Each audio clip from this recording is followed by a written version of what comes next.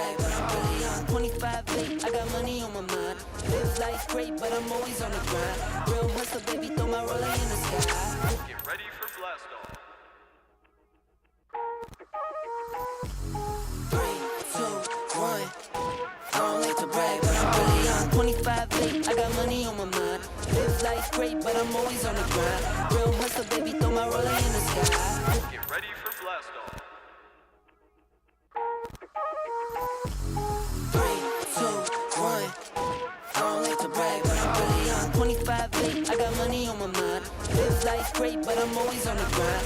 Real hustle, baby, throw my roller in the sky. Get ready for blast off. 3, 2, 1. I don't like to brag, but I'm really on 25 late, I got money on my mind. Live life great, but I'm always on the grind. Real hustle, baby, throw my roller in the sky. Get ready for blast off. 3, 2, 1. I don't like to brag, but I'm really on 25 late, I got money on my mind. Live life great, but I'm always on the grind. Real hustle, baby, throw my roller in the sky. Get ready for blast off. 3, 2, 1. I don't like to brag, but I'm really on 25 late, I got money on my mind. Live life great, but I'm always on the grind. Real hustle, baby, throw my roller in the sky. Get ready for blast off. I wake up and I repeat, it's only me that I can beat. I might drop a song a week. Let's go, go, go, go, go, go, go.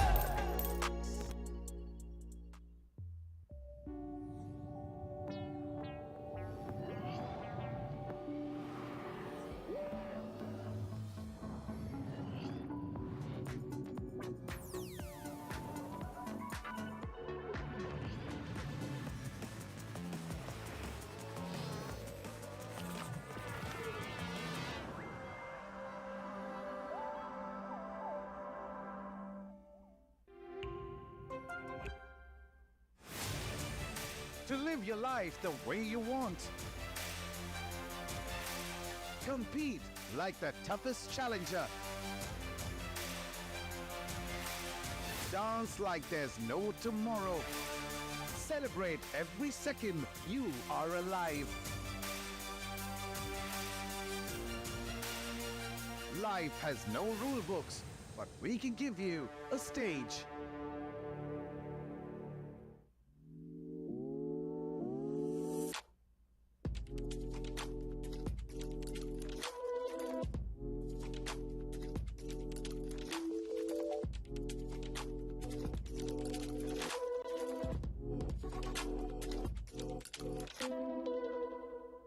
Phillips. I wake up and I repeat, it's only me that I can beat. I might drop a song a week. Let's go, go, go, go, go, go, go. 3, 2, 1. I don't like to brag, but I'm really on 25 late, I got money on my mind. Live life great, but I'm always on the grind. Real hustle, baby, throw my roller in the sky. Get ready for blast off.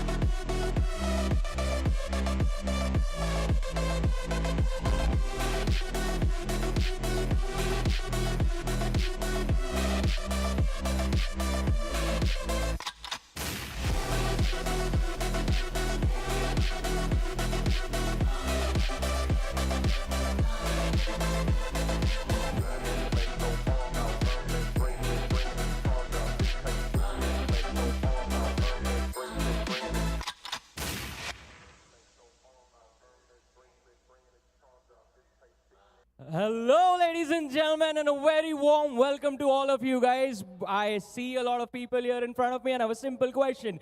Pune, how are you guys doing? Not doing good? Well, we'll make sure that you guys are doing good at the end of the day, ladies and gentlemen. Welcome to the OMEN Valorant Challenges South Asia Split 1 Cup 1 Finals. और आज का दिन बहुत ही exciting होने वाला है. We have the top 4 teams in the country competing for massive stage on this very stage. But इससे पहले कि दिन की शुरुआत करें, huge thank you to our lovely sponsors. This OMEN Valorant Challenges South Asia is powered by OMEN with our styling partners Philips OneBlade and of course brought to you guys by Nodwin Gaming. अब stories जाने हमको हमारी 4 finalist team की, क्योंकि अभी तो यहाँ पे कोई भी मौजूद नहीं है. But in a little while the players are gonna be joining us on the stage and they will get ready to compete against each other. Competition बहुत ज़्यादा टफ होने वाला है और at least that is what we saw in the group stages. लेकिन finals के अंदर कहानी कुछ अलग ही हमें नजर आती है. बट लेडीज एंड जेंटलमैन, इससे पहले कि फाइनल्स की कहानी को आगे बढ़ाएं, I am going need little bit of help, क्योंकि अब टीम्स की जर्नी फॉलो करना उतना ज़्यादा आसान नहीं रहता. There is a lot that happens behind the stage, there is a lot that happens once you reach the finals. But उसी के साथ आई नो यहाँ पे एक्सपीरियंस करने के लिए काफ़ी ज़्यादा कुछ मिलेगा, ना सिर्फ प्लेयर्स को but for you guys as well, because we are coming to you live from the IGS Pune, ladies and gentleman. और यहाँ पे इस Omen Valorant challenges South Asia के स्टेज के साथ towards my right I have the amazing OMEN booth as well, जहाँ पे आप लोगों के लिए कुछ amazing experiences हमारे लिए बहुत ही specially prepared है. So do drop in to IGS Pune, join us here in the arena. And for now, as I said, teams की journey जाननी है. Let me help you guys. In fact, I'm going to need a little bit of help. और ये help करेंगे मेरी हमारे amazing talents, ladies and gentlemen, जो इस वक्त wait कर रहे हैं backstage. So let's head over to Mr. Krat with Divyanshu and Shubham. Welcome once again, ladies and gentlemen, to OMEN's Valorant Challengers South Asia, presented by Nodwin Gaming with our styling partner Philips OneBlade. I'm going to be your host, Castro Necro, of course, Sean alongside. With me on the panel is going to be Shai Shanu.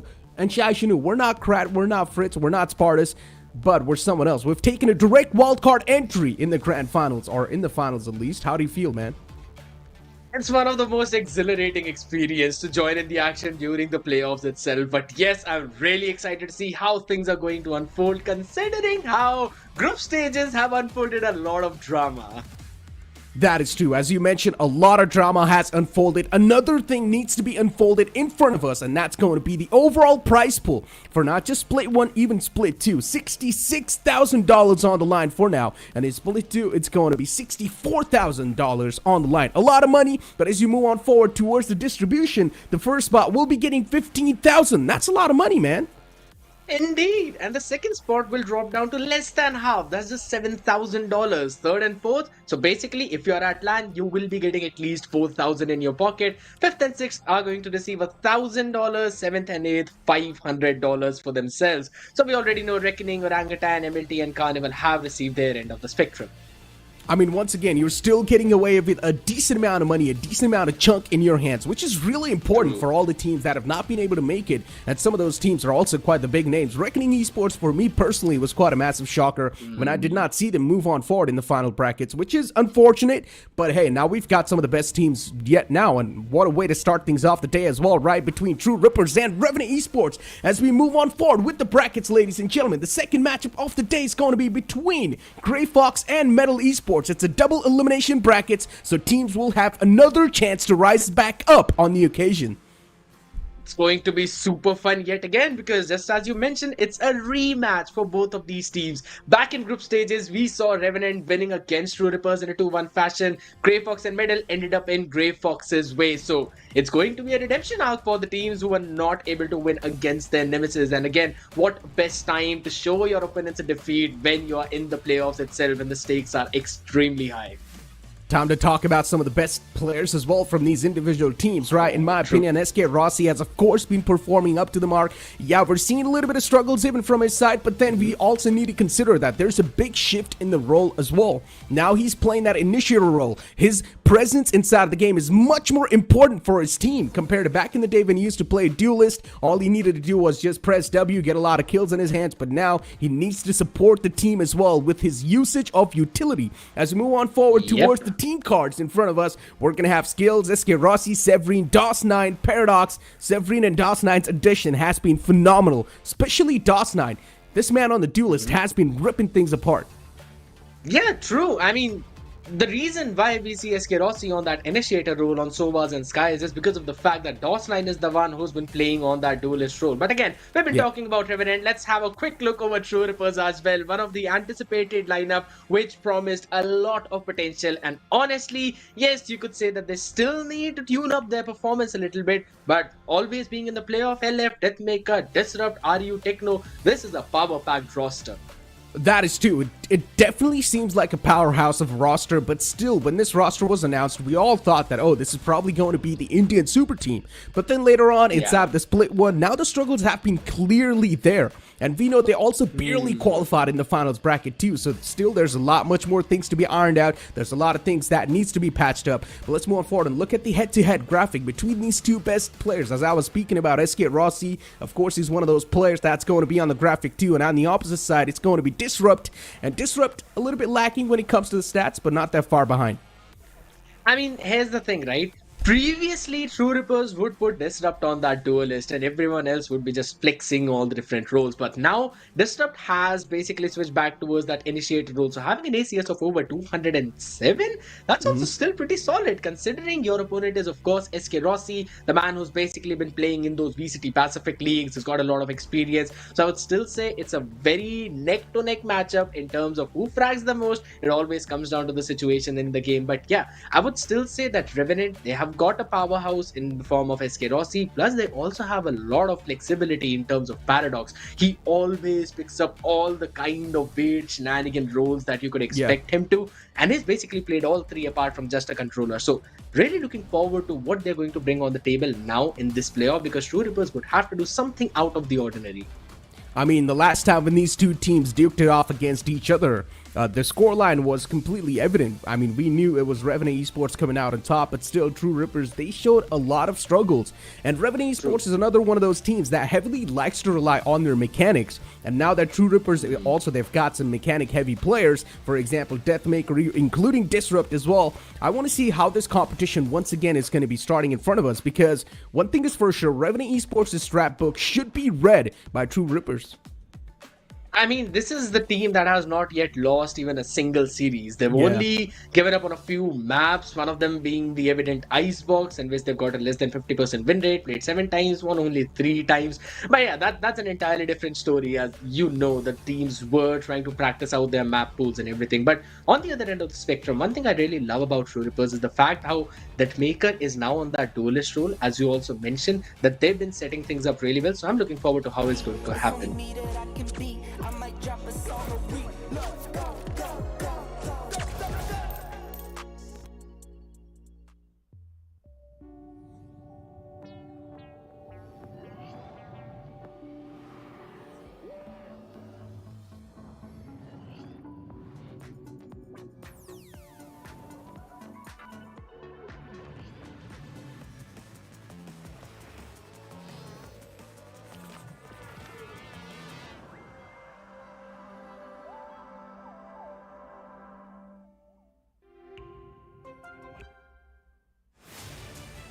To live your life the way you want.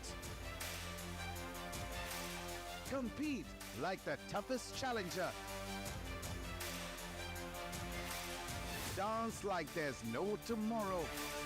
Celebrate every second you are alive. Life has no rule books, but we can give you a stage.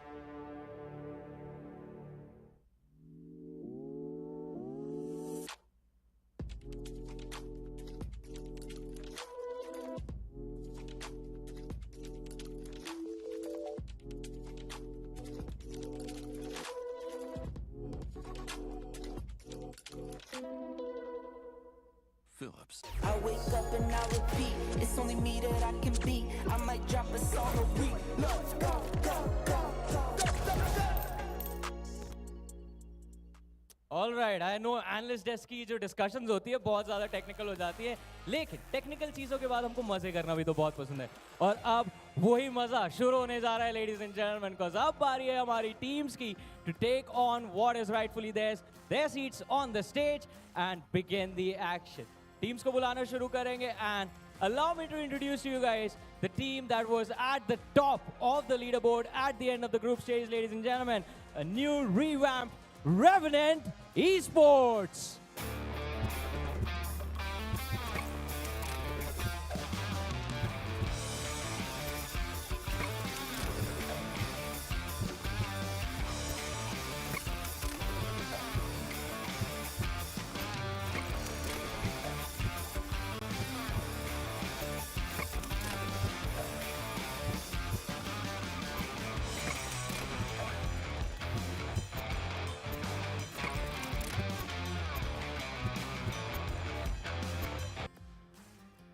Here they come, here they come. The man has not changed at all. Paradox, ladies and gentlemen.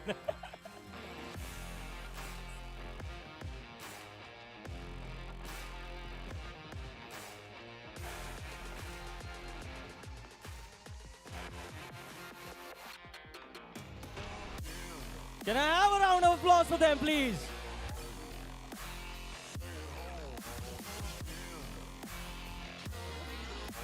That is Revenant Esports, ladies and gentlemen. हमारी सबसे पहली finalist team. Lads, I would request you to take your particular stations on your side of the desk. Thank you. Yes, अब इनका swag तो हम सबने देखा, and I'm pretty sure it's going to be tough to beat. लेकिन challenge नहीं होगा तो मजा कैसे आएगा? So, allow me to introduce to you guys the team that will be competing against them on this very stage right now, ladies and gentlemen. Group stages में भले ही ये number 4 हो, लेकिन these guys sure know how to rip them all. Ladies and gentlemen, True Rippers!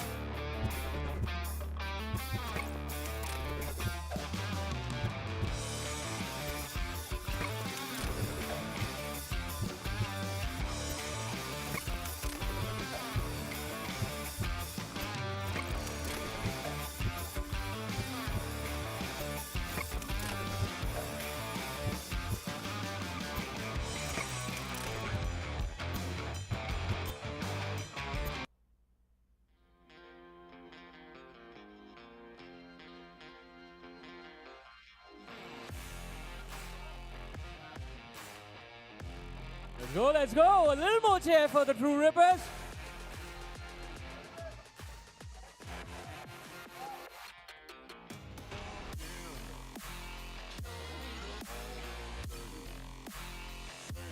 Alrighty, True Rippers, I would request you guys to take your stations as well. लेकिन hello, आप मेरे साथ रुकिए यहाँ पे थोड़ी देर हम बातचीत करेंगे. And Rossi, can I have Rossi? Everyone wants Rossi, but only a few can have him. How are you guys doing? First of all, Helef, how are you feeling? Feeling good, confident. All right, Rossi, you? Yeah, feeling good, confident. यार ये same answer है. एक सवाल है जो आपके लिए थोड़ा अलग होगा. घर वापसी हुई है, कैसा लग रहा है? You're playing with your boys, new set of players, new team. How are you feeling? I mean, I'm more hungry now to win and get back to the stage where I want to be. So that is the goal, to do it with every one of my teammates now. And Helef, your team is very special in one regard that you guys have become brothers in arms. सबसे ज़्यादा लंबा time आप लोगों ने अभी साथ में stick किया compared to everyone else. Do you think कि उससे आपको एक edge मिलेगा? Because he just said he's very hungry. Of course edge मिलेगा. हम लोग का bonding बहुत अच्छा है and team understanding ज़्यादा अच्छा है वो लोग से. So I think वो edge मिलेगा हम लोग को. Are you hungry as well? Breakfast किया? Yeah. Everyone is hungry here. All right, perfect. Thank you guys so much, Rossi. Best of luck. Helef, best of luck. And well, for you guys don't need luck. What you need is, अगर आप पुणे में हो, join us at IGS Pune, ladies and gentlemen, because यहाँ पे हमारे OMEN Valorant Challenges South Asia का grand finale तो चल ही रहा है, but उसी के साथ साथ जैसा मैंने बताया, there's an amazing OMEN booth as well right next to me. अगर आपको बेजोड़ gaming experience करनी है, this is that one spot where you can experience it and see what the max potential looks like. But I guess अभी बस एक ही चीज का इंतजार है. मैं भी बहुत उतावला हो रहा हूँ. I'm sure you guys are excited for the action to begin as well. Are you excited for the action? All right, I see a lot of people who are waiting for the action to begin, and उसी के लिए हम लोग चलेंगे एक बार फिर से हमारे casters के पास. Ladies and gentlemen, so let's head over to Mr. Kratz, Spartus, and Fritz. Man, the vibe in the arena seems quite nice, and I wish, man, I was over there, but unfortunately, no, that's not the case. We're just sitting at the home, we're casting this event, but hey, it feels great to be over here on the desk. Now, still, a big question and a big mystery still lingers around. What is going to be the map veto? Because last time when these teams duked it off against each other, Revenant Esports, they went for the Sunset ban, and True Rippers, they went for the Bind ban. I mean, there have been a few maps where teams do not usually like to play, right? Just as you mentioned, Sunset for Revenant Esports, and for the other side, True Rippers. You've already mentioned about Bind. There's also the map of Breeze that True Rippers have not yet touched on yet. So, I mean, there could be two things, right? Either they are not very comfortable on the map, or they're just cooking something up. You may never know which one of that is going to be, because Bind, again, being the kind of map that we haven't seen a lot of teams play on or actively pick on in the entire group stages, I'm also expecting teams to potentially bring it out to show us some new strats that they might have developed. Because normally in competitive scene, we would see triple controllers, maybe double controllers, and switch things up in terms of those initiators. But I would also love to see some of that being adapted to the Indian ecosystem as well. You would always want to see those adaptations. And now, once again, Rossi being added inside of Revenant Esports brings in so much of that experience factor. Rossi's been on the international stages. He can bring in so much experience for the team. He can bring in that maturity that needs to be there. Paradox is one of those players that is known to overheat in certain situations, and hopefully he's not going to be doing the same thing once again over here. SK Rossi, considering he's not playing the duelist role anymore, I'm assuming he's, of course, not going to overextend as well, because his value to the team means a lot more now. So SK Rossi, I'm not expecting the same thing. Disrupt is one of the most clinical players that I've seen so far in this region, so I'm expecting the same type of gameplay that I've seen past year. I mean, normally when players switch from duelist to some other role, you sometimes see a few problems in them adjusting to the slow-paced play of the other specific roles. Like, if it's a controller, if it's an initiator, you are obviously slower than the duelist a little bit. So, normally you see players facing some problems, but this has not been showing that at all. The man has been playing Breach, He's played it 7 times, if I'm not wrong. We saw it in the stats itself, and he's been doing such a great job at that. You always love to see these adjustments come in. And also, for True Rippers, this lineup has been together for a while. That's exactly what the host mentioned as well. They've been brothers in arms. And one thing that I really love about them is the fact that they always bring in the Gecko. So I would expect them to probably pull out a map which kind of supports Gecko. Like, they played it on Lotus as well, and Icebox. So maybe they would want to pick one of them up. Enough for the speculations, it's time to move on directly in the map veto, ladies and gentlemen. Sunset's going to be the map off the rip from the side of Revenant Esports. The same map bans coming through, but this time, we're seeing True Rippers banning out Breeze, which is an interesting affair once again. The last time these two teams, when they faced off against each other, Bind was the one that was being banned, and now that they are going for the Breeze ban, I want to see what the pick is going to be. True Rippers instantly going for that Bind pick against Revenant Esports. I want to see what the reply is going to be here from Revenant.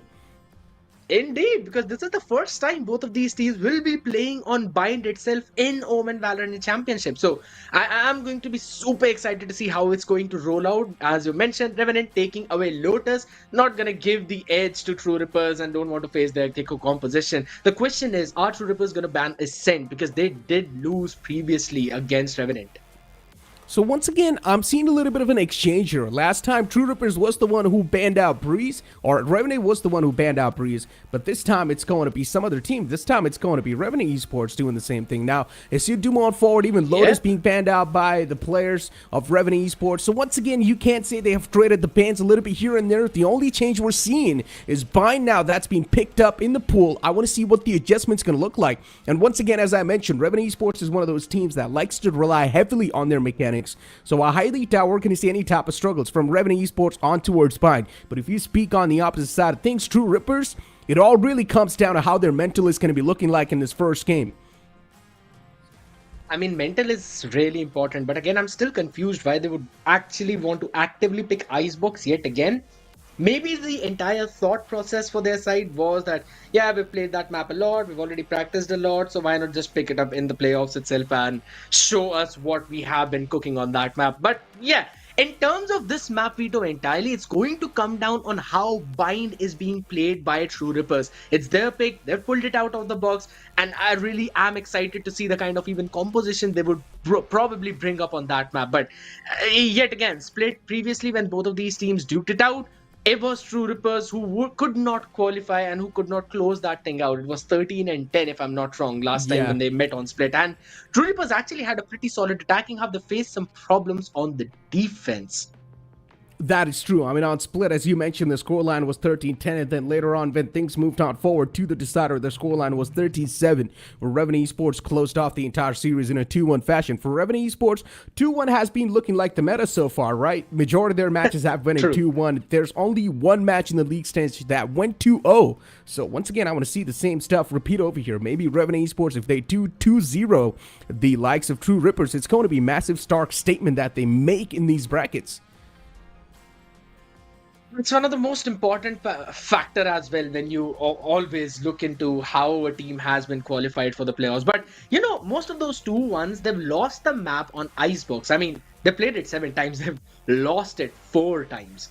So you could clearly see that they have been practicing all along those group stages. One of the main reasons was because they were super confident about the fact that, we will win the next 2. So why not just practice things out on Icebox and include that in our map pool itself?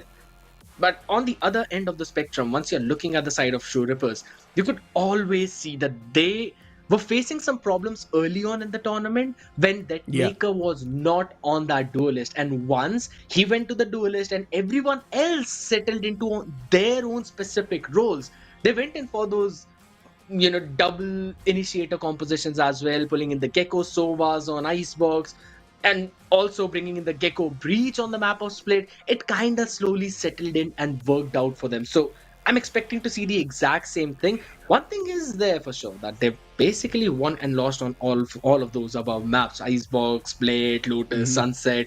They've kind of lost it once or maybe twice as well. But Ascent has always been the map wherein they've basically lost every single time. They face a lot of problem on those attacking sides. And I really love how they banned it out. Now that even that map's being banned out, so once again, the possibilities, they open up a little bit more, right? And we also all took a look at Disrupt's face a while ago. I still remember the first time when we saw his debut on the Indian stage over here, in the South Asian stage, I mean. This Filipino player impressed a lot of the Indian fans, that's for sure. The amount of mechanics that he showcased inside of the game. He's also a man with a lot of patience too, and he was also clutching some of the insane clutch scenarios as well. So Disrupt has been one of those players that has been impressing me from the start. And now that we get a chance to witness him once again inside of this year, 2024, I'm pretty sure the improvement's going to be even more. So I just want to see what Disrupt has got in stock for these finals, because if he's not got something new, then once again, True Rippers might just struggle. They might just move down to the lowest bracket. And that's exactly where you do not want to be, specifically in playoffs when you're so very close to that grand finals, that $15,000 prize pool. And again, True Rippers have literally got some things to prove for them and their own fans out there. Because as you've already mentioned, this is a packed roster. This has got a lot of promise. And with the way how this team is now playing, with, just as you mentioned, Disrupt being one of the key pillars, Deathmaker on that duelist, giving those amazing entries to the team, Helif as well, settling onto the Gecko more than the Breach, because of course you're the IGL of the team. Breach requires you to have a lot more technicality, so IGLing and breaching at the same time, it kind of is a difficult combination to pull off. Not saying that it cannot be done, but it's very difficult to do that. So he gets a little laid back on Gecko, gives him enough time to probably analyze what's happening around the map, and that is one of the reasons why we are seeing a good increase in attack round win rate for the side of True Rippers. They were struggling on their attacking side a lot previously, but they've been working on that. And I really feel that the way they select those agents now, it has also impacted on the way they play inside the game itself. That is true. Even the Gecko composition on the map of Split is something that's definitely catching me off guard over here. Helif is the man playing the Gecko, but then another composition that we saw where Disrupt is now also playing the Breach side, which is something that I have been sort of getting caught off guard with. Disrupt has been a person who has... because सबने बहुत मेहनत करके तो सबका run अलग-अलग type का हुआ है and I think एक टीम जो हो सकता है जो मतलब I wanted like felt like they could have come वो है Reckoning, but बहुत close हो गए वो लोग, but yeah that's it.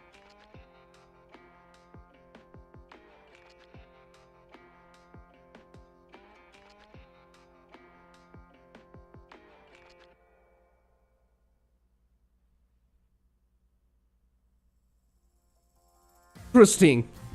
Helef having some choice words to say over there in that interview, but then once again we get back inside of the arena where you can feel the intensity on the players' faces. DOS9, one of those young players who has been performing up to the mark from the side of Revenant Esports. It's his first time ever playing inside of the South Asian region, including Severine, and both these players have been able to perform up to the mark without any issues. DOS9 has been at the top of the table the entire time in the league stage as well, and now the same type of performance or even better performance is expected from this man. Nodwin, again, just as you mentioned, yeah, there are certain situations wherein he kind of pops off like anything. But, you know, whenever you look how Revenant has been playing, the pressure has not been on his shoulders that much, right? Because all the other players of his team, they've been kind of going in with that supportive set of mindset, and they have also been fragging really well. But yeah, on the other end of the spectrum, if you look at how Skills has been doing, I mean, we know that Skills being in this lineup as well has provided a lot of room to his own entire teammates, and with the way that he kind of settles in onto that sentinel role, he's also got that Cypher in his pocket, he's got that KJ as well. I really feel that the way he holds on to the site itself kind of gives the leeway to his team to try and go in for some late rotations as well, which let them have a lot of map information. So all of these technicalities, they kind of work in together, and this creates a very solid roster. Now, you mentioned it multiple times how well Revenant has been technically and also mechanically gifted players. I mean, all of them, but the way they synergize as well and the way they adjust, it kind of is one of the main reasons why they have been so very successful and gone unbeaten back in the group stages. Oh man, you're throwing a lot of information over here. Even I'm losing track of what some of the words that you've been saying, man. I guess you got to dial down on that nerdy stuff a little bit here, my friend, and just enjoy the vibe in the arena, right? You can't see the stalls in the back as well. One thing is for sure, if you are in the arena itself, if you are there at the land spot, you guys are going to have a lot of fun. There's so much stuff to look around for. There's also the Omen booth where you can go and check out some new devices where you guys can go and game yourself and have a lot of fun. In general, you can also make a lot of new friends, maybe meet some new teammates for your ranked games. There's so much stuff, there's so much possibilities that can happen in that arena. So I really request you guys, if you guys live anywhere near Pune, make sure to visit it right now and be there for the LAN event. Feel it for yourself, because I'm pretty sure if you guys have never visited a LAN tournament, it's an experience you guys would want to feel at least once in your life. I mean, you would never want to miss a LAN event itself, because again, you've got all the players that you've been looking up to right in front of you, they're playing in front of you, and all of the goodies that you can check out for multiple Rank booths, as yourself you and also your mentioned. opponents on which But yeah, position they will finish in VCSA this year. If I have to rank us and other teams in the playoff, I think definitely we'll rank ourselves one. Of course, we're a new team, and we are just here to grow as individuals, because at the end, winning Split 2 and going to Ascension is what matters. But on the other hand, we also want to build momentum by winning all the tournaments that are in front of us. So I'd obviously rank us one. Second, third, fourth, doesn't really matter. I mean, not in a bad way. Not thinking about any other teams. I'm just focusing on our players and our teams, and baki jo bhi plays दूसरा team आएगा, I don't think my focus is not there at all.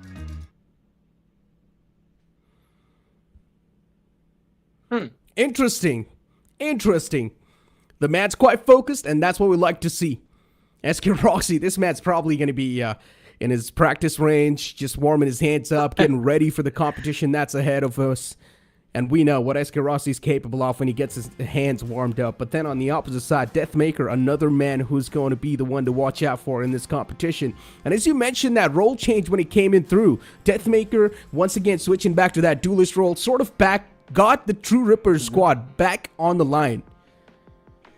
No, I mean, they've started off with quite a few jitters early on in those group stages, and the qualification, as we also discussed about it, was kind of shaky, wherein 3 different teams had the exact same scoreline of 4 wins and 3 losses, and only, you could say, 3 of them were supposed to qualify.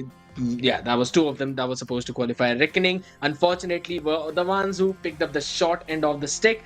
At the end of the day, True Rippers and Medal qualified. True Rippers barely. So, Yeah, switching onto that role and settling down was basically the key for their side. But on the other side, though, now I really want to talk about Icebox in general itself, because we have seen Revenant Esports, I mentioned it multiple times, have not had a very good win rate on that map. However, for the side of True Rippers, they played it 5 times. They have won it 3 different times, only losing it to a couple of times. So I still feel that even last time True Rippers won against Revenant, so True Rippers should have a little bit of an edge onto that map, and they're going for that double initiator composition against the double sentinel of Revenant itself. So I think so True Rippers should be able to have it in the bag.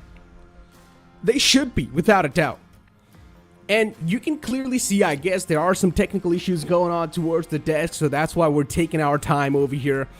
And the players as well, this also gives them a little bit of a chance. This also gives them a little bit of more time to sort of settle down, get used to the vibe that's currently around them, so they can once again later on focus up, right? Because imagine, if you're there in the arena, if you're seeing all the crowd in front of you, if it's a LAN tournament, it can really catch you off guard. But ladies and gentlemen, I guess because of these technical issues, it's time for us to toss to a short break. You guys don't go anywhere. We'll be right back.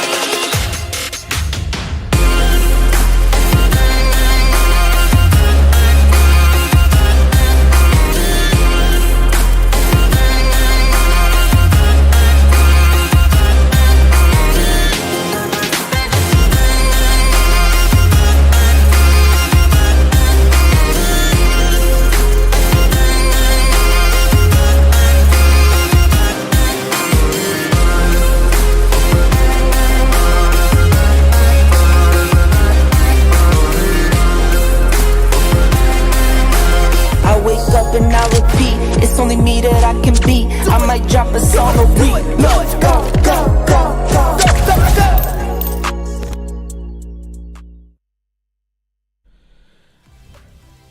Well, welcome back after that short break, ladies and gentlemen. Hopefully the technical issues have been sorted out on the venue itself. But yeah, this also gives us a little bit of a room to talk about what the upcoming game plan is going to be. Now, as we know, we're going to be kicking things off with Icebox, and then the second map is going to be Bind, which both of these teams haven't played so far. So I want to see how things are going to be looking like on Bind. We're going to kick things off with Icebox, and True Rippers, they have been looking promising. So I'm a little bit worried for Revenant here. I mean, if in case True Rippers have prepared Bind really well, so I still think it could potentially be a situation where True Rippers might steal the series away. Because yeah, as you mentioned, Revenant, their Icebox has been shaky and they did lose to True Rippers last time. But yeah, I'm really excited to see how things will eventually pan out, because this is potentially one of the first few times where I have noticed the map veto could potentially favor the opponents. I mean, you've got a solid point right there. As you mentioned, the map veto definitely can't favor the opponents, which is going to be True Rippers. But then you cannot forget, Revenant Esports is one of those teams that sort of likes to rely heavily on their mechanics too. And if they're winning those duels, then what else can really stop them, right? At the end of the day, no matter how many strategies you use, it's always going to be boiling down to those duels. And if those duels are being lost by the team in the front side, then it's a big problem. And Revenant Esports, somewhere down line, they have got a mechanical heavy lineup. SK Rossi in the roster. Then you've also got Severine, DOS9, a man who's been just topping the charts all the time. Do I really need to say a lot? But then on the opposite side too, are you Disrupt? Specifically, Disrupt is going to be my main focus here. If Disrupt pops off in a really good fashion, things can be really solid for them. I want to look at Deathmaker, man. I really want to see this man pull out his rays and then show us. And which better map than Bind to bring your race satchels out and use the showstopper right on the faces of your opponents? You love to see that happen, right? I mean, I still remember Deathmaker all the way back 2-3 years back, man. This was the man who used to play Raze on that Bind map, and that's what you used to do, bro. Just satchel back in the site, just make some poppy plays happen and impress every single person that's watching the stream. That's what Deathmaker's known for. One thing is for sure, this man is going to be going for that Raze on Bind, that's for sure. But I want to see how the adjustment's going to be looking like from the rest of his teammates. At the end of the day, it's also going to be down to those set plays, right? If they set Deathmaker up for perfection, even if Deathmaker gets killed trying to enter the side, it's all going to be the backup. How well you're able to back it up, how good your traits are going to be, and make sure you're not really going for those dry peaks, because we're probably going to be seeing a lot of those today. And that's where Disrupt, Techno, they are going to come into play, right? Along with RU as well, and Helef, of course, the IGL man himself, because they need to trade their players once they enter in those sites. But, I mean, dry peaks, I'm not quite really sure, because there's the fact about how Gecko is also utilized. You've got that refreshable flash, Gecko. right?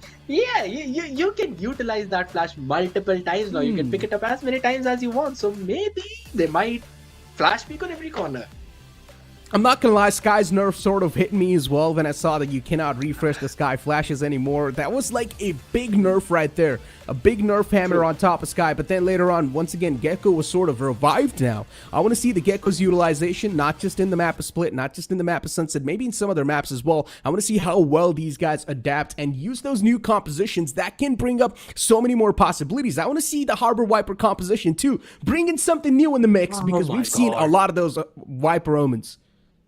I love the Harbor Viper compositions, and I'll be honest, when they released Harbor, this was the kind of composition I first thought of, like that. What if you actually run the Harbor Viper onto those maps wherein Viper is basically the staple pick? You can try and pull in a Harbor as well, use that double controller to open up a lot of space for yourself and deny a lot of room to your opponents themselves. And that's the kind of comms that I would be looking forward to, specifically on the map of Icebox. That is one of the best compositions that all the other teams out there use.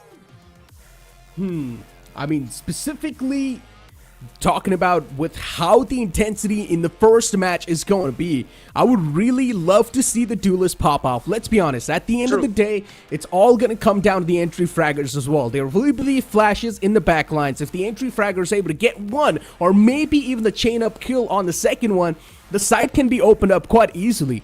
But then, Yes. once again, if the entry fragger is not able to pop off in that good of a fashion, if the entry fragger is having a tough day, which is of course DOS9, then things can be quite a bit of a problematic factor. Now, speaking of Revenant Esports, lovely casters, Spartus and Fritz. But हाँ, जनता नहीं, Revenant के supporters हैं मेरे साथ, मेरे को audience पे मिले. How you doing? How you feeling seeing your team on stage? Very good. And I am supporting Revenant Esports. I feel like SK Rossi will dominate the arena. अच्छा, अभी कास्टर्स कह रहे थे ट्रू रिपर्स बहुत confident लग रही है, अपनी टीम का कॉन्फिडेंस अब आप बढ़ाओगे. I have a lot more people supporting Revenant. I would request you guys join me as well. Tricky भाई, आप बहुत दूर बैठे हो मेरे से, इधर आओ.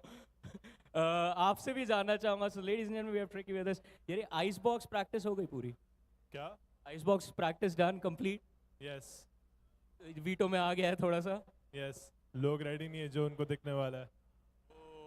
ये देखने में मजा आएगा आपकी आइसबॉक्स पे होता क्या, because we heard this during the group stage, they were practicing it, उसी वजह से पिक हो रहे थे. But how confident are you about this match?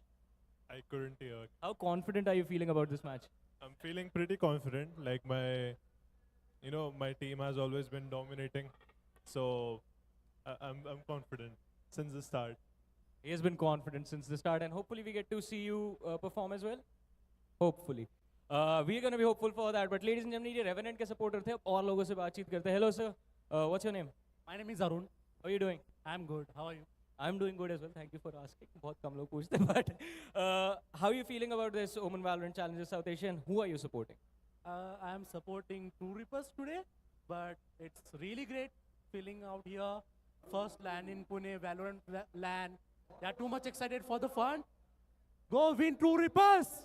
Right, go win True Rippers from the fans of True Rippers. Revenant भी अपने team को लेके, Revenant के फैंस भी अपनी टीम के लिए काफी ज्यादा एक्साइटेड है, लेकिन मैचेस में अब क्या होगा वो हमें थोड़ी देर में पता चलेगा. In the meanwhile, I'm gonna still look for a few more interesting people to interview, but front row के पास अब आता है. फ्रंट में जो लोग बैठते हैं उनसे बात करना बहुत जरूरी होता है. Hello, how are you doing? Nice, very. I feel you're very invested कि you want to watch the game. Who are you supporting? Actually, I'm neutral, but Revenant को ज़्यादा support कर रहे हैं. And who's your favorite player on the Revenant side? Obviously, SK Rossi. Who's the second favorite player? Helef. On the True Ripper side, by the way. But thank you so much. And एक बारी जोर से Revenant के लिए cheer from all of you guys. Do something, Tricky, do something. Let's go, Revenant! With that, I guess, ladies and gentlemen, it's time for the action. Don't worry, guys. We're going to jump into the game, but उसके लिए हम लोग चलेंगे एक बार फिर से हमारे casters के पास. So once again, over to Fritz and Spartus.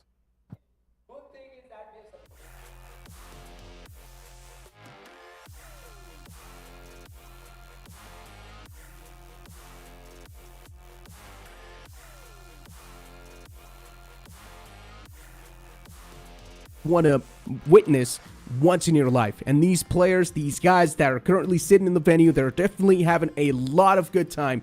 And now, speaking about the players, as we know, we're going to kick things off on Icebox. The last time when these two teams faced off against each other on Icebox, True Rippers was the one who came through victorious with 13-9 scoreline. One thing is for sure, after that, Revenant Esports is not one of those teams that's going to be sitting down peacefully, even they have been working a little bit hard on their Icebox.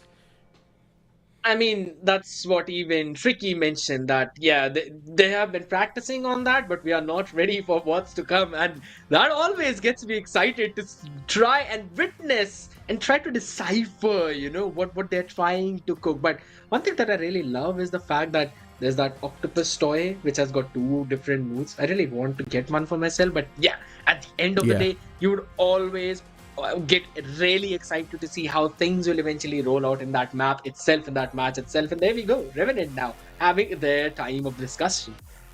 It's the LAN event, ladies and gentlemen. You gotta get pumped up for yourself. DOS9 as the man who is currently been playing the duelist role. Paradox, someone who's been doing that flex role. On the opposite side, we've also got Severine doing quite a fantastic job in the roster. Like the missing piece of the puzzle. He's finally found himself in the groove, and he's able to perform up to the mark. Revenant Esports, they seem locked in and ready. The same thing can be said for the opponents as well. True Rippers. Now, the only thing we're waiting off is the Icebox to start. I mean, Severine on that controller is going to be, again, one of the crucial pieces of that puzzle, because normally, whenever we've seen the side of Revenant on the map of Icebox itself, they go in for that double sentinel setup, skills on that Killjoy, Paradox on the Sage. Paradox skills, they do have some ups and downs on that map, but it's fine. DOS9 always kinds of perform. Severine performs, as you mentioned, the missing piece of the puzzle. You always want to look forward to how he's going to lurk upon that Viper, how he's going to play along with that one single controller. Because here's the thing, if you've got a double controller, you can go for the default Viper wall. If not, you sometimes have to invest the Viper wall on the opposite side. So it kind of is always fun to try and decipher what they're up to. But yeah, happy faces all around the board, right? Exactly. I mean, that's what we like to see. A good mental before moving on inside of the game. And as long as the players are going to be feeling at the top of their world, that's all that matters, right? It's all about getting the confidence high up, because in the LAN event, usually there's a lot of pressure when you see the people in front of you, when you see the crowd cheering for your opponents or maybe for yourself. There's always going to be one of those chances where your palms are going to be sweaty. It's really up to these players how well they deal with the pressure and how well their coping mechanism is going to be inside of the game. As we have seen SK Rossi being on the international stages, he's got so much experience that he brings into Revenant Esports, while on the opposite side of things, for True Rippers, they still need a face-off in some of the biggest competition yet. Maybe this can be a possibility where they can move up in the competition even more. That's one of the most important factors as well. The experience that always comes out on the table and the potential of growth. You always love to see whenever those experienced players, they come out in the local events itself and then try to utilize that and show us, basically help the growth of the entire esports community. Rossi, being on that Pacific stage, is now going to utilize that experience on the VCSA stage itself. So yeah, it's honestly really good to see the man back in the home grounds and in the home action itself, because it has been a learning experience, not just for the players of Revenant, but also for their opponents, trying to figure out how things normally work out in that Pacific League itself, or at least what kind of competition is there on that table. But here's the fact, right? When normally we used to watch all these teams previously, we did see that there still needs to be some brushing that needs to be done. But now these teams, they kind of seem ready for the action. I mean, I just want to see Revenant Esports, specifically Paradox. I want to see how well his flex roll is going to be looking like. And I want to see how well Revenant Esports are ready this time for this Icebox, considering last time when they lost out against True Rippers, it might be something that this time it might just add on a little bit of more pressure on Revenant Esports. But it's really up to them and how well they cope up with this entire pressure that's going to be in front of them. We did see the players move inside of the game. As we move on forward to the agent select, the select's going to be in front of us. Disrupt on that Gecko, interesting Helef on the Sova, Deathmaker on the Jet, Techno on the Viper, and RU towards Killjoy. So here's the thing, whenever it's the map of Icebox, it's always Disrupt who plays the Gecko, and Helef, he kind of shifts back on that Sova. If it's any other map, you will always see Helef on the Gecko itself and Disrupt probably pulling out a breach. Yeah, but on the other side, it's a Harbor Viper composition. I told you I was waiting for this. I would really wanted to see that. They would always go with double sentinel, but they're finally settling in with the double controller composition. And I really want to do some, nerdy stuff dump in, but I will wait for the map to start and then I'll go in it. Harbor Viper composition, ladies and gentlemen. I love it. It does seem like Revenant Esports are quite ready for this entire matchup, considering they have brought in some last-moment changes to the playing roster. Now I want to see how this agent select is really going to be affecting the gameplay, not just to themselves, also the opponents. Because True Rippers, they've got something new to adapt on forward to. Even from the side of True Rippers, this Gecko composition was played in the past against Revenant Esports. So Revenant Esports, they might just have a lot more predictable factors. But here's the thing, it's a double initiator up against a double controller, and you may never know, may the best team prevail, as we'll be jumping into the map of Icebox itself, ladies and gentlemen. Pistol round and one of the heavenly matchups that we've been waiting for. Deathmaker up against SK Rossi. Exactly, True Ripper starting things off on defense and Revenant kicking things off on the attack. Let's see who's going to be the one to get the first round in their hands. 30 seconds for the first pistol round, a quick kickoff. skills on that Sheriff. We see DOS9 on the Ghost.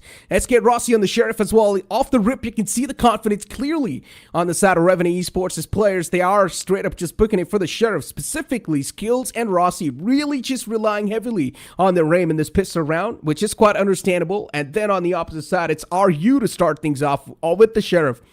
Now, this really brings things to quite an interesting factor. These Sheriffs, of course, they can be a big deal breaker for the opponent, but also for yourself sometimes.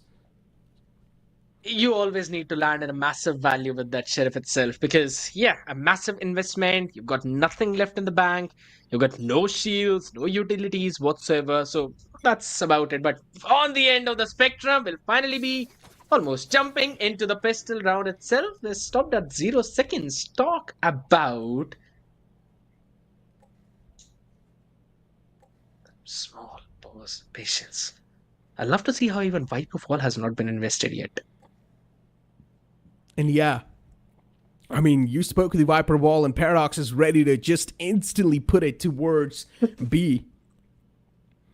And I guess still we're just waiting for some things to get sorted out. Hopefully they do get sorted out as quick as possible. Every single person is currently waiting, not just in the venue, even the people that are currently watching it online. Just waiting for the game to begin and the first round to kick off, because that's going to be the momentum setter for one of those teams. And then if a team's able to run away with the pistol, that means even the upcoming round's going to be won by them, which will be the anti-eco. So yeah, yes, it's going to be a back-to-back rounds. So pistol round matters a lot for the pressure to get lifted off. The early momentum. And Valorant, we all know, is a game of momentum. If in case you've got a couple of rounds for yourself, it is almost evident that you will get at least 1 or 2 more. Yes, one of the main reasons is because of the opponent's economy. But at the same time, once you get going, once you're feeling your aim in the palm of your hand, you kind of always hit those nasty shots as well. And it kind of works out for your team. But yeah, breaking the momentum, counter-strategizing, it also becomes a part of that mid-game.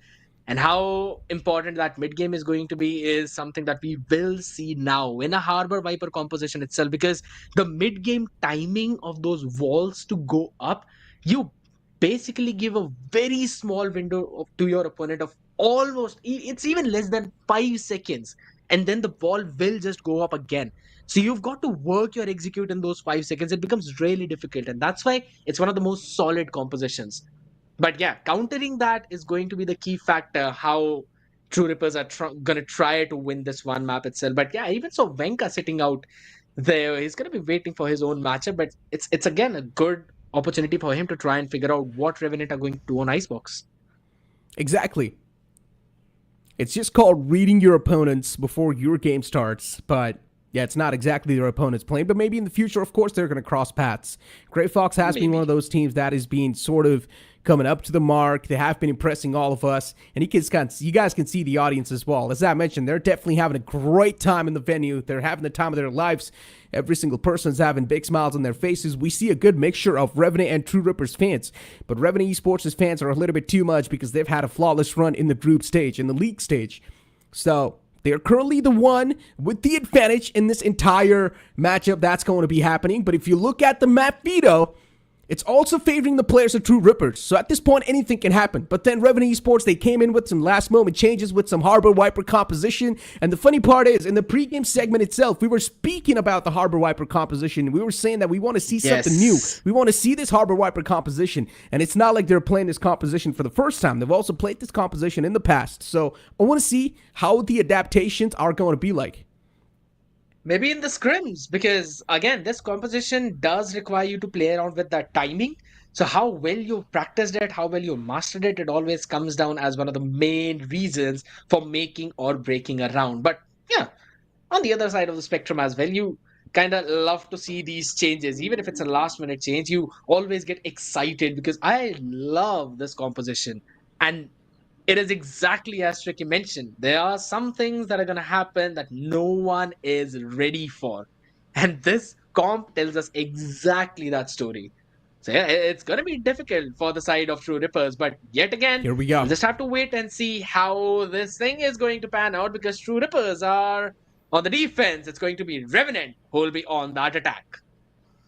Exactly. Even you guys in the chat can predict which team do you guys think is going to be the one to prevail this time and come through victorious. Will it be Revenant Esports moving it forward to the round 2 of the upper brackets, or will it be True Rippers doing the same and sending Revenant Esports to the lowest bracket? Anything can happen, so many possibilities, and here we go. We kick things off with a pistol round, and off the rip, we see a heavy presence from Revenant Esports towards A, but still the indecisive nature now starts to kick in. It's time to linger around, get some information, but on the defensive side of things, even these guys are getting quite aggressive. Deathmaker catches the first player off guard, skills taken off. Even RU follows it up instantly, and this is where Revenant Esports in the first round, they're starting to crumble down. They've got the site control in the hands, their position's compromised as well, but at least the plant's going to be there. Now in the post plant, they need to play it flawlessly.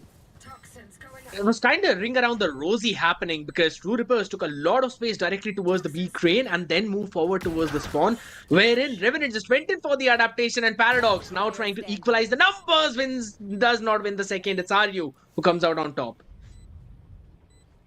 Oh, Severine moving up, but there's too many players just peeking at him, and that's it. The first round's going to be collected by True Rippers. Nicely done. I like that push and pull strategy that they did. 3 players pushing in from the B main all the way towards the spawn, catching one of the players off guard. That's a great way to start things off, right? And we mentioned this as well. If you get the pistol round in your hands in a good fashion, that can really bring you back up on the board. And that can also be a little bit of a pressure subsider. Yeah, because again, I love how True Rippers played that round. Took space towards B. Revenant adjusted to that quickly. Went in from under tubes, directly planted at B. But the duels went in for True Rippers, and Deathmaker is popping off. So a heavy weaponry advantage. Only Dostine having a sheriff in hand. So it's going to be a full save for the side of Revenant. But yeah, I'm pretty sad that we are not seeing any outlaw, unfortunately. Oh, this time we're seeing some quick moves, but then disrupt on the Bulldog. He's a man ready with his crosses trains, just waiting for those players to straight up walk into it. And that's what's happening. Revenant Esports just funneling in the opponent's crosshairs. They don't stand a chance. It's going to be a quick, flawless mowdown. Just as you mentioned, and how everyone predicted, a simple, solid round for the second one. And now it's going to be a bonus being played. Though I would still say it is a very solid bonus for True Rippers, because if you're Revenant, you wanted to get as many weaponries off of the hands of True Rippers as possible, and True Rippers went in for a flawless round. So a Guardian in hand, they've still got a Vandal as well in the hands of RU, 3 Bulldogs, a couple of them paired up with a half shield. So I think so it still is a very doable round. And the more rifles Revenant are going to lose, the more expensive it becomes. And it's again like pistol round. Oh my god, what a dash back. Oh no. This is what I was literally about to mention as well. The Viper cannot afford to get caught instantly towards man, and she does get caught. The main controller now taken off from the game. Adaptations need to be on point from True Rippers. The post-plant situation is something that can definitely put on this pressure, and considering it's the buy round, True Rippers really do desperately need it in their hands to break the economy of the opponent and just to make sure that the opponents are going to be trapped in a big economical loop. Rossi peeks out, gets the first headshot, looking to line up the second one as well. He might just do that, but gets denied by Disrupt. But then skills to just click things off and close it off. Yeah, just getting a couple of weaponries off of their hands though. They kind of wanted to play just like how they played in the pistol round, but True Rippers, this time that reveal that came in from the SK Rossi himself. Yeah, I was just searching for the name. The reveal that came in from SK Rossi on that Sova, it was massive. Deathmaker was able to dash out, but yeah, again, Techno got caught in that situation, and eventually they could not win out or close out that round, but only a couple of rifles lost for Revenant, so they do not have any problem. And looking at the setup this time, yet again, Revenant want to play towards that B.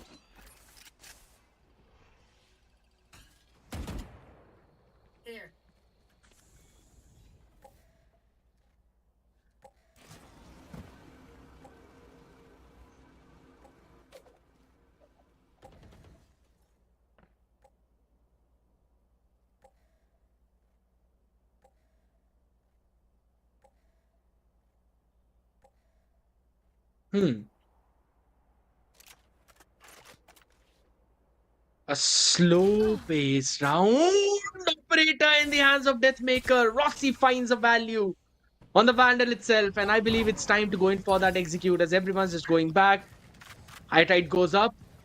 Along with the Yeah. Viper Orb as well. A good one to deny any kind of push as well. But look at the space being taken. Aryu still stands Oh my his ground. God. Cove comes in place along with the snake bite in the back. Aryu low in HP, but a massive Oh, no. reveal, and it gets the spike down. Yeah, he also drops down the spike in the open now. That's a big problem. The players still looking for to funnel in towards the side. The defenders, they're struggling. It's a 2v3.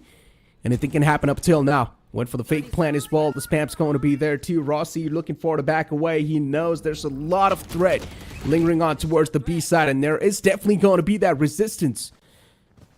Operator in the hands of Rossi. Oh, the first peek from Hello could have been quite deadly. If he was able to catch SK Rossi off guard in that moment, things could have been so different. But Revenant Esports, they really need to make it quick. There's not a lot of time left on the clock. Rossi's still all the way in the back lines. And oh my god, Helif with a quick 2-piece on the board. Shuts down Rossi and Paradox on the way. Now it's all down to skill. And he does not have a lot of HP as well. This post-plant scenario, you can just imagine the amount of pressure that's currently there on the line. And Skills, he's still just playing around with his food. Position and compromise. Skills, this is such a brilliant repositioning. And the man's got no clue. Skills still on the site, just posted up. Beautiful stuff from Skills. What an idea to have. With the position that Helef had, he would not have known that the reposition was actually towards the spike. He got that round for his team. That was such a brilliant way to perform. But really, I mean, Aryu, when he was playing in towards that backside, he was being such a nuisance. He needed to be dealt with. But yet again, he won the fight against Severin. He got taken down. And that was one of the reasons why we went down to the last 4 seconds. But that pause of Revenant worked out really well for them. However, I left almost bringing that back from the brink. But this time around, they want to change setup a little bit, want to progress directly towards the A where they have not shown a lot of presence yet. Yeah. And we're also seeing the same wall from both the sides, right? The Viper wall towards B, then the defending wall towards A from the Viper 2. Heavy presence this time from True Rippers towards the A side. Pretty much going for a stack. It's a gamble stack that they're going for. And if it is going to be a B take, then once again,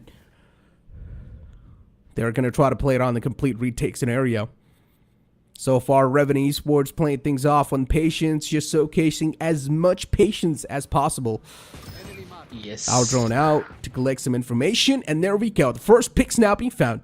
That's going to be the information feeder right there. Severin's position's compromised as well. Some are down line, but Severin cannot afford to peek out once again. Paradox there to catch Techno off guard. B-side's completely fallen in the hands of Revenant Esports as they stroll across the B-side. And now probably Revenant Esports looking forward to back away from A2. One of the mans being caught in the front. SK Rossi. Oh, he's only taken down to 40 HP. This could have been so bad for him. If he would have lost that AR, this would have been a big problem. Yeah, that is true, but the lurk was even better, and the reposition from Skills works out really well for his team. Undertube cleared out, it's only Disrupt remaining. Revenant played this round so very slow, and they again went in for their default Viper wall directly towards the B, showing that they might have exactly the same strategy, but then went in to show some presence towards A as well. With the high tied up, throwing in the cascade as well, you knew that they just want to play in for picks because they had both Skills as well as Paradox invested towards B to try and find the pick on that aggression. And it worked out brilliantly. So now the adjustment needs to come in from True Rippers because, yeah, they're facing some problems. The pistol and the anti-eco, those were the only 2 rounds they were able to get on this defense. Yeah. And since it's Icebox, you really want to get at least 4 rounds or bare minimum 3 rounds on the defense itself. True that. And considering so far Revenant Esports winning a streak of rounds is really putting True Rippers in a big state of discomfort. Yeah, in this round they find the pick off the rip, which is a good news. DOS9 taken down. That's going to be the entry fragger. Now Revenant Esports, they need to pull out some different strategy from their books. Time to pull it back. Skills as well from the top, looking forward to connect with this off angle. First pick being found. Deathmaker's going to be the man to click up this time. 2K from him. And yeah, even the third one follows up. Deathmaker's going massive from this angle. He switches the gun at the wrong time. I'm not sure what he was doing there. Out in the open, goes for the switch. Gets taken off instantly. And then Paradox now, once again, a chance to clutch it off. 1v3, we've seen a lot of these clutch happen in the league stages. maybe the same thing can happen once again. And it's all to Paradox. We know this man's got the aim and the capability to make something like this happen. Right here. Oh, no. Trying to find an angle through the wall, but could not do that. Helif gets the pick on Paradox, and that's another round for True Rippers. The moment we mentioned they need a round for their side, they were able to get that. And this time, Revenant went in towards that A pick, right? They went in towards that A shot again, where they were caught one after the other. That's a good adjustment coming in from True Rippers. However, most of it was them winning out their own duels and Deathmaker just popping off in that previous one. It's got the blades up as well, but on the other side, Revenant, they've got almost a full stack, a couple of away from the Blade Storm. They've got the Reckoning, they've got Hunter's Fury, coupled up with the Viper's Pit along with Lockdown. So it's a full-fledged execute this time towards the A side. Maybe going in for a fast pick. And what a good lineup yet again for the Shock Dart. Because Solid they knew stuff. Helif was one away from the Hunter's Fury. They knew he would go for the orb. And he's down to 44 HP. Yeah. Oh, ult out towards the side to make sure that the side's going to be emptied out now.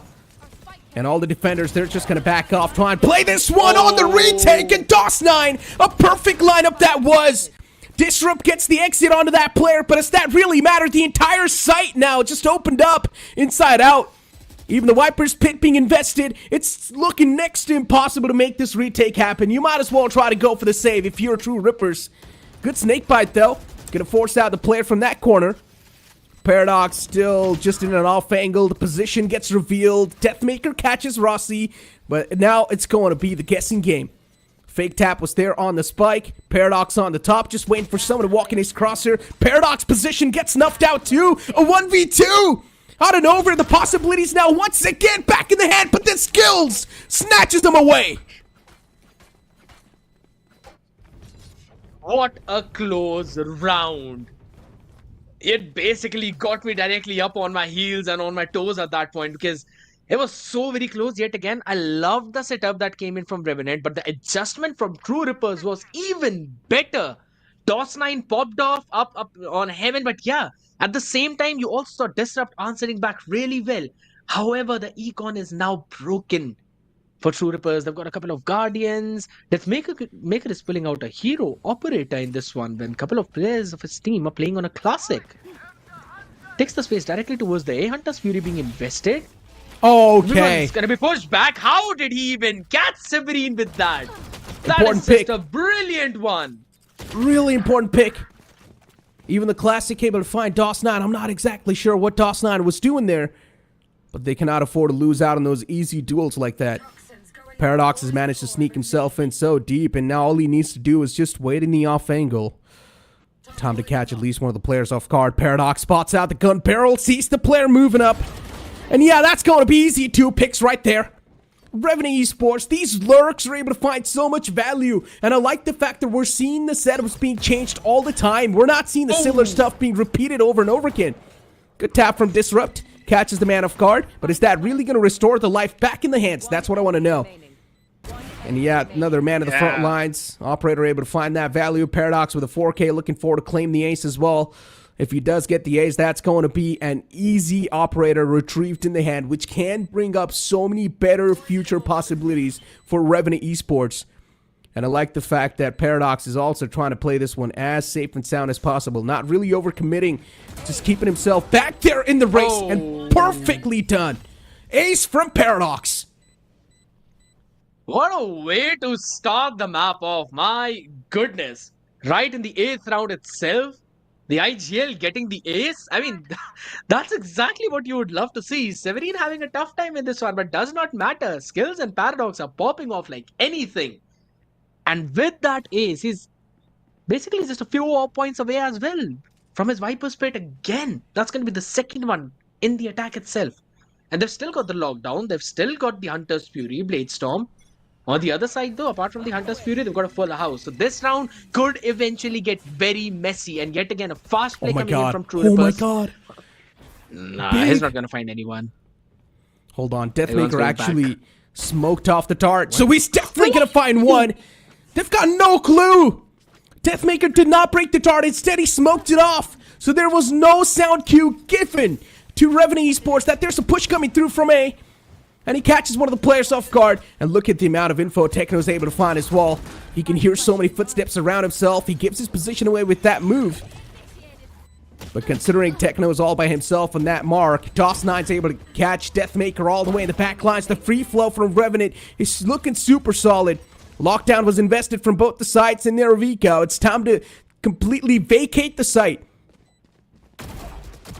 And this is where the man in the back lines will be able to find one more. Yep, the possibility is denied. They were searching for where the exact spike location is. But yeah, they were able to find it out. It was a good adjustment coming in from True Rippers. They were playing it pretty slow on towards the A side. So changed the pace up with Deathmaker on that Blade Storm. And he was also able to find the value, disrespecting the possibility of anyone being there. Moving forward, got the first one, and then eventually Revenant pivoted up directly towards the B, trying to get the plant down. It was a good post-plant position as well. But again, back and forth trades happened. DOS9 got a few picks of his own. But at the end of the day, it was True Rippers coming forward with the adjustment. Both the lockdowns were used. So now it's going to be potentially a Techno's Viper's Pit investment. But the question is, where is he going to invest it? Maybe towards the A, block off that choke point, and make sure that his team has got some extra members stacking up towards the other part of the map. Because Revenant kind of wants to play default. Yep, that's where the pit is. Judge and Techno. In that Viper's Pit, one thing is for sure, the A site's on a complete lockdown. You cannot move up now. Looking towards mid, you've got Paradox lurking around as well. And Skills there to back him off instantly. If things do go south for them, Hellfighter looking forward to at least overextend in that mark. His position gets compromised, but he's still safe somehow. He will be able to back away. No issues in that regard. Severine trying to go for the plan. He's going to go for that fake tap. Baits out a couple of shots. With those shots, also the positions will be revealed off the defenders. So even that position's going to be super important. Once again, Paradox catches one of the players off guard. I just don't understand how he's able to free flow all across the map so much. The amount of map control that's been given away to Revenant. It's a really big problem for True Rippers. They need to be a little bit more proactive. Just look at Paradox. He's playing in their own territory. Jeez. What is going on? Van has just been let loose. Severine giving out the calls and Paradox making the plays like anything. That is just mind-blowing stuff coming in from their side. It's literally just as you mentioned, the amount of space that has been given to Revenant. They're just utilizing all of that. However, I would still say, since again, it's the map of Icebox, True Rippers have already got 4 rounds on defense on board. All they need is just one more round, and that should be it. They should be able to get more rounds on the attack. So it could potentially be another save round, given their economy is just not at all pretty. With 3 players not even able to afford any kind of Phantoms or Vandals. But yeah, this timeout potentially could give them a chance to break this momentum of back and forth that has been happening and figure out what Revenant is exactly doing in all of those plays wherein they've been continuously going in for those lurks. They're gonna have to just slow down the pace at this point, or maybe try to repeat what they did back in the pistol round. Because they haven't been doing that for quite a few rounds. They could potentially go aggressive towards the B. They've shown A aggression already. So that might be the name of the game. I mean, he's been getting the kitchen control consistently. And that's a problem. Then he flows all the way from kitchen towards the spawn. He gets so much information towards Snowman, towards the entire spawn area. And that's now really starting to be a big problem for True Rippers. They need to find a way to patch that hole up. And so far, True Rippers, they're not able to find a cure to that problem. In this round, Disrupt is the man. Looking forward to welcome those 3 players who are right in the front.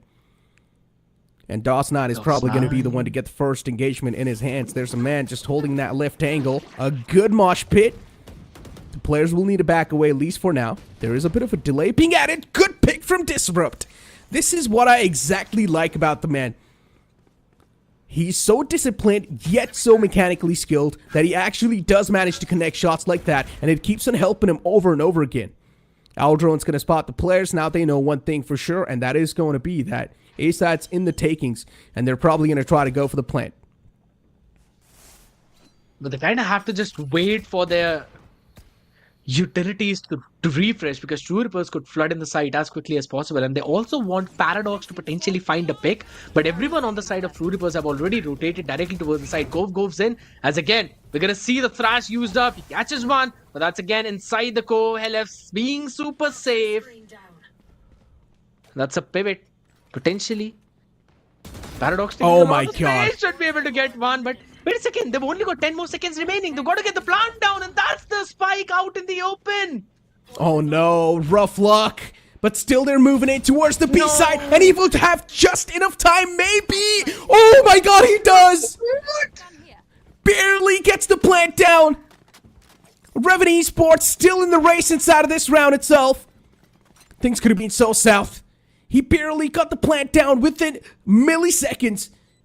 And now in the post plant somewhere down line, there's a vibe that just gives it off to me that maybe it's going to be Revenant Esports with the advantage. Rossi, if he's able to get even one pick, things are going to be super good. Wingman's going to go for the defuse, and Thrash. no.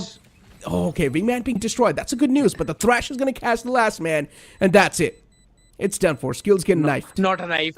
Not a knife. No way, Disrupt, you do that. No way.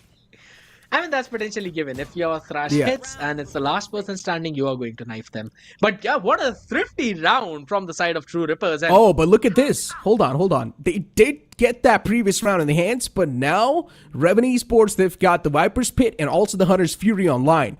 So this is where Revenant Esports have another chance to close it off in a 7-5 fashion, which is probably going to happen if they use these ults in a really good fashion and in a perfect time.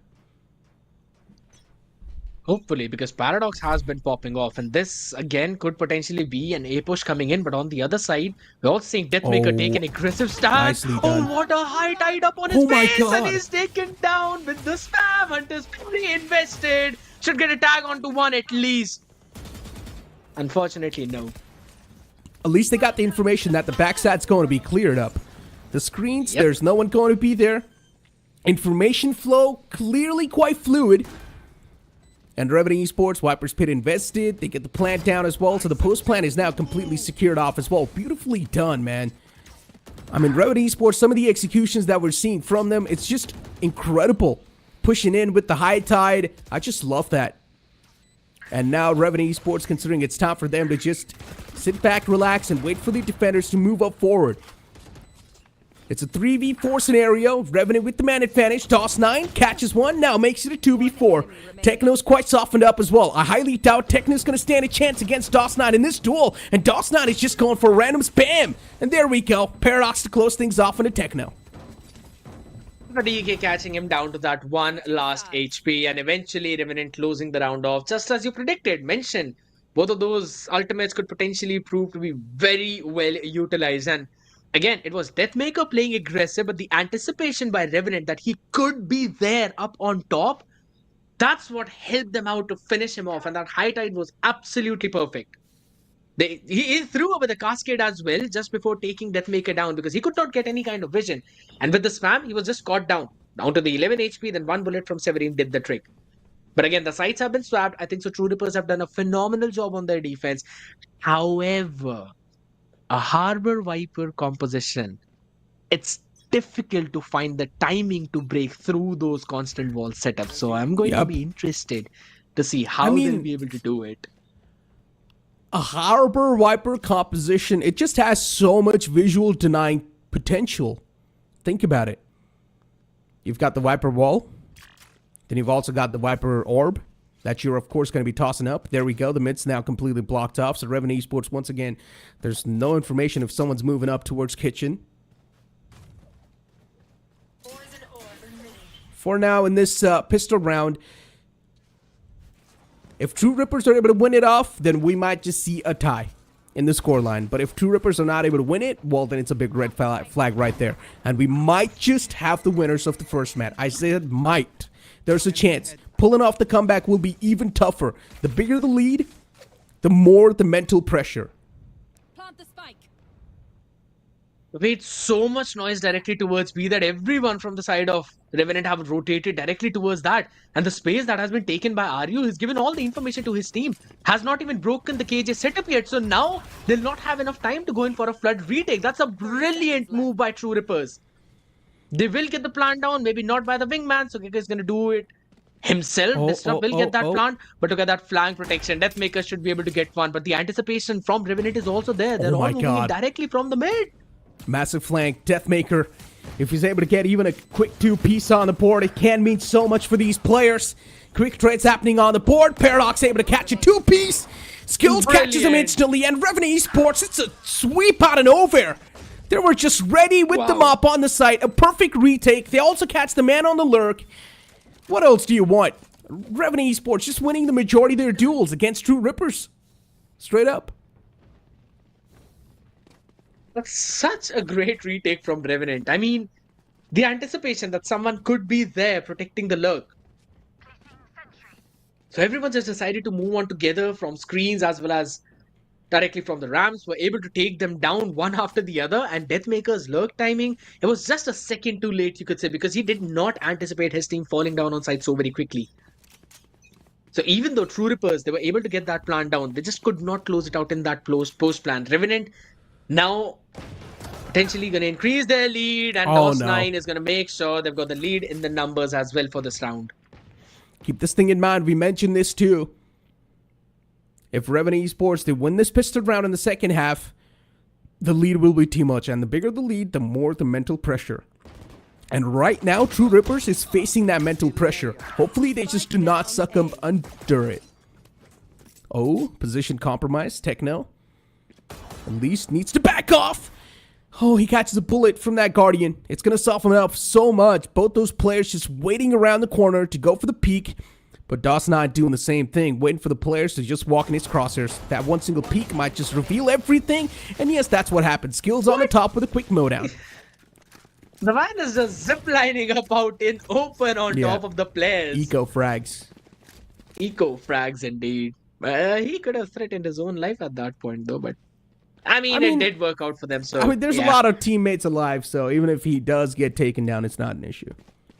True. And now they've got a judge in the hands of the IGL Severin himself. 600 creds on both, so he might not have enough to full bound to the next one if in case Revenant lose this round. A couple of Guardians. They've got a Vandal in the hands of Paradox, and the man has been fragging out like a madman.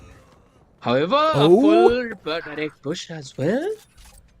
They anticipated the fast-paced push coming in from Revenant because they were on lower weaponries. Good adjustment from True Rippers. Yeah, I mean, they did get the pick, but look at the damage dealt as well. Deathmaker and RU, down to 10 and 14 HP each. Techno finds Paradox. That's going to be another shorty that they get. And now there's going to be a last-minute rotation towards the B site. And somewhere down line, Rossi has predicted this rotation coming through. First caught, the second one as well, the third one lines up. Rossi! Humongous play from this man. Massive. Goes huge towards the site. And now he's also going to try to overheat a little bit. There we go. Fourth tap found.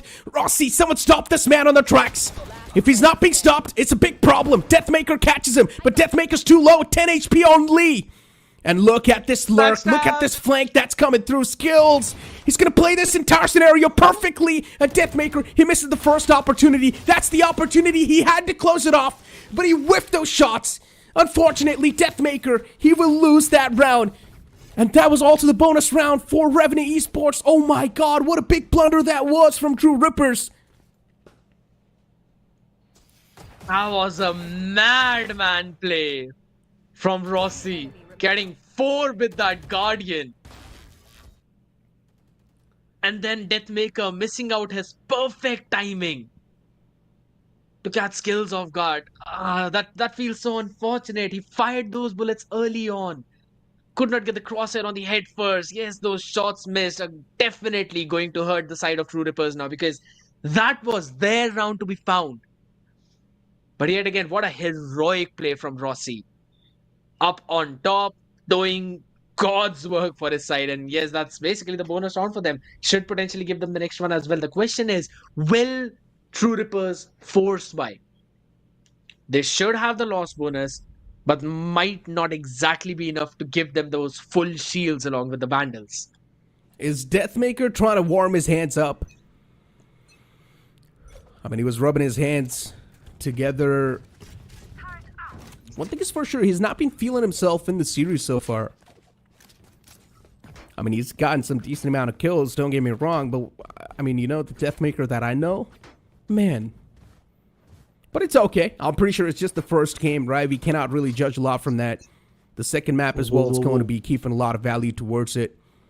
And now DOS9 with the Outlaw in his hands. Oh my god, this weapon. It's going to deny the possibilities even more, man. If they straight up just go for the peek on towards DOS9, it's a big problem. It's a big red flag. It's basically an operator, considering that there's absolutely all the half shields up on boards for the side of True Rippers for their foes. A good anticipation by Revenant. Playing full retake directly towards A. Utilities being broken, noise being made. Oh my god. Good pick. True Rippers still a chance. They've still got a glimmer of hope. Good pick. Severine. Instant trade is there on the board. True Rippers, they've also got the side flow in the hands. A 3v4 where the players are softened up, Hellfighter and Techno. Let's see how much more connections are going to be found. Wingman's going to go for the plant as well. Beautiful pick from Disrupt. Oh, this man's really feeling himself too, huh? His aim's been on point so far. He's found some nutty shots with that Sheriff. It's a 2v2 retake scenario. Rossi needs to at least find one pick and then DOS9 to back it off. It can be even more better. And DOS9 now, he's picked up the Vandal. He's going to try to press W, that's for sure. The Sheriff shot missed.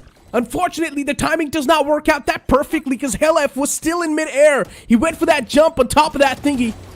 And now, DOS9 to close it off as well. Beautiful stuff from Revenant Esports. There was a bit of a chance for True Rippers to latch onto that. But unfortunately, Revenant Esports did once again just snatch it away. True Rippers almost pulled that thrifty round, but they just could not recover those weaponries. And that's the only reason why they could not close that post plant out. They've been getting the plant down. They've done that a couple of times, but they just can't seem to hold the post plant scenarios. I mean, in the previous round, you can say, yeah, they did not have the buy. But again, in the pistol round as well, they face the exact same problem. However, full buys all across the board. Deathmaker one away from the Blade Storm. Techno one away from the Viper's Pit. On the other side, you've already got the Reckoning. You've got SK Rossi with the Hunter's Fury. They will play for a full retake on towards either of the sides. And now DOS9 yet again, this time has got the operator in the hand. So you do not want to go into that crosshair. And is holding the full B long. Oh no. And I guess the intentions are to move towards the B site. Even towards mid, the turret's gonna find the confirmation. Yeah.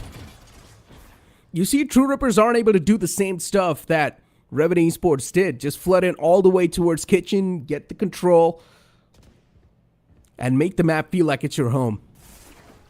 The same stuff's not being replicated from True Rippers because they just can't. First pick was found, but unfortunately, the confirmation wasn't exactly there. Now there's wall in the front, so DOS9 knows that the potential has been denied to straight up enter inside of the site. Look at Argue. With the KJ, he's managed to sneak in quite deep. Skills, all he need to do is just tuck himself in that corner quite deep as well. Do not go for the peek. If you do, Argu's going to be the one to find the advantage. Skills, he finds the lurker. Perfectly done. Deathmaker catches DOS9 too. That's another massive pick.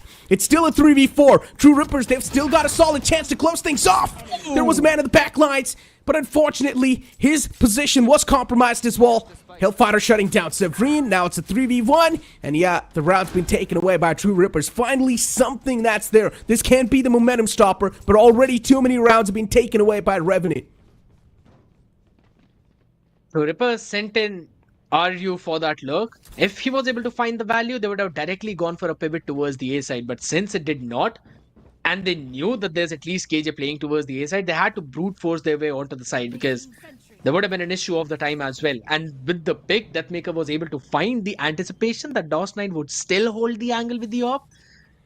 I mean, that's just great. And look at all the half shields across the board for the side of Revenant now. So It's going to be problematic. And still there's a Viper's Pit, and this time for Disrupt has got the Thrash available. So they will be able to clear that side. Hunter's Fury now being invested by SK Rossi. Tries to find a pick, a value, gets a tag on Deathmaker, but that's about it. Down to 70 HP.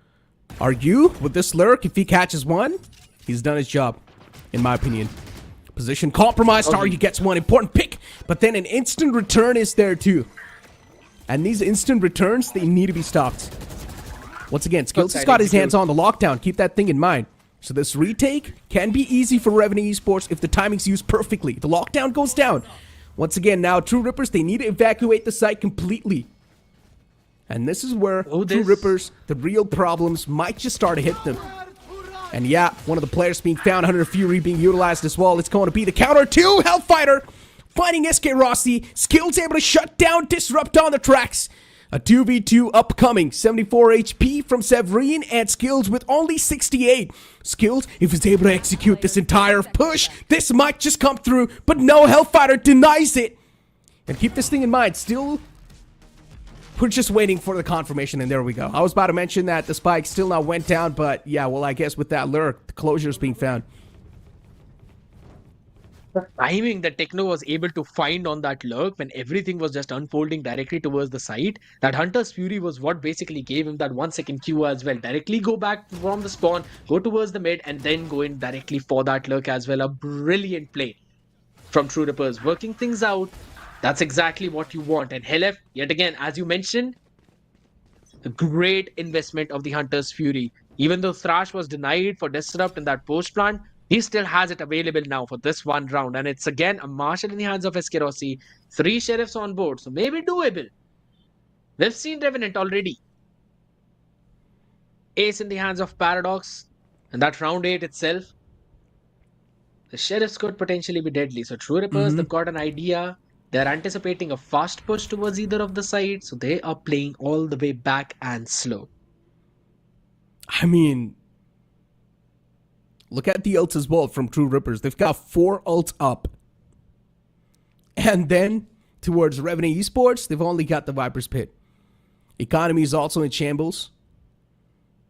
For Revenant Esports, they just need to play for picks at this point. Try and hope for the best in this round. Try and make sure the Sheriff's able to find the maximum value, including SK Rossi's Marshal. Is that really going to be happening? The chances are quite minimal. Wanted to deny Dizzy, or wanted to deny the Wingman going for that plant, but unfortunately that's not going to be happening. The plant's going to be down. True Rippers, smooth sailing so far in the round, but then Severine comes up huge with that headshot. Even Thrash being pulled out. So far, this retake is looking quite good from Revenant Esports. They're taking the control step by step. Severine's able to find RU2, but then it's going to be a big flow of kills from True Rippers towards the site, and they're ripping apart the competition. I'll be honest, it went in way too close for comfort because True Rippers did not take any space towards the side. They went in for that Wingman plant and then went all the way back playing towards the crane. Deathmaker was the only one playing towards yellow. And once he was caught off guard as well, you could see him saying some words. Because that was not a good post-plant situation for True Rippers to hold. There was, again, all the 3 players who were remaining standing. That's such a low HP that just a couple of shots from Sheriff would have done the trick. So post-plant, again, for the side of True Rippers, need to be worked upon. But as long as trades went in their own favor, that's all you need. They had the better weaponry, and they still jiggled in with the utilities perfectly. Thrash was used up, it was denied, but Disrupt still is already a couple of points closer to that ultimate. Deathmaker with the Blade Storm, Techno with the Viper's Pit, Aryu with the Lockdown. So Paradox's Viper's Pit can be denied in this round, but Severine with the Reckoning up knows that he will be calling in to play for that retake on at least one of those sides. So they might be playing in back, might be playing in to concede a few of it. But Operator being pulled up for DOS9 yet again.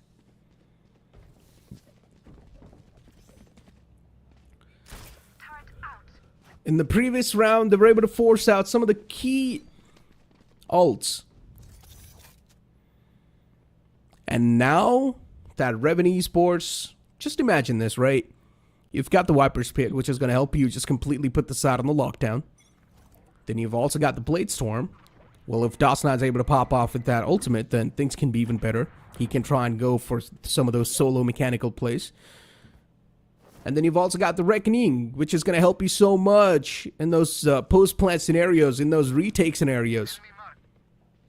So in general, Revenant Esports, they should have this round in their hands if they try to go for the full commit. I'm not exactly sure if they're going to try to go for that, though. They still need one more round after this. Oh, But the slowly founder and timing. steadily, yeah. True Rippers, they're moving in inch by inch. Good lockdown. Gonna force the defenders all the way in the back. The site's going to be easily in their hands. The snakebite as well to deny the entry towards the site for as long as possible, but already the entry is being made by the attacker. Reckoning being utilized, as I mentioned, to make sure the attackers are going to be forced back instantly, and that's what is exactly happening. Good proactive control. Viper's Pit being utilized as well. Paradox instantly pulls it back. Skills trying to go for the spam, finds Deathmaker, which is quite important, and now, so far, it's a 2-for-2 trade. A 3v3 scenario, actually. We'll make that a 3v1. So many trades just happening on the fly, that now we're left with a 2-on-1, in which RU is the only man trying to play for the post plant, but then Skills is going to catch him off guard. Really was expecting the sides of True Rippers to again use that lockdown, and then when they're on the side, ask Techno to drop down that Viper's Pit as well. But it just did not happen. On the other side, the Reckoning from Severine was pulled out, and then they paired it up with Paradox's Viper's Pit, which basically gave them the entire side control. And they went in for those trades as well, because again, everyone was just trying to run away from that question. It just again feels unfortunate that True Rippers, their first half of the attack seems flawless. They find the timing through the high tide, but it's their post plant that always gives an opening to the side of Revenant to steal it away, get the side back in their hands, and then go in for that defuse. And it has been working out brilliantly. Couple of people now watching directly. Oh my god, nice. But Deathmaker gets Severine out of the picture. DOS9 quickly trades off Techno as well. Good catch. But then, yeah, as you mentioned, instant trade is there on the board too, but still the man advantage in the hands of True Rippers, which is important to play off with. Paradox all the way in the back lines, trying to go for some aim duels. Even the spikes not being planted so far. True Rippers, the struggles are clearly there, but they're also getting the kills in their hands, and as long as that's happening, it's all good in the hood. Deathmaker trying to move up as well towards the site. The position's also compromised. Paradox, he still wins that duel somehow, but it's fine though.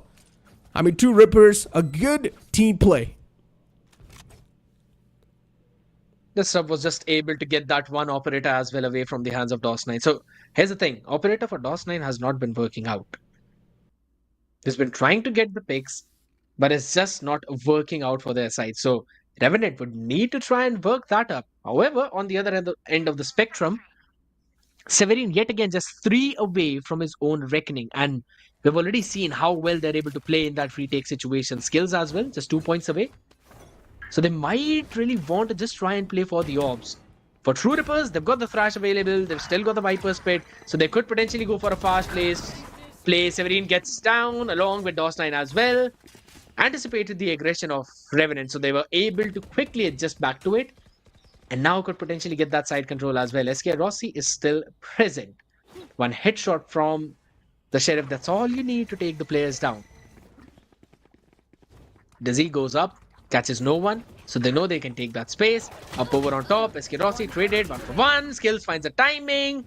LF was able to take Paradox down as well. RU directly going up on top, and yeah, that's basically RU trying to find an opportunity on Skills. Going up close to a frenzy, but it's fine. He's got the Phantom in his hand to close things out.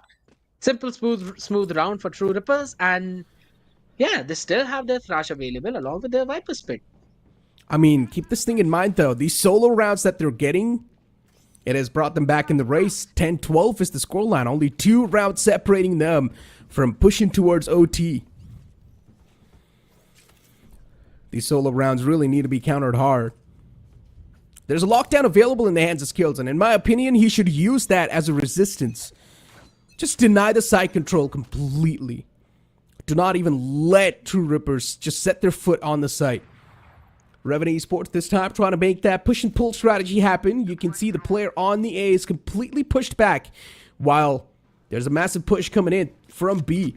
The players have already pushed up all the way deep towards main. There's a lot of confirmation that's being given away. So one thing is for sure, soon enough, we might just see the rotation being pulled back as well. Good pick from Skills, which was really important. DOS9 as well, able to return back with that operator. Oh my god, these type of kills is really going to bring Revenant Esports inside of the race once again, and they might just get the closure. They might just get the confirmation that they needed. DOS9 switches over to Phantom, and that's it, Skills!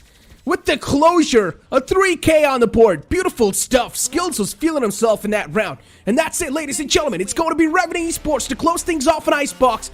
The last time these two teams faced off against each other, it was True Rippers to take away Icebox. But now it's Revenant. They have changed the past. Proving every analyst out there wrong. That maybe Icebox would go in the side of True Rippers, pulling out the Harbor Viper composition for the first time in this playoffs, working out so very well for them.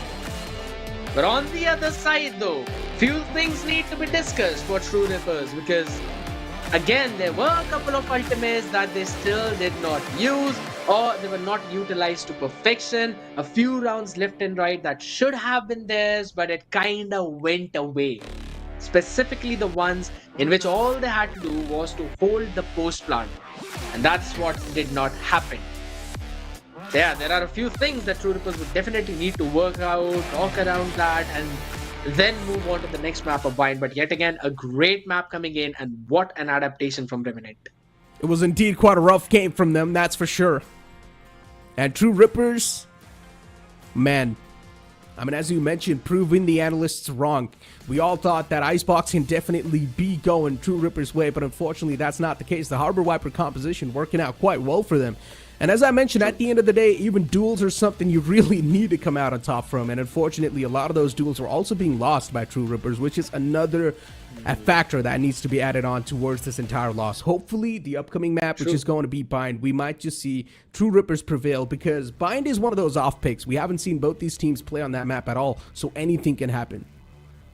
Yeah, I'm also expecting that one to go in anyone's favor, because again, if in case it goes in for True Rippers' side, you could say that Split, again, it's going to go pretty close, because previously as well, it was 13-10 scoreline on the map of Split. Just one round left and right, and we might have also seen an overtime. But here's the thing, right? Revenant has again got a chance to close things out, because they have been cooking stuff up till now. They haven't showed a lot of those teams out there. Harbor Viper composition never being pulled out from their side back in those group stages, and now they enter in the playoffs, they pull out a Harbor Viper. Maybe on the Bind they can pull something as crazy as a triple controller, who knows? I mean, hey, as I mentioned, in these type of stages, you really need to pull something new out of the box, and that's what they've done. To catch your opponents off guard is something that you really need to do, and Revenant Esports, they have successfully done that. This new composition that they brought up inside of Icebox might just make a lot of those teams second doubt their own picks so far inside of the tournament, because they just do not know what exactly is going to be upcoming when they face off against Revenant Esports. Because so far they're a step closer to that upper brackets round 2. As we move on forward with the match stats of the previous game, you guys can see the most of the first bloods, they were being found by the side of True Rippers, but then once again, it's all going to come down to those duels, right? Those later on duels on towards site, and that's where Revenant Esports was prevailing most of the times. Revenant Esports, they've got the core mechanics down when it comes to the team play. There's always another man available to get the trade in their hands. And majority of the times, Revenant Esports on the attacking side, the amount of map control they were able to run away with was insane. That's why True Rippers was getting caught off guard with those lurks over and over again, and he was paradox majority of the times. Agreed. And even after True Rippers getting 15 first kills, they were just not able to close it out. Even in the post-plan, we saw them only converting 4 out of the 8 that they were able to get. So those again are the few things that in post-plan, they really need to work a few things out. However, we're looking at the MVP from the both sides, and it's Sentinel from the one that Skills with KJ in his hand, 26 and 12, while on the other side it's going to be Disrupt on that Gecko, 273 ACS, 22 and 18. Man was really doing heavy lifting. He indeed was. I mean, you guys can clearly see the heat map as well. And just look at the majority of the duels where they're exactly happening, right? Even towards mid, there were a lot of those duels happening. I mean, in general, in total, we witnessed 86 kills and 79 deaths, and the plants were 10 and the defusers were only 4. So in general, resistance was something that was always prevailing on the top. Retake, both these teams were sort of struggling, but then once again, Revenant Esports, they were just in much more of a better form. Yep, and here we go. The MVP of the game itself at the 193.3 damage per round. It's going to be Skills with 282 ACS and 2.4 KDA, 8.7 first blood. Alright, he's a killjoy. He does not need that higher, but yeah, doing some really good job as well. Even on that attacking side, he made sure that he's watching out for those flanks as well, going in for those trades for his teammate. Again, here are the things, right? Yeah, there was a situation where we saw one clutch round coming in for the side of Revenant Esports, but on the other end of the spectrum, there were 15 first bloods for True Rippers. The conversion for 4v5, that's massive. And if you remember that 4K from SK Rossi, right? The 4K Rossi curse continues. This man's just never able to get that ace. He does sometimes, of course, but, you know, it's like a little bit of a meme going on. 4K Rossi, once again, with that Guardian, unfortunately not able to close it off. But hey, I guess he was able to come on top with that heroic play and really save his team that one initial round, which was also sort of a mental breaker. But then later on, we also saw True Ripper slowly and steadily getting those scrappy rounds in their hands and also make the series quite competitive. I would say 13-10 is quite a competitive scoreline. Anything can happen in Bind. I'm also again expecting anything to happen, but yeah, that was one of the phenomenal aces out there in the playoffs. First day itself, first map itself. We see an ace, we see a 4K, we see a thrifty, clutches. That's the pure beauty of the game Valorant itself. And again, it was the map of Icebox. There were a few jitters left and right that we did see from both of those teams, but Vine has been there for quite a few weeks, you could say. One, even in that competitive pool. Yeah, again, this that tap was disgusting. This tap was disgusting on LF. He just sees that initial peak from Rossi and instantly gets head tapped. Like, what are you even supposed to do at that point? You just can't do anything. The first bullet is straight up just connecting to your head. But yeah, getting that 4K, as I mentioned, that was super important for Revenant Esports to sort of keep that momentum going. Yep. And initially, Revenant Esports just ran away with too many rounds. First half, 7-5 in my opinion, it was quite solid, but then the pistol round was really important too. And as soon as Revenant Esports won that pistol round somewhere down the line, we all know this can also be the nail in the coffin. But True Rippers, you really got to give it to them, man. They tried to make it as competitive as possible. They made it 10-13, which in my opinion is a competitive scoreline. And we know now that True Rippers, they've sort of tested the waters against Revenant Esports in this finals bracket. Moving on forward inside of Bind, they are going to be ready to adapt even better, and they're going to be ready for the surprises. I'll be expecting the exact same thing because, yeah, those 4v5 conversions from Revenant was insane. The adaptation on the fly was amazing. The read of what True Rippers are going with, beautiful. Even those ultimates, I mean, specifically from Paradox on the Vipers, those Viper pits, that provided a massive value to him. On the other side, we did not really see Techno pulling out his own Viper's pit that much, right? I mean, at maximum, we only saw him do that once, maybe, on the defense. That's about it. If I'm not wrong, he even did not do that. So that's, again, a massive red flag coming in already. On the map of Bind itself, where you potentially have a Viper along with a Brimstone, the double controller is basically a staple setup. You really want to utilize those pits to its fullest potential. And we also mentioned this over and over again, right? Reckoning from the side of Revenant Esports was super crucial as well. Yeah, they were not able to find a lot of value with that, but it's all about getting the map control in the retake scenarios on the defensive side of things, right? They were able to pull it off once successfully. They were able to push the attackers all the way in the back, get the side control in quite a proactive way. I just love the fact that Revenant Esports are so quick on the fly, adapting.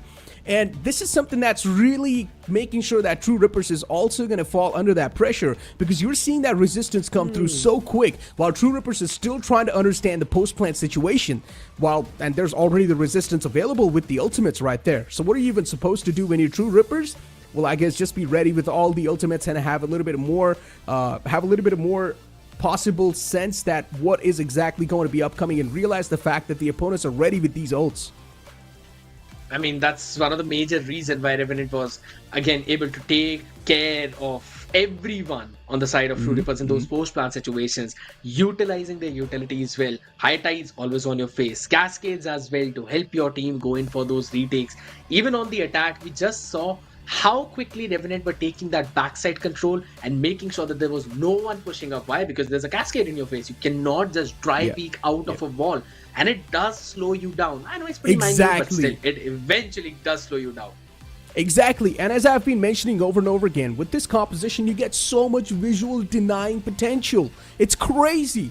You've already got the Viper wall towards the B side just ready, and then you move on forward towards the A side with the Harbor control. Man, it's just really tough as a defender to face off against it. And even if you are the one on the defending side of things, as an attacker in the post plan, it's really tough to breach through this entire scenario that's going to be put up in front of you.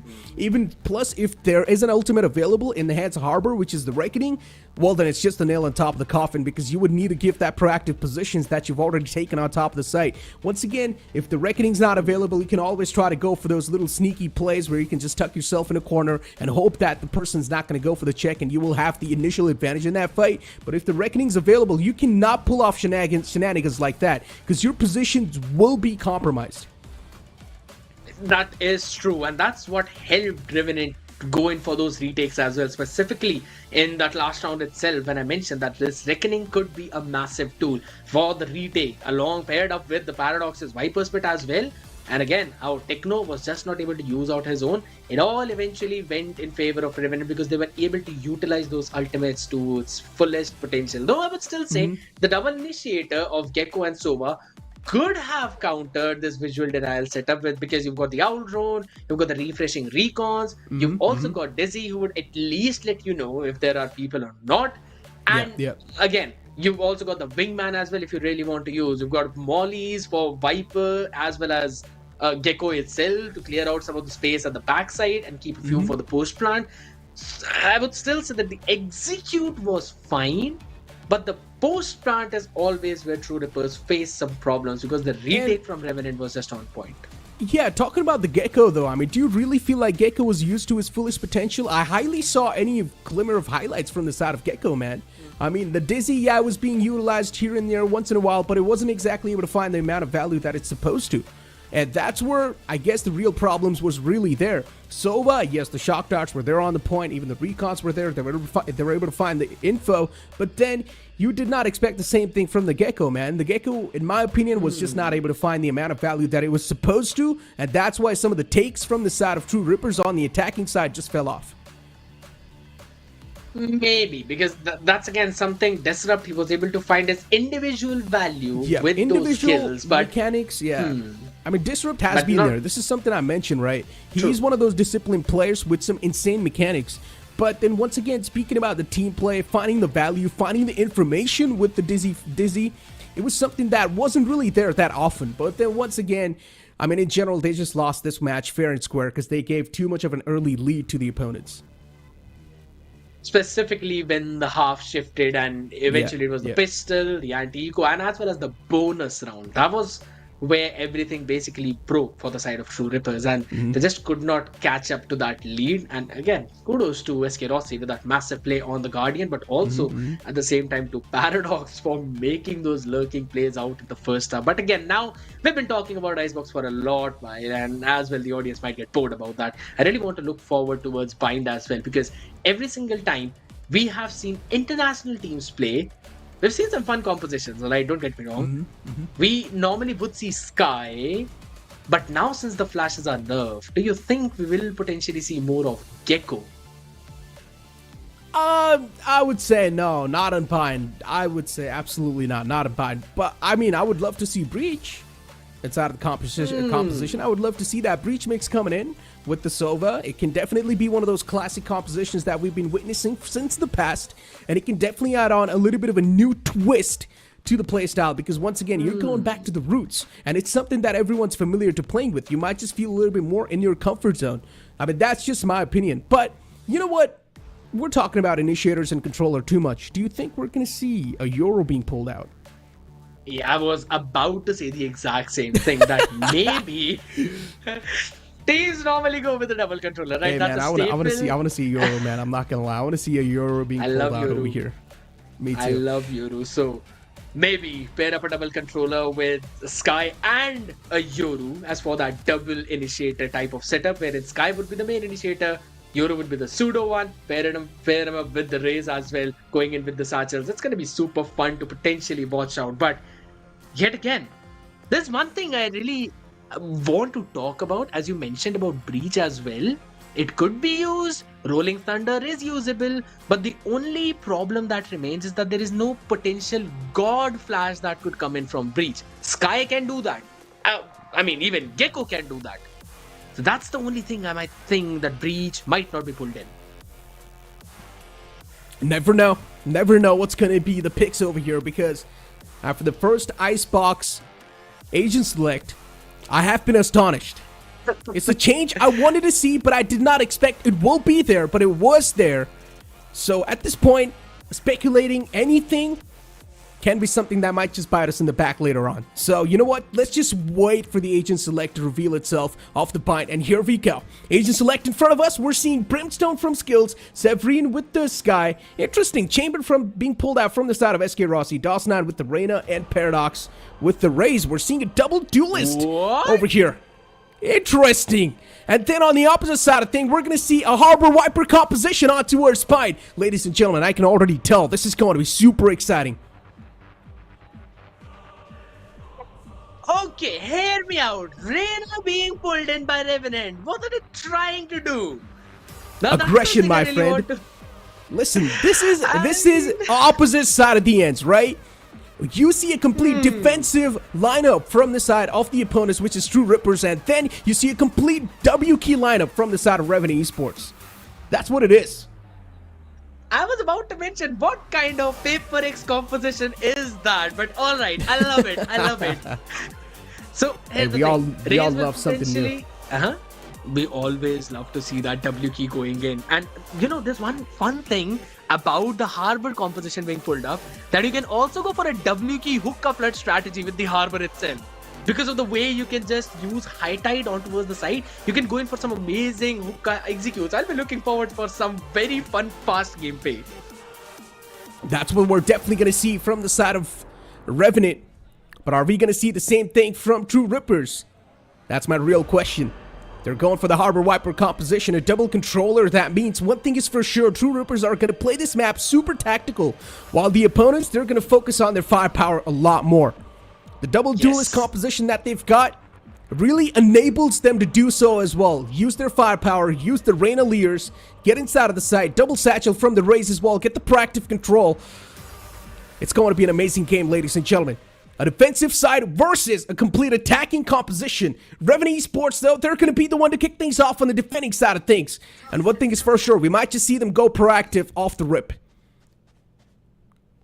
Highly possible. Rossi buying 6 of the bullets in his Headhunter.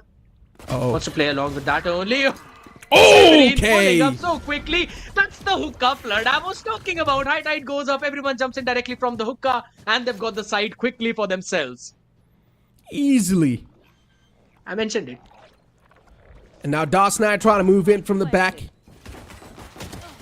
Even the spikes being planted. Paradox, he gets the first engagement in his hands, but he's not able to come out on top. The connections are sort of missing. Deathmaker wins that duel against DOS9, which was a crucial one. And now it's a 2v5. Both the players are quite softened up from Revenant. They would need to go for some inhuman plays to come out on top. And yeah, so far the possibilities of the inhuman plays are being completely denied. There's a frenzy in the front lines and he does not even find one. It's a flawless round off the bat to kick things off with. True Rippers, that's a good round. I'm just going to enjoy the fact I called in for hookah flood and that actually happened right away in the pistol round. But yeah, everything pulled aside, that was a very pacey round coming in, and again, I called for it. They can potentially go in for a pacey round as well. However, the adjustment now needs to come in from the side of Revenant themselves. Some crowd fans out there shouting out for their teams and favorite players. You always love to see that action whenever it's happening on the LAN. I like the fact that there's also a lot of True Ripper supporter. Yes. And I think so mainly it's going to be because of Hellfighter and Deathmaker. Oh, look at this. A push coming in all the way from Hookah. As I mentioned, the defenders will definitely try to be a little bit more proactive. And that's what is exactly happening. Being aggressive from Hookah. Good picks from Techno. Wow. A quick haircut towards Severin. The man does not even stand a chance to fight back. And yeah, that's it. SK Rossi being the last one left alive with a lot of bullets in his headhunter. Will he be able to hunt some heads, though? Doubt so, because again, he's got to worry about someone coming on his 6th, though. Disrupt is not the one who's making the move, but he's still got to try and move forward. Eye tied up on his face. Can't really do anything until that goes down. It finally did. No one's actually watching him? No, they are. They are, but Rossi, okay, connects to, gets the Vandal out of the hands. Helef and Techno are very softened up, so he can potentially clutch it out. Never mind. Never mind. The regrowth is there. Pretty much.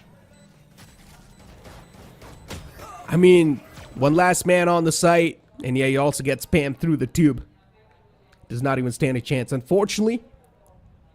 But yeah, 2 rounds back-to-back so far, being won by True Rippers. This is the exact same start they had at the previous round as well, or the previous map. That's what I mean. And once again, now, this is where the buys will be there on the table. It will be a bonus round for True Rippers. And if they're not able to carry on this bonus round that well, then the problems will definitely be there. But they've still got 3 Vandals in their hands. Yes, heavy investment coming in. So it could potentially be their round. Now that Sky Flash gives out. Oh my god! Snake bite. What? Big. DOS Knight somehow gets away with murder. And instantly just backs away into that cubby. That was such an important pick too, my friend. The duelist is now out of the contention. Someone else needs to do that duelist role and go for those entry picks. And Rossi once again prevails in that duel against Aryu. Shuts him down completely. A 3v5 on the making. Severin as well looking forward to just catch someone off guard with this flank. And Severin should be able to execute this flank perfectly as well. There's a man in the front lines. In the name of Techno. If Techno wastes even more time to make it inside of the site, then he will be caught off guard. But Rossi immediately puts the nail in the coffin for him. And yeah, just like that, it's going to be a flawless round. Beautifully done by Revenant Esports.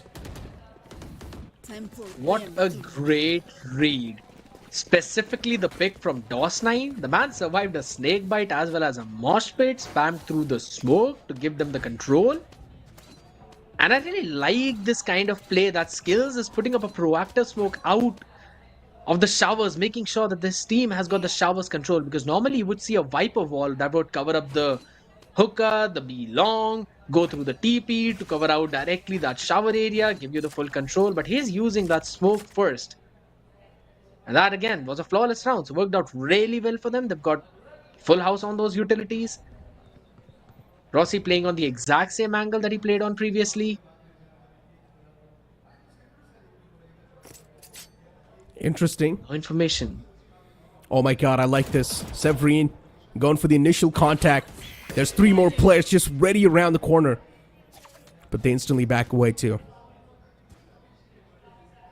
Not trying to be too greedy in this scenario. True Rippers as well, they do realize the fact that they've already lost the previous round. If they lose on this, their economy is going to be crashing down. And now, so far, patience has been the name for the game. Good Lear with that. Oh, there was also a flash in the front lines. Oh my god, that was such a perfect combination right there. It's the classic Reyna Lear flash composition. You just back it up with the sky. Nicely done. Everyone going in towards the A side. It is a stacked site now by showing some heavy presence towards B. And Rossi is going to play aggressive. Incendiary on the face. That's going to be the first contact made. 30 HP down. It still maintains the control of the lamps. Will be taken down finally. Yeah, I mean, so many trades happen back and forth, and now we're left for the 3v3. And DOS9 going for the proactive control once again. Oh my god, DOS9, how does this man not fear the opponents at all? Some of the angles that he's disrespecting is insane. And now True Rippers, they're going to go for the plant. But it's a 2v3. But they really need to win their aim duels. DOS9's ready. The Reyna is a character that just automatically gives you the confidence that's needed to win the duels. The man's gonna push in, so proactive. He finds Toss9, which was an important pick, but then Skills returns back onto Disrupt.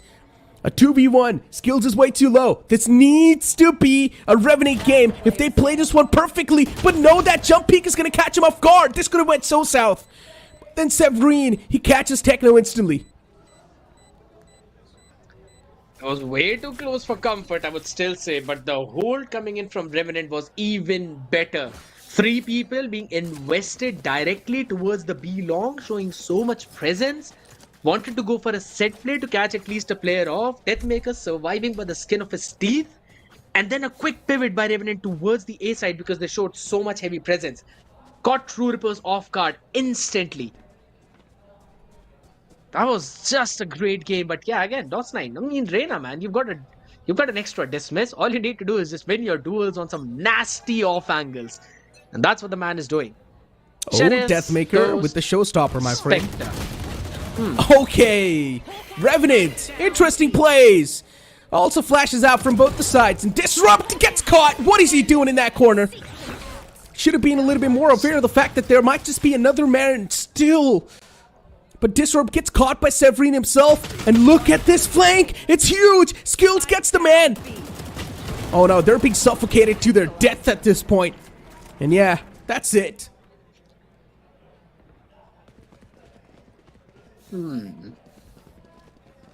Eco frag go down, but it's something we knew, right? It's something we knew. Yep. Revenant Esports on the defending side of things, they will be pretty much going aggressive. They will be attacking even on the defense.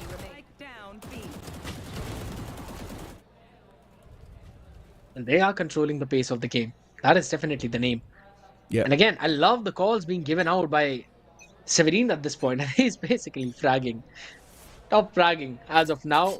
Jump peek. Operator might have been spotted in the hands of Rossi. So the flash should give out some information. Trailblazer being used up to push him back from that angle. And that's the showstopper following it up as well. Oh, Rossi, that's such a ballsy play. He survives for that one. He backs away easily. And now, oh my god, the operator, Deathmaker. You're playing with fire, my friend. But you're not Phoenix, so you will die. And Techno, ripping off skills. Important pick right there. Operator still looking to find some blood onto its hand. Toss9 able to catch one of the man flowing off. Techno shut down. Hellfighter instantly returned back with that one. The paint shield's gonna do some damage. And now Rossi keeps on marching in towards the closure of this round. He don'ts another man down with the operator shot. Not a single gun round being taken by True Rippers yet. And again, the one fight, the way Rossi baited out the showstopper. I mean, how mechanically gifted you really need to be to do something like that. Re-peeked into the lamps because he knew his rendezvous was at the safe distance. Deathmaker went in for the shot and Rossi just outplayed him at that point. And as soon as the showstopper was out, everyone from Revenant just played in backside, waited for their members, and then went in for that retake. Brilliant moment coming in. Look at the ultimates. Snake bite. Viper's Pit and Reckoning. They're probably not going to invest the ultimates in this round, if I think so. Unless, okay! What? Well, the possibilities instantly, they get just taken away. The hopes, they fade away. The dreams, they have been shattered. With that collateral right there from Rossi. Yeah, now the bathrooms area is looking like a graveyard. 2 dead bodies on the floor. Techno looking for at least check the flank angles. He's not going to find anyone there. And so far, they haven't even found the confirmation towards any other side of the map. Map control is completely absent. Both these players, they need to play with each other. They need to play in tandem, like a unit. But Rossi's still ready with the op. He's just waiting for the first initial peek. There we go. Trying to go for the jump. Peeks as well, and what am I seeing? Wow. Skills? He still comes out on top in that duel. The man's hands were busy with the dizzy. And he gets caught. It's quite easy. Love the rhyme that he pulled out there. He was literally blinded and he still got that headshot. But yeah, that was again a smart play. However, this one peak, I still wanted to see a flash at that point because, again, you noted an operator in the previous one. Now you know that there are only a few angles that an operator could hold. So that needed to be checked. However, this round is going to be important, and this is a fast-paced stopper by Paradox in the face of go. Techno. And DOS9 wins out his duel on the other side, dismisses out of the harm's way. That is How do such they a not great have any pace change fear? from Revenant. How do they not have any fear of the opponents? Man, True Rippers really need to do something, man. They need to punish these players that are pushing up close and personal. They just need to find a way somehow. Deathmaker gets one instantly, gets traded off as well. This is what I'm saying. The players of Revenant Esports, they're playing in tandem. And the opponents are just not able to find anything. I mean, there's Tour de Force available in the hands of Rossi. There's also Empress with DOS9. Orbital Strike as well on skills. What can you do, my friend? What can you do? The upcoming round as well just seems like an easy deal sealer from Revenant. Rossi is just having the time. And what are the chances that we might potentially see Rossi dropping the operator for DOS9 and him pulling out his own tour de force? Not in this one, maybe in the next round, maybe when DOS9 gets taken down. To save some few extra crits back in the bank. 3 ultimates available for True Rippers. Viper's Pit, Reckoning, Thrash. Oh my god. Nice flash. Paradox. At least they're going to deny Paradox initially right there. Another Leer being pulled out. Paint Shield's out as well. Maybe deals a little bit of a scratchy damage, but how much is that really going to value? Not a lot. A 4v5 to kick things off with. And they've still got 3 ultimates available, by the way, just saying. Operator on towards B. Rossi's just waiting for the first initial contact, which he hasn't found so far. Poison Cloud out as well. There we go. Dizzy is going to initiate the first overall interaction. But still, Rossi connects that no-scope. Okay, at this point, Rossi's just feeling himself. He can't really say much more. And then DOS9 on the top. It's way too much to deal with. Operator in the hands of Techno. He misses the first shot.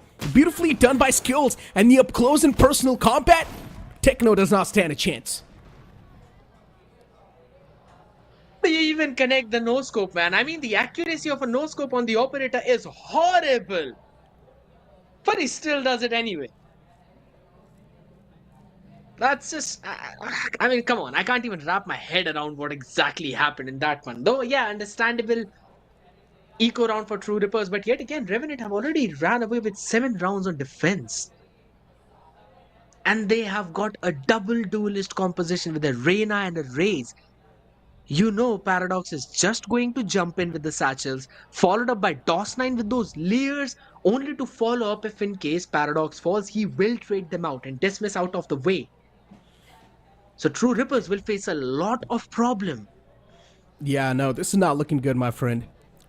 True Rippers are getting overwhelmed, and you can clearly tell by their faces too. They're not having a good time.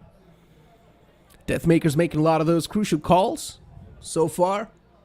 I guess he's asking his team to set him up for success in the future so he can enter the side instantly. We might see a quick, flashy play from Deathmaker this time. Let's see. Backed up with a couple of flashes. There's a chance it might just happen. Possible, because it's there by round. Deathmaker's still 3 away from the showstopper, but on the other side, you've got the Pit, you've got Reckoning, you've got Thrash. You can combine Reckoning and Thrash to clear out the entire side. And then you can reclaim the Thrash back to clear out even more space later on in the post plant. But it's Rossi to step on the aggressive note. Rendezvous, back. Clear out all the space, and he wins out the door against Techno. Solid. Snaps his fingers. Solid pick.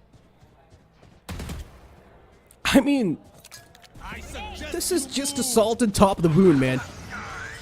Reckoning being utilized as well. Orbital Strike being used too. And once again, the push is going to happen as well towards the site. Getting the side control, Severin's all the way in the back, just wrapping around, but there's a smoke in the front, and it's his own teammates. So Severin, for him, at least for now, the potential to get any type of kills in his hands can't be denied. This could have went south, so south. This could have been really worse. DOS9 towards Long, he gives his position away, he finds one through the tube. Good wallbang. And now Deathmaker all by himself, just isolated on the side. What can he do? He's being suffocated to death. That orbital strike bought enough time for Severin to go for that backstab and as well as DOS9 to slowly come. Even though Thrash pushed back SK Rossi, Revenant anticipated that there's a Thrash available, so True Rippers might want to push directly towards the CT. So they have 3 people ready to retake directly from those flanking angles. B-Long as well as Hookah worked out phenomenally well for them. And again, I can't just stop to praise that skill's orbital strike. The way it was able to delay Deathmaker's entry. I mean, that's exactly the time you need to set everything up. And this time, it should be a burst directly from a shot.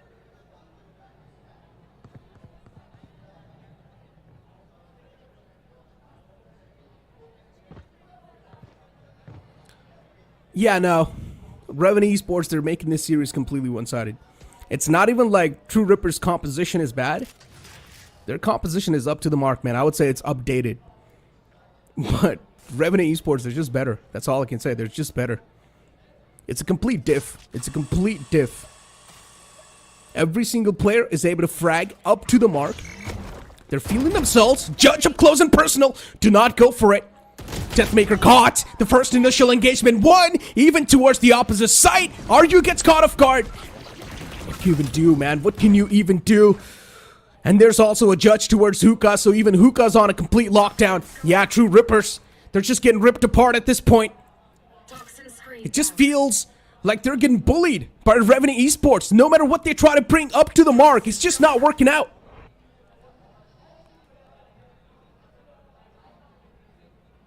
This half at least seems to be a Revenant half now. There's no way they're being able to break through those operator setup, even though they've got disrupt splashes, Hell's Regen flashes. Toxins going up. Slowly pushing up towards the lamp to take control. Rossi is already playing for the retake. A headshot connecting. Headhunter pulled out. Techno wins it, but that's just a consolation. Wait a second. He gets 2. Needs to stick the plant though, but the retake should come in quickly. Not a knife though. Nah, that's not a knife. Severin closes things out. Yeah, I think so. It's going to be a 10-2 half. Possible. And then True Rippers will need to book it on the pistol round. Now, once again, you might just give them the benefit of the doubt, saying that True Rippers, they might have a better chance of winning even more rounds on the defending side because this composition is quite defensive. They need more time to understand. They need more time to set up their plays towards the site, which they can have a lot on the defending side. So let's hope that on the defensive side of things, we might just see True Rippers a little bit more dominant. But so far, they're just getting overwhelmed. I'll be honest, I wanted to see more of that hookah flood that they did in the pistol round, but it's just Revenant. They kind of invested a few extra members over towards the hookahs to make sure that does not happen. Now this fast hit seems to come in directly from the shot. Flash to push back DOS9. Tour de Force has also been pulled out. Rossi is directly playing towards the showers. Seekers invested. The execute now begins. Moshpit's gonna land directly towards the back of that lamp, making sure there's no one. DOS9 caught in the action. He wins the duel. They try to trap him. They try to trap him towards that U-Haul. But it still does not work out. What am I even watching in front of me, man? The paint shields, they might just find the confirmation, and yes, they do. Paradox, look at that 3K that he found. Humongous play with a 4K to close it off. Paradox. It's going to be a 10-2 first half, ladies and gentlemen, towards Pine. As Revenant Esports, they're completely demolishing True Rippers. They're getting shredded into pieces. It's a meat grinder. My goodness. The amount of chaos that was on that round. But it was a good attempt of a trap play on DOS9. But again, it's DOS9. I'm not trapped with you. You are trapped with me. That's what he said to that Deathmaker. Won the duel. And then there was also the stim beacon ready at his disposal to help him out of that halls. So Lamps again, control was established, but at a massive cost. And on the back of it, everyone from the side of True Rippers were just able to hold their fort on towards the backside. So the retake was just a piece of cake. Did not even let the plant go down because Wingman was taken out. And it's just as you mentioned, everything depends on this one pistol round for True Rippers now. Oh my god, here we go. Paradox and Toss9. They kick things off, but then Argue with a quick 3K stops him in the track. A 2v3 upcoming. Good flash. It's going to catch this man off guard. Nicely done. A 2v2. At least the situation's being boiled down to even Steven stages. The man in the back lines is getting caught. Disrupt is quite softened up. A good flash from Disrupt. Catches the first and gets the second one too. Disrupt, I like that confidence. I'm still not quite sure why DOS9 would want to peek the angle while reloading the Frenzy. That gave the opportunity for Aryu to get that 3K. The transfer was good, and also again,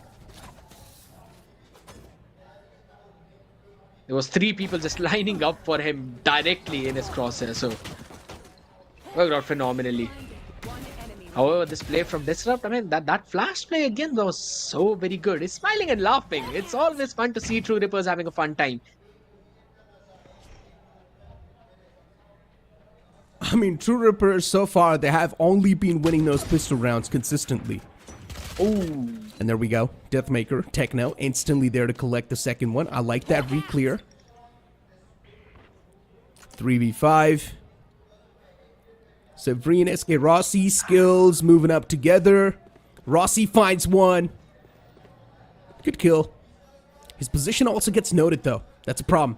Rossi, if he's able to sneak in another one, it can really mean a lot. He does! What am I seeing? Rossi! That instant flick towards the other guy. Are you being put to sleep as well? And that's going to be the AR in the hands of Rossi. And this is where the big red flag begins. Revenant Esports. They're making sure that True Rippers, they're going to kneel down in front of them.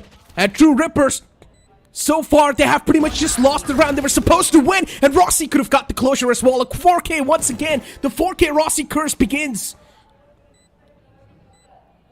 Does not matter. He got 4 for his team. The round is almost done. A crossfire that's almost impossible for Disrupt to break. He's got no flash. And Severine with the Sheriff headshot gets a thrifty. Get the Vandal, people. No, they don't care. Couldn't reach that on time. So I'm going to do with a Bulldog and a Spectre. And it's a bonus round for them now. Because the opponents are all down to pistol. They can't reinvest. They've got absolutely no money in the bag. And it's an 11-3. Rossi single-handedly got the round for his team.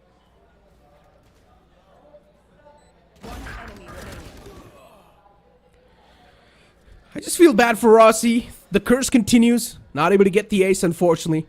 4K Rossi. It's fine, though. Who even comes up with these? As long as you're able to win it, though, that's all that matters, right? Win it for the team. Yes. And keep on moving up inside of the tournament. One thing is for sure, they've pretty much just secured their spot in towards the second round of the finals bracket. And look at Disrupt looking to burst out through the smoke! Oh my god, Disrupt! He explodes on top of the players from Revenant Esports with an explosive play. He sets his team up. It's a 2v2. The chances are still there. Disrupt has been a man who's been feeling himself so far with that Sheriff, and he once again makes an insane play happen. That quick 3-piece on the board was something that might just put the pieces back on the board. But this is where the closure will be there from Rossi in the end. Oh my god, that was way too close to comfort, man. Disrupt single-handedly could have just shattered the dreams of Revenant Esports going it forward to the match point. Why did Helef not use a flash there? That is so unfortunate. It could have been a round. But what a pop-off from Disrupt getting a 3K like that. That is mind-blowing. Look at that again. Yes, show that one to us 2 times. So good, bro. So good. Crispy. I mean, there's a reason why I have been talking about Disrupt so much from True Rippers. There's a reason. This man has been impressing me over and over again. Deathmaker this time starts things off on a great note as he gets the first initial kill. Site control in the hands of Revenant Esports. Once again, they're just running away with the map control, and it's a big problem. Paradox with the judge in his hands, satchels up once again, gets caught by RU, but it's fine. The teammates are there to trade things out. Good flash, gonna catch at least these players off guard, and that's it. True Rippers, they finally get something in their hands. Finally, indeed. And that to the round in which Paradox invested his showstopper. That's a pretty solid round, breaking the entire buy of Revenant. Only Skills is the one who can basically afford a Vandal along with a full shield, and Severine could potentially go with a Vandal half shield, but I don't think so. They're going to go in for a Force Invest, are they? Yep. Save, Stingers across the board. That's about it. Rossi has got the Tour de Force. So the question is he going to invest it now or maybe not? Are you with the Reckoning? There we go. The Tour de Force now comes in. The flash gives them the information. Rossi disrespecting the wall? Takes the space. Pretty much. Showers control established. They're going in for a split. 4 players moving up. Reckoning in the hands of RU ready and primed. Deathmaker still up close and personal. Gets caught. This Tour de Force is definitely going to be something that might just find a lot of value. He does find the first one, but what am I seeing? The man was running and gunning in the front, but then Paradox get the confirmation. Nicely done. RU in the back lines able to return back with one more. It's still a 3v4. How are Revenant Esports converting this eco round in their hands? On the back of that Tour de Force, they were able to find the perfect entry that they needed. Disrupt's position is also compromised. So far, this match been feeling himself, and he wins that aim duel too. True Rippers winning the majority of these duels in their favor. Rossi wins that one, pulls out the Tour de Force, but he does not win it. Close. Such a close round. But even though it was basically a save round for Revenant Esports, you can clearly see the amount of damage being done. Disrupt will not be able to go in for a full buy. Teammates could technically drop for him, but there's still someone who would be left to compromise, and Techno is going to be that man with a bulldog and a full shield. And again, Revenant showed attention directly towards Showers in the previous round, and this time they want to go directly in towards the hookah, and that's where the weaker weaponry is, and that's where the slow side is. Deathmaker going for a pacey push. It's got absolutely no satchel. That's going to be the snake bite on the face. The nade is going to flush out Techno. He should be taken down. Maybe not. A support from the TP is brilliant. Oh my god. Good mow down from True Rippers. Nicely done. But hold on, Paradox can still pull it back. He's got a chance. He's got a chance to win this, but he gets caught. Fading away. I mentioned this as well. True Rippers on the defensive side, they can definitely have the advantage because the composition heavily favors the defense.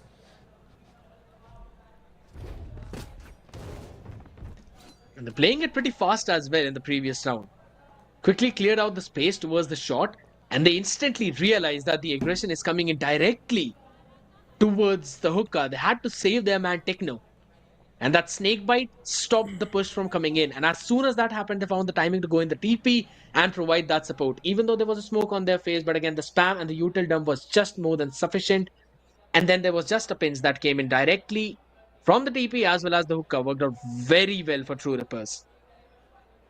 But for how many more times could they potentially do it? They've got to find a way to stop Revenant Esports on their tracks. They can't give out the control of the site every single time. And I mean, come on, SK Rossi should not be finding the amount of values he is being able to find along with Paradox. True that. 12-6 so far. And Revenant Esports just one round away from getting the closure. Just one round away from sealing the deal in the series too.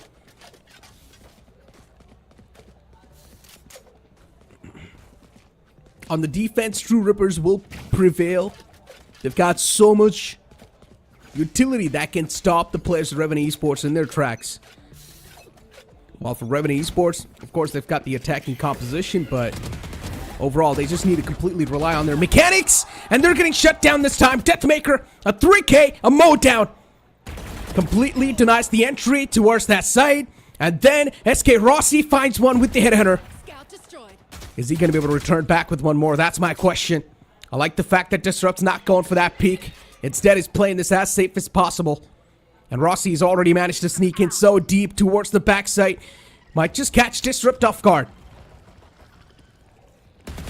Maybe Deathmaker could find his fourth, and he will. Not the ace, unfortunately, because Skills was holding the lamps.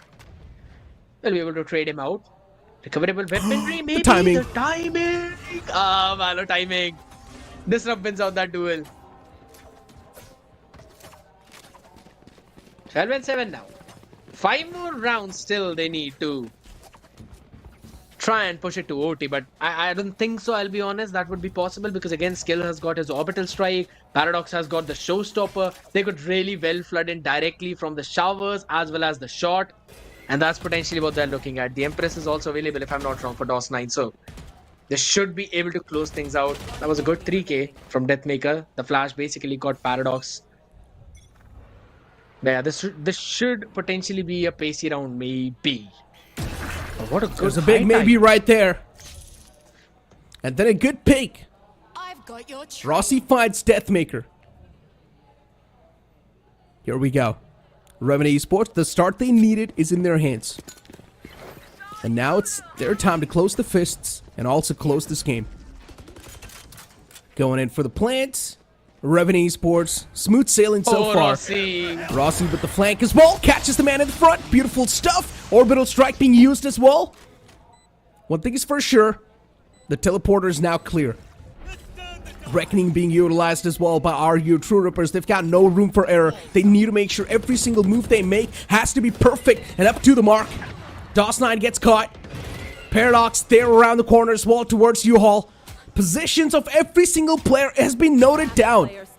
But they just need to win these duels, and that's where Revenant Esports, they prevail. The last man will be taken down by Paradox's showstopper, and there we go, ladies and gentlemen. It's going to be a 2-0 series from Revenant Esports. They own the map of Pine. That's how it all seemed like. Rossi was just finding some nasty value. Paradox was just being Paradox on the race. How many 4Ks did he even get? That's the question. DOS9 on the Empress, on the Reyna, finding so much value. All those important frags, and I mean, it just seems that, yeah, True Rippers had the good composition, but they just could not end up utilizing it to perfection. Because they potentially had every single answer for SK Rossi's chamber. They had 3 flash, one of which you can refresh it at every single angle. You've got a Thrash to push them back, you've got a Trailblazer, and then you've got Raze in the hands of Deathmaker to follow up with those satchels, maybe with the showstopper if you really wanted to. But it just could not end up being their game. I still feel Reckoning was also not utilized up to the potential or up to the mark. And again, it's just Revenant, man, popping off with all of their ultimates. You gotta give it to Disrupt, though. The man was feeling himself in the series. True Rippers, for some reason, they were just playing so pushed back. The confidence was lacking from them. And yeah, Paradox, I mean, he's got a lot of money in his hands. I guess the man does not need the prize pool anymore, bro. If you don't need the prize pool, just, you know, you can just give it to me. I'm just messing around. But yeah, True Rippers, with the way this entire series went through for them, it's really a wake-up call. Because now they're going to move down in the lowers bracket, where the room for error is going to be even less. If they lose the series in lower bracket, they will be eliminated from the tournament. They will be sent back home. And who would want to go back home? In general, ladies and gentlemen, we need to go towards the stage because there's some interviews lined up, I'm pretty sure. All right. What an epic start to this journey. Well, congratulations, boys, for Revenant. Paradox, ab aapka haath pakad liya, aap saath hi aa jao mere. How are you feeling? Well, fans आपके काफी खुश हैं. बस as usual. अब तो आदत हो गई थोड़ी सी फैंस की. पहले हारते हुए ऐसा इंटरव्यू देने को मजा नहीं आता था. अभी जीत रहा हो तो और बेटर लग रहा है. ठीक है, और वो जो आपकी बिग स्टैक्स थी ये तो बस हमारे ट्विटर हैंडल पे जाओगे तो समझ आ जाएगा. Now it's time to give some tip. Oh ठीक है, अब थोड़ी टिप मैं आपसे भी लेना चाहूँगा क्योंकि ना थोड़ा सा कंफ्यूजन हमारे एक्सपर्ट्स को था. एक चीज़ तो आइसबॉक्स को लेके. आइसबॉक्स आपने हर बार पिक किया during group stages. It was going 50-50 here and there. आज भी आइसबॉक्स पिक हुआ, आ गया, और उस पे you played a new comp. So tell us a little bit about that. Nothing. Like one day, what happened is, हम लोग Icebox आ रहे थे and we had a team discussion. So in team discussion, like we were talking about like switching agent comps and everything. So one day, Mike, like Severin, comes to me and he's like, Para, what are your comfortable agents? And I am like, I can play all. You can play Harbor, Viper, or anything. I can play all. He's like, no. What's your comfort? I said, this game is my comfort. And Mike is like, huh? As long as the man is allowed to aim, he'll do it. एक और चीज़, अभी bind पे भी जो आपने com खेली, ये भी काफ़ी इंटरेस्टिंग थी. So tell us a little bit about this. Nothing. Like we know like we have the best firepower in the team. So let's utilize it. We'll go double duelist and Rossi's chamber. Like chamber got buffed again in the last patch. So we are taking full use of it. And now winning the first game, you know what you have to do next. How are you feeling about that? Nah. जब आएंगे तब देख लेंगे हम लोग. ये नया trend start हुआ है प्लेयर्स के बीच में. कोई मतलब वैसे बोलता नहीं कि नहीं भाई ट्रॉफी जीतेंगे. क्यों यार? नहीं, वो तो मेरे को पता है ट्रॉफी जीतने के लिए है. वो तो मतलब यहाँ पे जो लोग देखे बैठे हैं वो लोग को भी पता है. बाकी सब कंसोलेशन प्राइस के लिए. ठीक है, अब पैराडॉक्स ने तो अपना कॉन्फिडेंस दिखा दिया है. मैं चाहूंगा रेवेनेंट के लिए. मैं बहुत चेयर सुन रहा था. So can we have chairs for Revenant again guys? Thank you पैरा. Congratulations on the win and we'll see you in the next game. But ladies and gentlemen, ये था हमारा आज के दिन का match number 1. We still have another matchup to go, but that's going to happen after this very short break. I wake up and I repeat, it's only me that I can beat. I might drop a song a week. Let's go, go, go, go, go, go. Overheating is a gamer's hell. It tortures you with lag. The upgraded OMEN Tempest cooling technology. OMEN 16 with Intel Core i7 processor.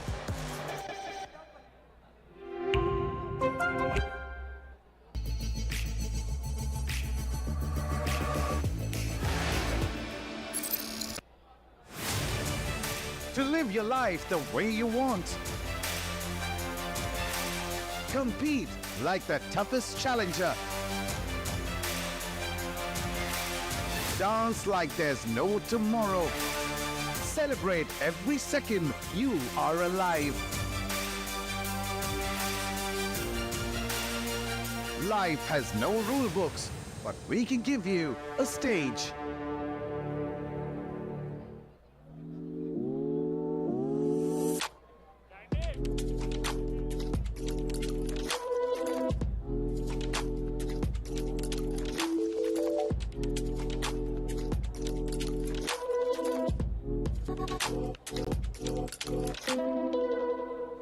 I wake up and I repeat, it's only me that I can beat. I might drop a song a week. Let's go, go, go, go, go, go.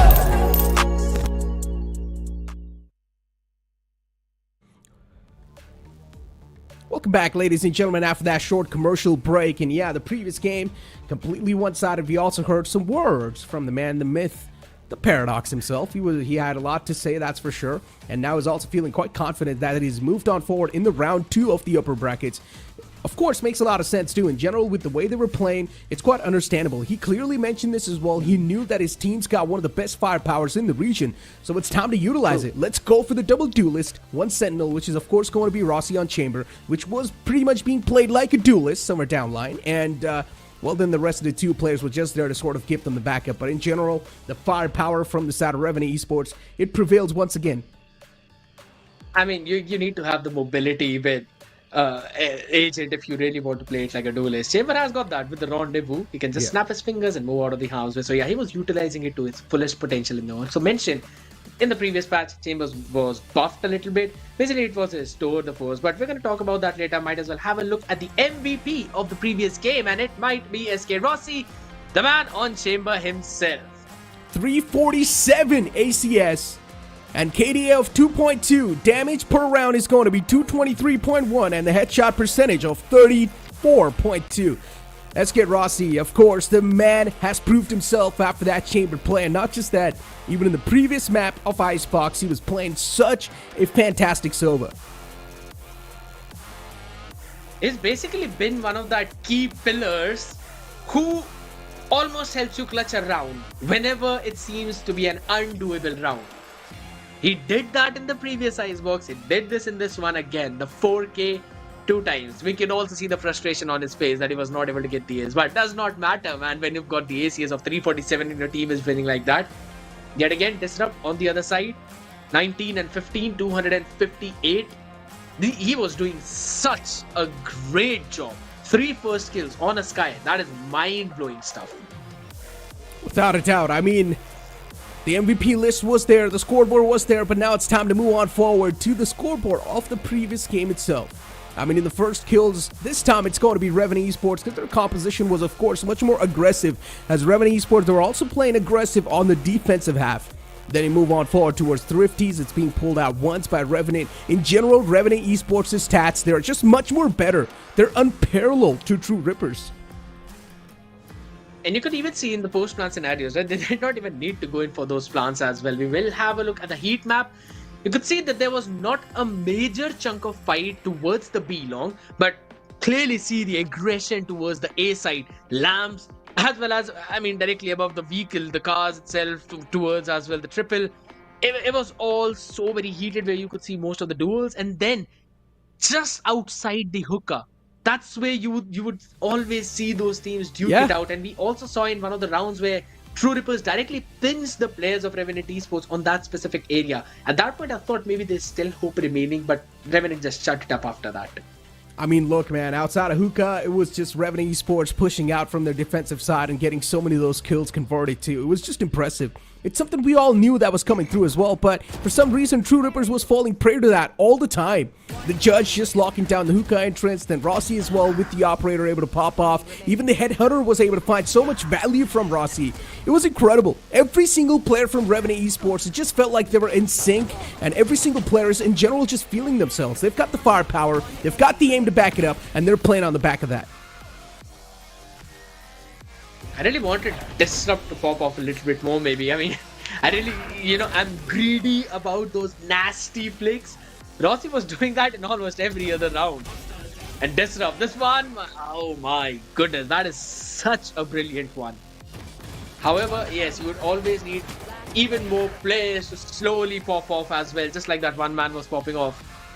And maybe we might have seen some competitive play. Yet again, it was all a showdown of how Revenant was just so mechanically on top of True Rippers.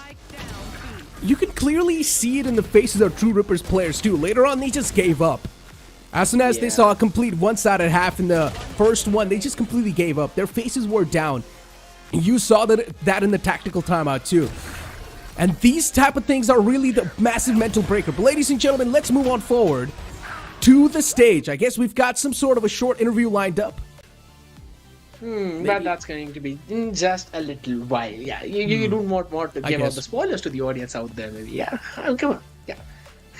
But yeah, at the end of the day, again, a series I was not expecting to end up in a 2-0 note has eventually ended up in a 2-0 note. Yet again, a surprising factor in front of our eyes. But I'll be looking forward to the next matchup that's going to be between Medal and Grayfox. If it's going to be a 2-0 or if we are going to see a 2-1. I mean, as you mentioned, Medal and Grayfox, another interesting conversation. Now, we have been focusing on two powerhouses, but now it's time to move on forward. The teams that we did not expect a lot of performance from. Grayfox has been one of those teams that has been performing up to the mark in the league stages. I hope the same thing's going to be carried on forward inside of the finals too. Now, moving on forward towards Medal Esports, another team that has been looking super promising as they won their first 4 matches in quite a strong affair. But then later on, they lost those 3 matches back-to-back as well, which could have cost them the qualification, honestly. Yeah, that's the main thing about their side, right? They lost against Reckoning, they lost against, it was Revenant Esports, and also, if I'm not wrong, they lost against Grayfox Esports. So, yeah, these were a few things that you could potentially say were the times when Medal, they kind of wanted to test a few things out, maybe. They went a little laid back. and they eventually were on a verge of disqualification as well, just Yeah. because of how close all those three teams were and only 2 slots remaining. So it could have been anyone. People were also anticipating that maybe Reckoning will be the one to move forward. Grayfox might not be the team to take that slot, but man, this was an amazing run from their side. Indeed, that was an amazing run. That was quite a nice run in general. And as I mentioned, Grayfox was one of those teams that has astonished me personally. I did not expect them to move on forward so late in the future inside of the tournament. And they're still here. And not just that, they have been looking really dominant too. They are showcasing their overall potential inside of the game. But ladies and gentlemen, now it's time to move on towards the stage because we've got something lined up for you guys. 104 level. Wow. Level तो ठीक है, rank क्या है? Sorry, I don't want to tell anyone. ठीक है, like if you all of you are supporting medal, right? Alright, तो medal के लिए कुछ chair वेयर बनाया आपने? Let's go medal. Last time वो था. So can we have that now? Right. I'll join you guys. 3, 2. Let's go medal. All right. So that's a little bit of support for medal, but we're gonna find some more people. Hi. Have you been enjoying Valorant? Loving it. Which team is your favorite till now? Medal. Yeah. Right. Medal Esports. We have one more supporter for Medal Esports. We're going to find more people to interview. By the way, talking about Medal, I found the most important person associated with Medal. Kabir, how are you doing? I'm good. How are you, Johnny? I'm doing good as well, man. How confident are you in your boys right now? Very. Yeah. This is the first match. थोड़े से भी nervousness नहीं है. It's again Grayfox, by the way. सब लोग top contender बोल रहे हैं. Who? Grayfox. Who? Oh wow, nice. I like this. This is the first time I'm seeing Kabir like this. But ठीक है, कुछ motivational words for the players, and then we do Let's Go Medal again, okay? Sainath ki jai. All right, Sainath ki jai. And are you ready for the chair? 3, 2, 1. Let's go medal. All right. So we have a lot of medal supporters. Who is here for Grayfox? I found one. Hi, Vibhor, how are you? I'm good, how are you? I'm doing good as well. So we had a conversation outside. You were also very confident about the game. Abhi start होने वाला है थोड़ी देर में. How are you feeling now?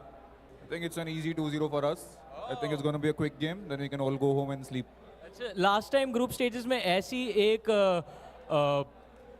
rumor फैली थी कि आप लोग थोड़े matches अपने मजाक भी कर रहे थे. So अभी यहाँ पे finals में all serious? हाँ, अभी यहाँ पे लैंड पे तो सीरियस है वापस. बाद में देखते हैं ग्रुप स्टेज में वापस थोड़ा मजाक करेगा शायद. I love this confidence from both the side. अच्छा, Vibhor, do you guys have a chair or a chant or something? Not really. Do we make one during the game? Yeah, for sure. Okay, so we'll come up with a chant for Grayfox, ladies and gentlemen. But for now, I guess that was it from our side. We're going to go on a very short break, and we're going to be back with the action in a short moment. So you guys stay tuned, keep watching. And of course, if you guys are here in Pune, IGS is where we are coming to you live from. And उसी के साथ अभी हम लोग हमेशा experts की बात करते हैं. I'm going to dodge a lot of traffic. No. I have one last conversation to have, and this is going to be an interesting one. Because, all right, we have a caster joining us now. Spartus, Series 2, I want you to say something about it in 10 seconds. Revenant is the phenomenal team. कुछ भी com दिया तो वो destroy करने वाले हैं. Teams better be prepared. देखो बात सुनते नहीं हो, आपको बोलने की बहुत आदत है. मैंने second match बोला था. But anyways, ladies and gentlemen, as I was saying, if you are here, if you want to talk to this guy, and of course enjoy the amazing OMEN booth that's there, बेजोड़ gaming का अगर आपको experience करना है, drop down to IGS Pune. We are waiting for you, and of course the match is going to go live in a few short moments. In the meanwhile, we're going to take a very short break. You guys stay tuned, keep watching. We'll be back in a bit. I wake up and I repeat, it's only me that I can beat. I might drop a song a week. Let's go, go, go, go, go, go, go.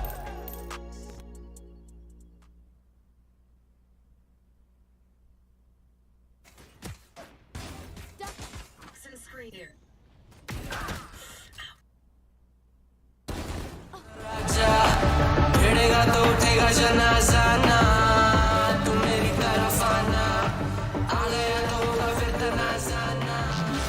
ये भारतीय भाषा फिर दुनिया सुनेगी ये तराना ना. 'Cause I am the Raja, 'cause I am the Raja.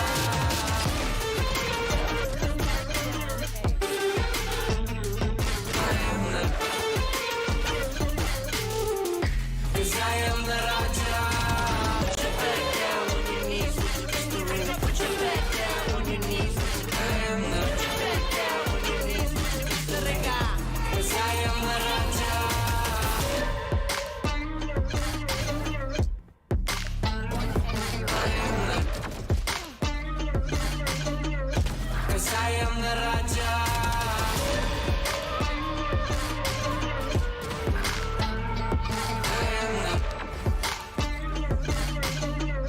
Cause I am the Raja.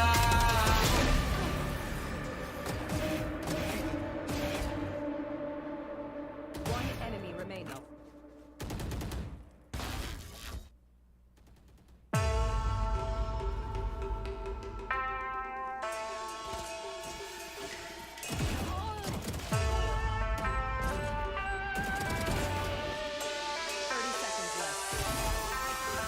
我的精神要顽强，你掌握不了，我是宣扬天空变化莫测，境况让人深思，可是败了你也都没办法，你的安排像灾祸，在我看来你帮就无奈，你们胜利也不受崇拜。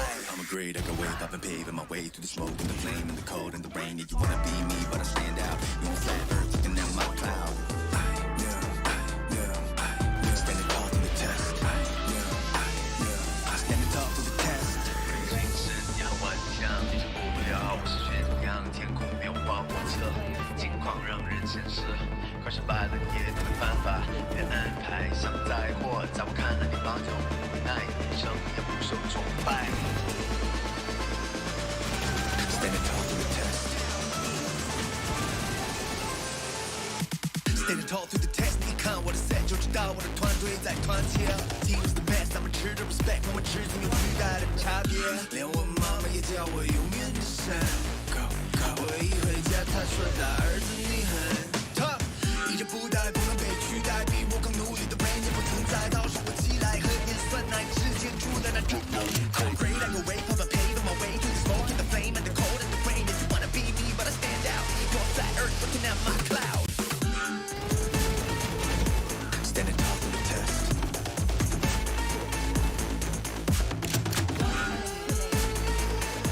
Standing tall to the test. Standing tall to the test.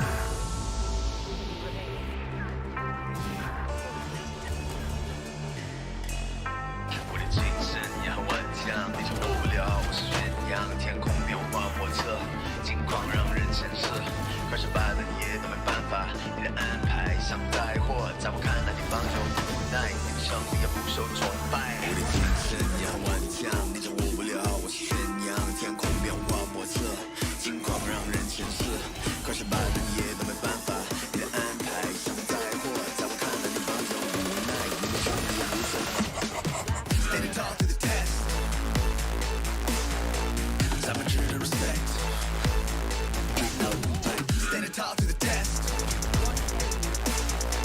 I'm a true to respect.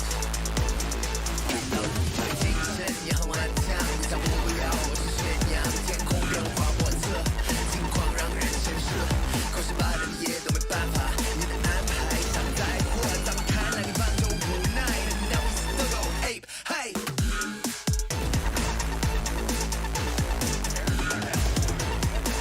Standing tall to the test.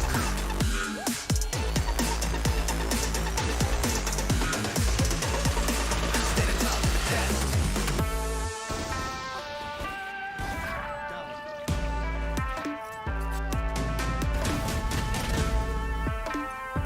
Cause I'm a true to respect. Standing tall to the test. One enemy remaining. Flawless. Spike carrier is Spike down A.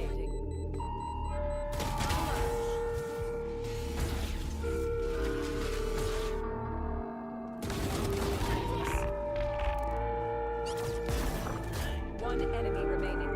One enemy remaining.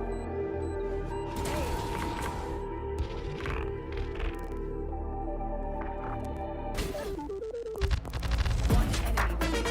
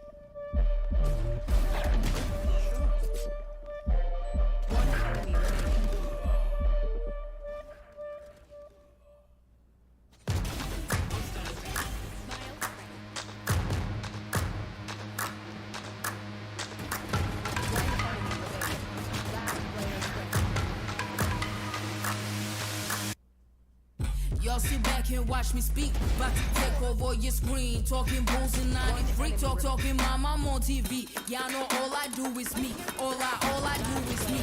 Y'all sit back and watch me speak. Y'all sit back and all I know, my money green. About to snap and make a scene. My cup off and make this free. My cup off and make it scream. Go back off for TMZ. Y'all sit back and watch me speak. Y'all sit back and watch me speak. Y'all sit back and watch. Watch me. Watch me. Watch me. Sit back and watch. Sit back. Sit back. Sit back. Sit back. Money long, nothing on credit.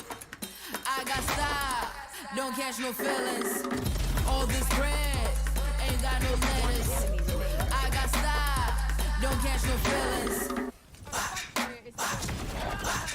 Watch me. Watch me. Sit back and watch. Sit back and watch. Sit back and watch. If it ain't got style, I ain't with it. I ain't with it. If it ain't got style, I ain't with it. Look, if it ain't got style, I ain't with it. I ain't with it. If it ain't got style, I ain't with it. Look.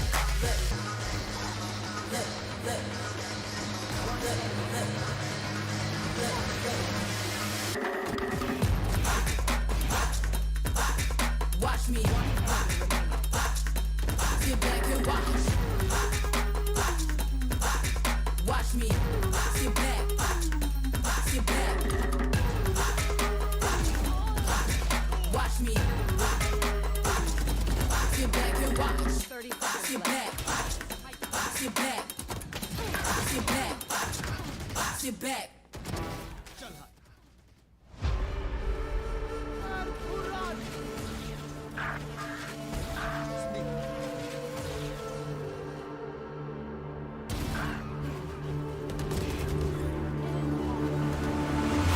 The world from the eye of the horse. If you Alexander the Great, then I am the force. Coming straight from the mud like I am a lotus. So हाथियों का बल कैसे सकेगा तू मुझे रोक अब. देख तू कैसे मैं लड़ूं, तुम लोगों से ऐसे ना डरूं. करूं मैं जैसे मैं तरुण, पानी पे चलूं मैं जैसे मैं वरुण. चाहे मैं जीऊं या मरूं, जो करना चाहूं मैं वही तो करूं. आता है तू ना करीब, तू बेटी चीप, जब तक कटे ना तेरी ये jeep. Better believe you gonna bleed, pick up a seat, get your team. I'm the king of kings, brother in arms in a battle. You all gonna die if you act like a vandal. Bring the realm to reality from every angle. This is the public service announcement from Mumbai to the rest of the world.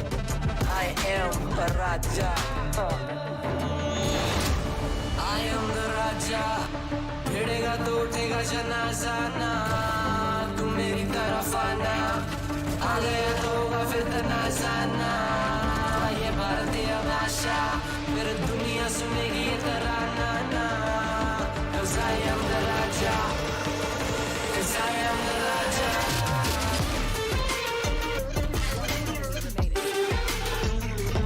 I am the.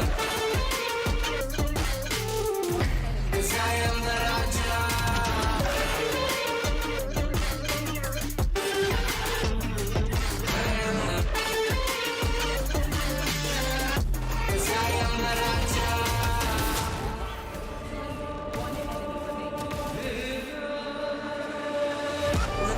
What do you see? I'm more than average, man.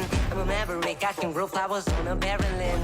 Break a mountain with my bare hands and step back and cause a literal avalanche. Should've been about us traveling. अष्टभुजाएं मेरी जैसा मैं tarantula. ना है कोई तोड़ मेरा जब से पूर्वजों का ज्ञान मिला. मेरे जैसा मिलेगा कोई ना टूर चाहे जो भी था सबकी कबर मैंने खो दिया. तुम लगाओगे बोलियां कम पड़े गोलियां. चंद्रगुप्त में मौर्य या किला तू लोरिया. Come to me and you just gonna die. That's really a given. I am invincible and you are invisible. See, that's really a difference. Get out of my way, only the world, the choice is yours. I don't kill my enemies, I play with them. That's what the toys are for. From Mumbai to the rest of the world, I am the Raja. भिड़ेगा तो उठेगा जनाजा ना. तू मेरी तरफ आना.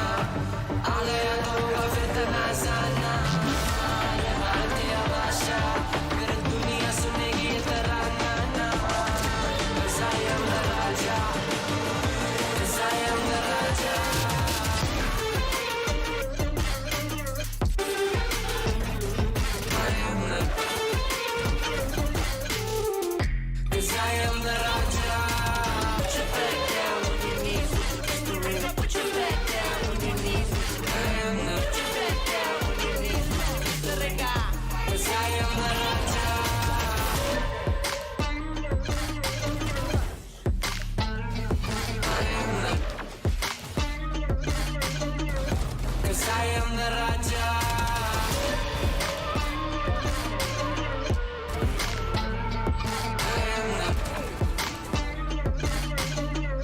Cause I am the Raja. One enemy remaining.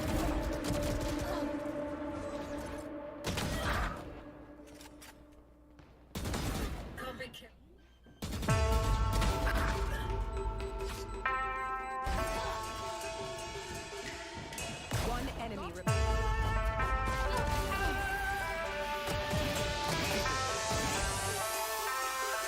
我的精神也很顽强，你掌握不了我是宣扬，天空变化莫测，境况让人sen色，快失败了你也都没办法，你的安排像灾祸，在我看来你帮着无奈，你们胜利也不受崇拜。I'm a great, I got way, I've been paving my way through the smoke and the flame and the cold and the rain. You wanna be me, but I stand out. You won't flat, but keeping in my cloud. Standing tall through the test. Standing tall through the test. 也很顽强，你掌握不了我是宣扬，天空变化莫测，境况让人sen色，快失败了你也都没办法，你的安排像灾祸，在我看来你帮着无奈，胜利也不受崇拜。Standing tall through the test. Standing tall through the test. 你看我的 set 就知道我的团队在团结。Team's the best，他们值得 respect， 我们制度有巨大的差别。连我妈妈也叫我永远的神。我一回家，她说大儿子你很 tough， 一直不带不能被取代，比我更努力的人也不存在。到时我起来喝点酸奶，之前出了那战斗。I'm great, I go way, pop and paving my way through the smoke and the flame and the cold and the rain. If you wanna be me, but I stand out. You're flat earth looking at my clouds. Standing tall through the test.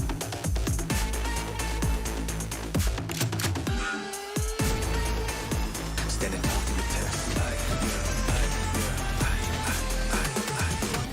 Standing tall through the test.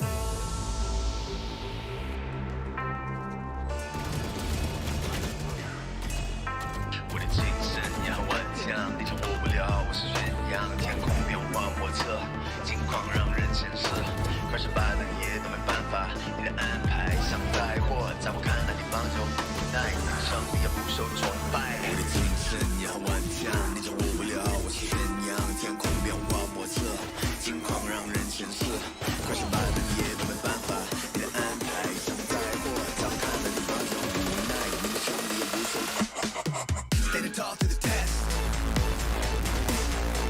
I'm a true to respect. Standing tall through the test. I'm a true to respect. 精神也很顽强，你掌握不了我是宣扬，天空变化莫测，境况让人sen色，快失败了你也都没办法，你的安排像灾祸，在我看来你帮着无奈，让我死都go ape hey。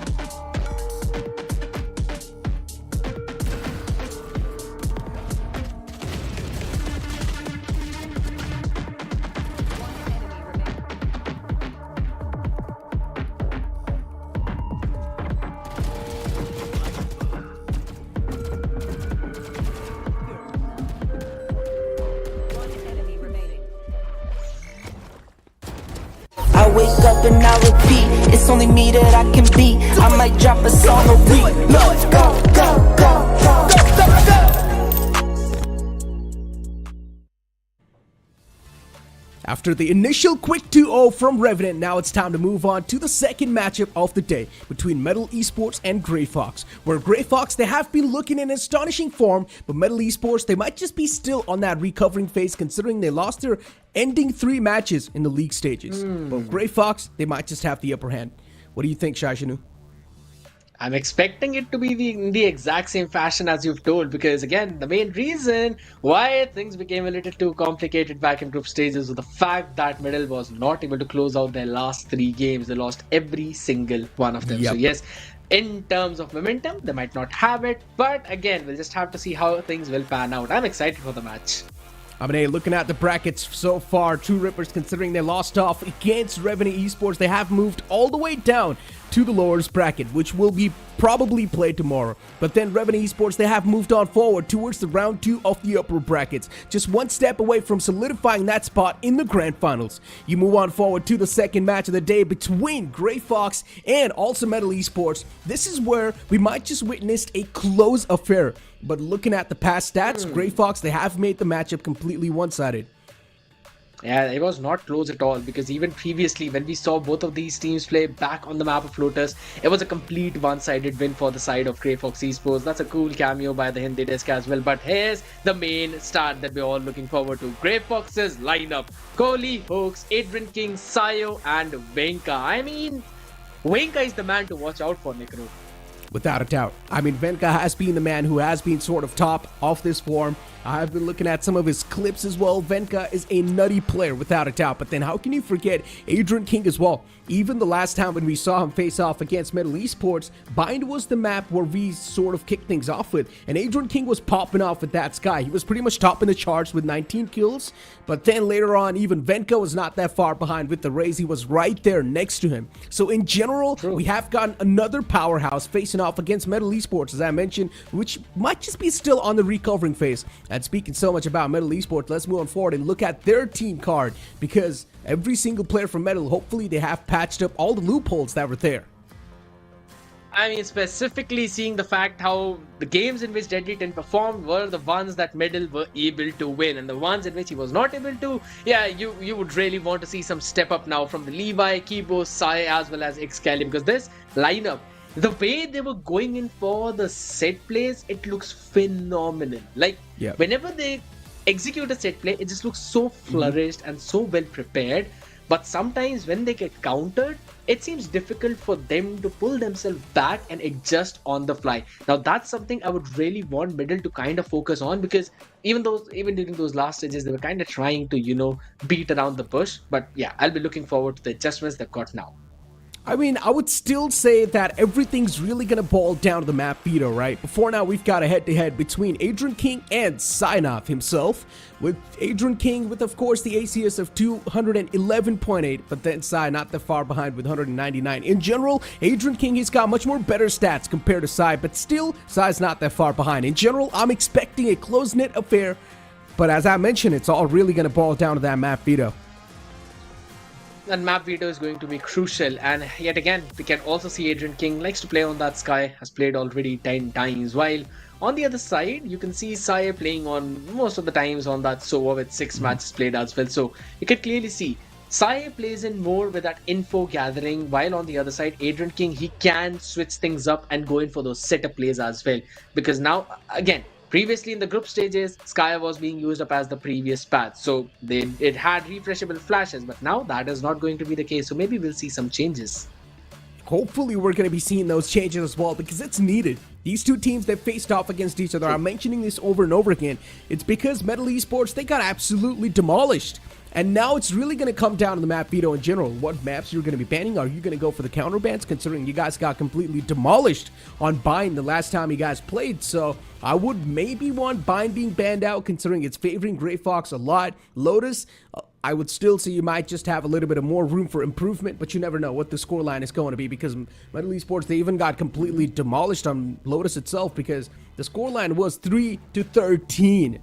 So hopefully maybe that room for error this time can be taken down a little bit more from the side of Metal Esports and just try and be as precise as possible with the moves that they're making in the game. Because every single player from Metal Esports, they're quite the known players. They pack a lot of punch and they also have a lot of experience to back themselves up. Sai has been one of the most oldest players in the IGC. You talk about Iskali, the same thing. Deadly 10, an upcoming rising talent, and he has been proving himself time and time. Deadly 10's got some insane firepower. How can you forget Cubajin as well? Another man who is there in the roster who adds on a lot of that interesting factor. Levi, another player who's been in the scene for a long time. In general, the lineup that Metal Esports has, it has a lot of potential, but unfortunately sometimes they're just not able to click in that well.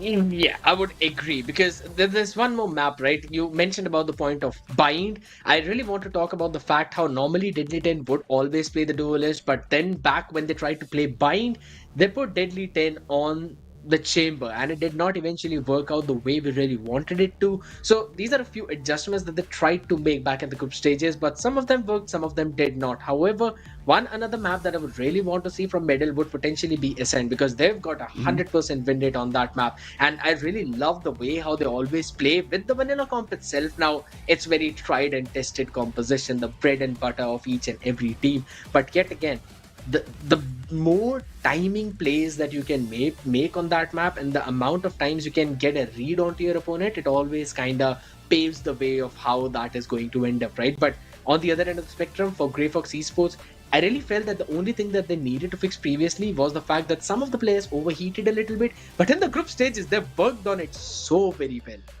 I mean, they have entered in this finals bracket as like a formidable opponent. Grayfox, they have been proving their mettle over and over again in league stage. All they need to do is just keep on moving up and keep on hammering down the squads. Once again, just like the way they did in the league stages.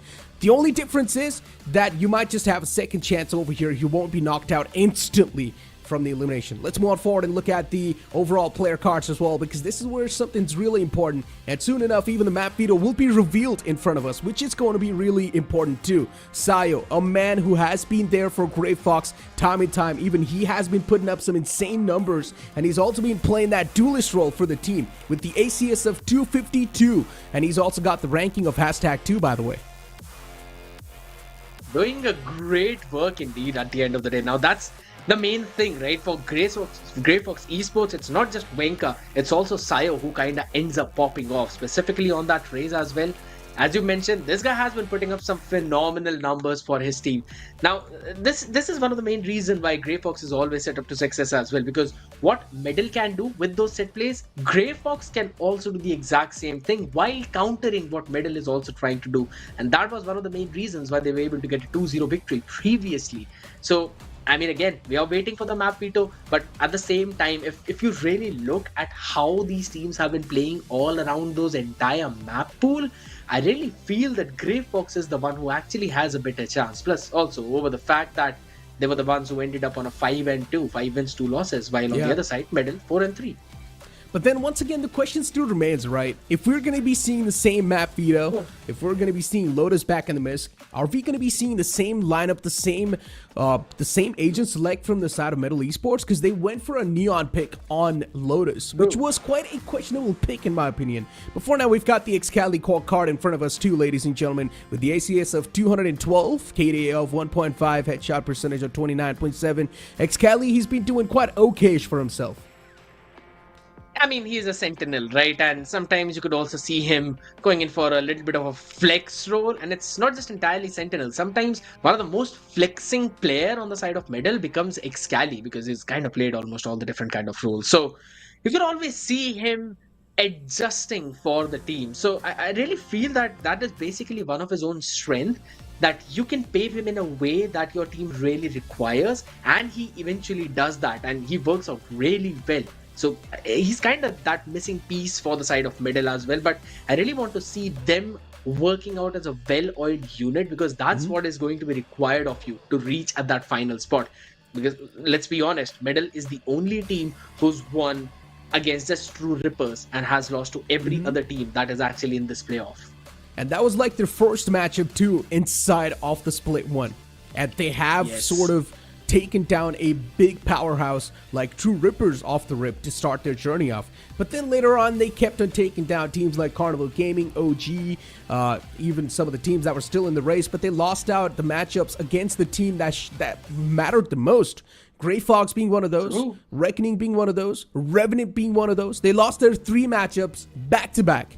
And both on all these 3 teams that they faced off against, these 3 teams are the deadliest teams that this region has to offer. Yeah, unfortunately, Reckoning Esports could not really qualify, but still, you cannot really doubt their potential. They're capable of a lot of greatness. So, in general, when you lose out against some of the best teams that this region has to offer, once again, you might just start to self-doubt yourself and you move into the finals, because in the finals, you're going to find the best of the best. You're going to find the cream of the crop.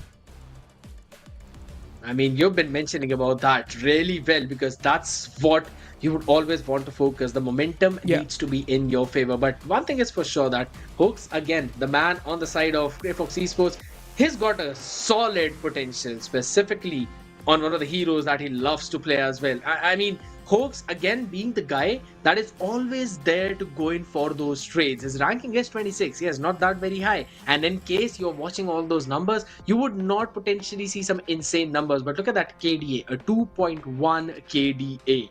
That is just mind-blowing. And it's the best in the entire tournament. Without a doubt, Hooks has been that performer too, right? In the side of Grayfox. In general, every single player is feeling themselves, and that's what we like to see. Every single player being able to carry their own weight, so in general, the team play can be a little bit more fluid. People do not really need to rely on those heroic plays anymore, because everyone is doing a great job carrying their own weights. Everyone's doing a good job in winning their own duels. That means you can focus on the team play and the set plays much more, because you just trust your teammates in winning those duels. And when the trust is there, in general, the team synergy, the team communication just gets much more fluid and better, because you just know that the chance of your teammate coming out on top in that duel is much more, and you just trust onto him for doing so. And that's the same thing with the side of Grayfox. On the opposite side of things, if you talk about Middle Esports, somewhere down the line, yes, they're also having that team synergy, but in general, we also see them in some of those areas relying on the aim a lot. They do. They kind of do. And that's something that will get you pretty far. I mean, like Revenant Esports, they've been doing that phenomenally. Also, utilizing their own utilities, that's one thing. But their primary focus is always the aim. That their aim is so very crispy, opponents are just not able to win out those duels, no matter the strategy they pull out. So we normally see quite a few teams going in the exact same direction. However, there's another few thing that if in case there's a kind of map that Middle has prepared, they are going to go for those set plays, and those set plays are something that kind of breaks your knees or breaks your back if you're on the receiving end of it. So if in case they're able to work around that well, Grayfox will potentially have quite a lot of problem. But again, you may never know the amount of adjustments they're going to bring on the table. Adjustments are something that I would love to see from Metal Esports, not from Grayfox. For Grayfox, what they have been doing is working phenomenally well. Why do you need to change anything when you're doing something that's completely working? For the team that is not doing too well, they need to bring in some adjustments, because there's some problem with the thing that you're trying to do. So that's why you need to make something new happen and change something. And that's where Metal Esports might just need to change either their approach inside of the map or the complete agent select. Maybe they can try to bring in something new inside of the composition. It really depends on the map veto though, honestly. As soon as the map veto is revealed, a lot of the things will be cleared up as well. A lot of that brain fog will be cleared up too, so we can understand where exactly we're moving forward to. Because as I mentioned, if Metal Esports, they do want to rely on the aim duels, but then Grayfox is not that far behind. They've got some of the great players too, right? Adrian King being one of those. They've also got Hoax, who's currently feeling at the top of his form. So in general, you just cannot afford to go for those aim duels against Grayfox.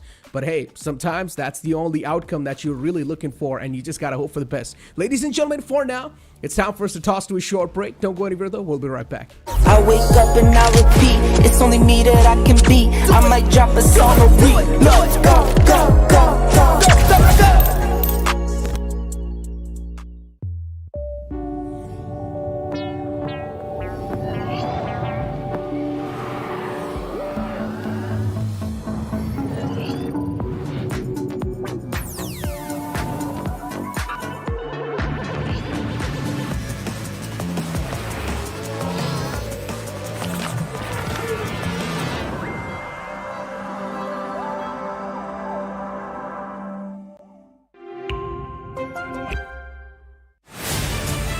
to live your life the way you want. Compete like the toughest challenger. Dance like there's no tomorrow. Celebrate every second you are alive. Life has no rule books, but we can give you a stage.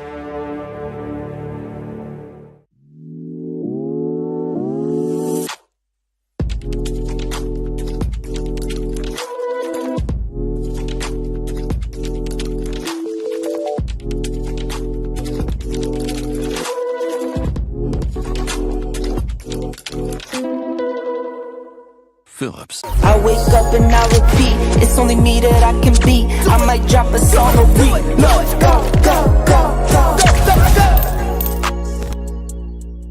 आज के दिन के match number 2 की तरफ आगे बढ़ने की ladies and gentlemen, once again welcome back to the OMEN Valorant Challenges South Asia 2024 Split 1 Cup 1 Finals.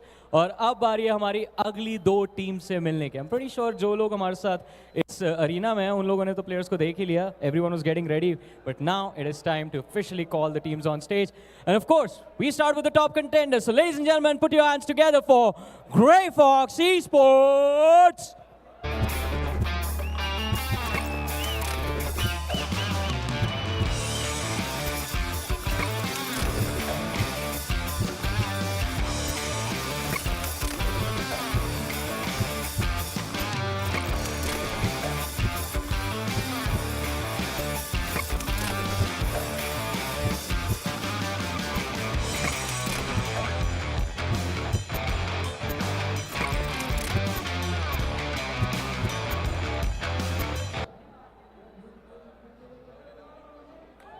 Here they are. Can I have a cheer for Grayfox?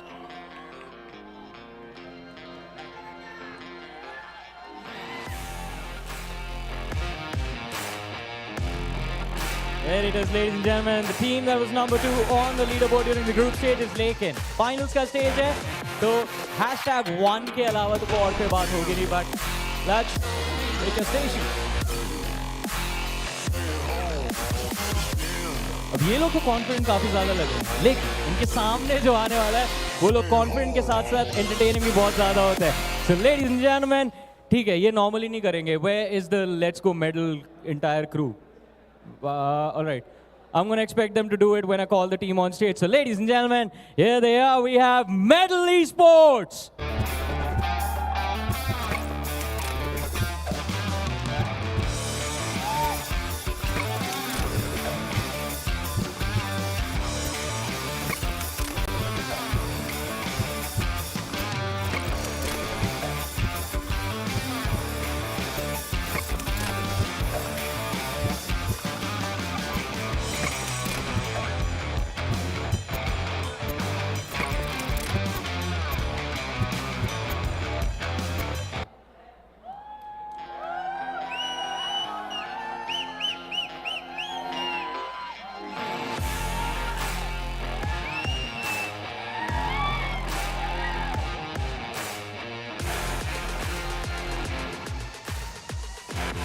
Stars aligned center में क्योंकि Lord साए जो खड़े हैं. But let's take your stations.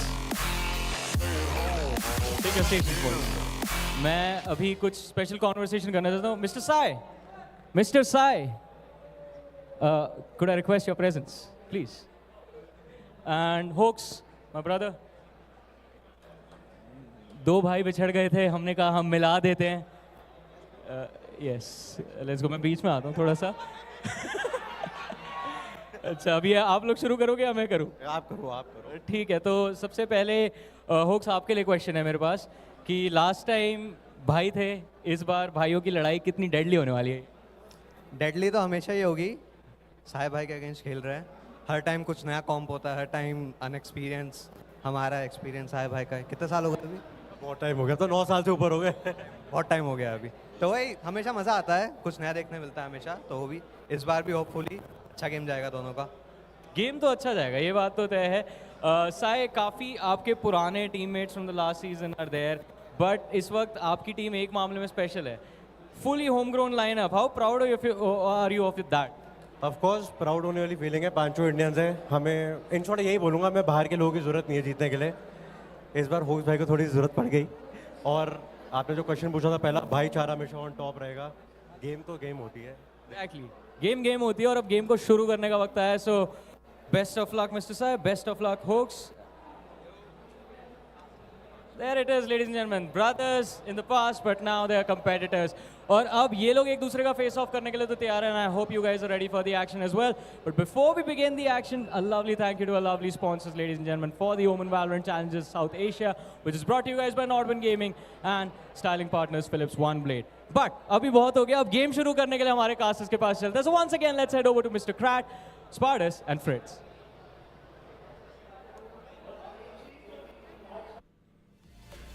Well, not exactly Krat, Spartus, and Fritz over here, considering it's the English panel right here, Johnny. But thank you so much for that throw, man. And yeah, I mean, that interview too, Sai just throwing some shots here and there. He said we do not really need the imports to win inside of the game. And so far, I mean, Metal Esports, they have made it to the finals. That's all that matters. But let's see how this matchup's going to move on forward too. Exactly, because yes, it's the playoffs, it's those finals, but what you really want to look forward to is going to the grand finals. And again, this is a team, this is a hurdle that Metal Esports need to cross. We've heard a lot of chants out there for let's go Medal, and I really hope they play up to the exact same expectations of their all viewers and supporters.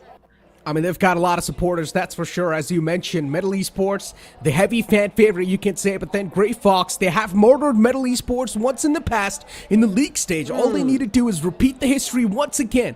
As I mentioned, map veto is going to be the massive icebreaker, and we're just waiting for that icebreaker to begin and pop up in front of our screens, which will be happening within a matter of seconds. Metal Esports, for them, they just need to get rid of that pressure that they can't feel probably moving inside here. I mean, Sai, he seemed quite confident with that statement he made. He said that he does not really need the imports. Instead, all the Indian players are much more than capable enough to take the victory in their hands.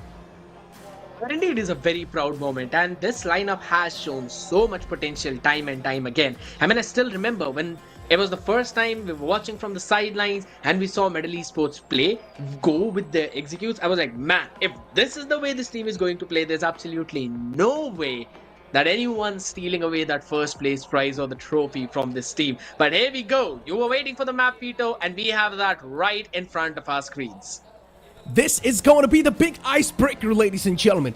Let's find out what map is going to be banned out, and it's going to be Ascent off the rip, being banned out by Gray. And then moving on forward, Metal Esports banning out Breeze. Once again, classic bans right here. Ascent, though, is definitely something that's catching me off guard, but we're going to kick things off in Lotus. Grayfox, they have defeated Metal Esports completely one-sided on the map of Lotus. That's why Grayfox, once again, just going for the safe bets. And then Metal Esports moving in with Split. I like the idea from Middle picking up the map of Split as well. They played it one time though. They were not able to close it out. So I still am pretty surprised that what kind of composition we're going to see from them. It's again those understandable bans, Sunset as well as Icebox. We knew that was going to happen, and left for the decider is going to be none other than the map of Bind. Yet again, two of these maps where Grayfox were able to win against the side of Middle in the previous series. So I'm not quite sure how it's going to pan out for them, but one thing is for certain. And if in case Middle does not have anything cooked up for Bind, then Lotus becomes their priority. They need to close things out on that one, or at least give a tough fight to the side of Grayfox so that they have a little bit of an easier run on the map of Split. Without a doubt. I mean, a tough fight is expected. Are we going to get that? It's something up to the players of Metal Esports. On Lotus, they have already been destroyed once, and now we're seeing a composition change from the side of Metal Esports. Interesting stuff. Yep. Sticking back to the basics, not bringing the neon in whatsoever. Normally, they would actually bring in the sky on the map of Lotus. So this time, Sai is pulling out the Sova, so that's pretty surprising though, I would say. Yeah, I mean, Sova, yes, those recons will be there along with the shock darts, but still, the amount of value that any other initiator might have brought in would have been a little bit better, I would say. But still, I'm excited to see how the addition of Sova is going to help out on this map specifically. But yes, at the end of the day, If you're also watching the composition from the side of Grayfox Esports, pretty standard, no major difference. Normally what they love to play on that map. So let's see how things eventually pan out on the map of Lotus itself. Just sticking to the comfort zone. On the opposite side, for Grayfox, they've got the double duelist composition, which is something that can definitely help them a lot when it comes to the three-sided map, especially on the defense. Lotus being the attacking-sided map, maybe the opponents, which are Metal Esports, they can definitely have the advantage if they do kick things off on attack. But if Grayfox is the one, if they do kick things off on attack, then for Metal, things will be a little bit more difficult. And what Metal Esports needs to do is showcase a lot of resistance. And if that resistance is not going to be there, then Metal Esports might just crumble down. Whichever team they start off with the attacking side, they should have the upper hand. I agree with you, because again, normally we would see Grayfox Esports picking up what? A double controller composition with an Omen and a Viper, a very standard comp along with a Raze. This time around, Grayfox they brought in the Sova themselves. So I'm again pretty curious to see how Sova is going to pan out for their side. They've kind of got that standard Omen Viper comp, so you know the Viper lurk plays will be there. Slow rounds will potentially be the name of the game for Middle. On the other side, Grayfox, let's see.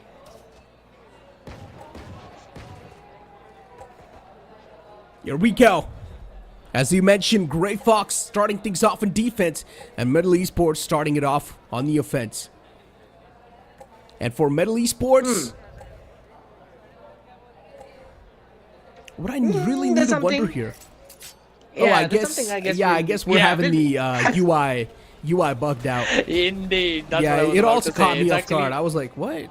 But yeah, this is the dream start for Grayfox, right? As I mentioned, if Grayfox is able to start things off on the offense, this is going to be a really great start. All they need to do is have a solid head start in the first half, and then Metal Esports on their attack, they won't be able to resist much because the composition that Grayfox has, it really allows them to be good on the defensive side of things. And here we go. Venka kicks things off. I mean, playing on that Killjoy, this is basically the map. He switches on a Sentinel role and Excali on the other side though. Both the Killjoys popping off like anything, and that hit shot is perfect.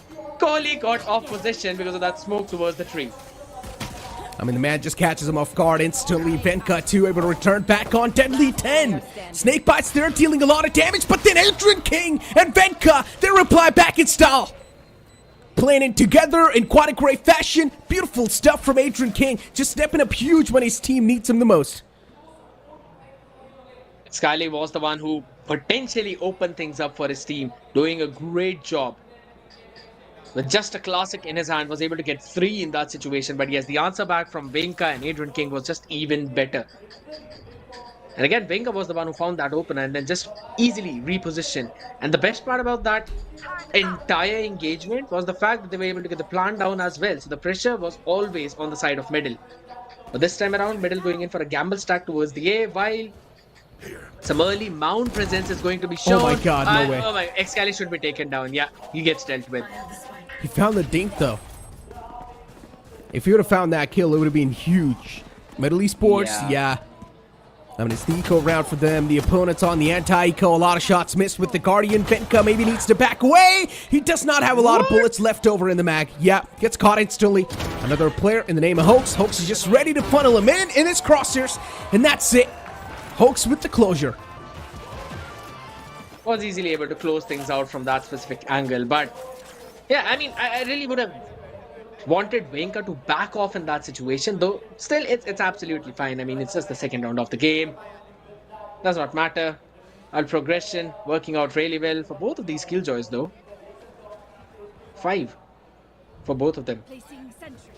On the other side, a much needed round, but still 3 half shields into the mix for the side of Middle. So going in with a pretty standard default setup. Killjoy towards the C, Omen playing in for the contact.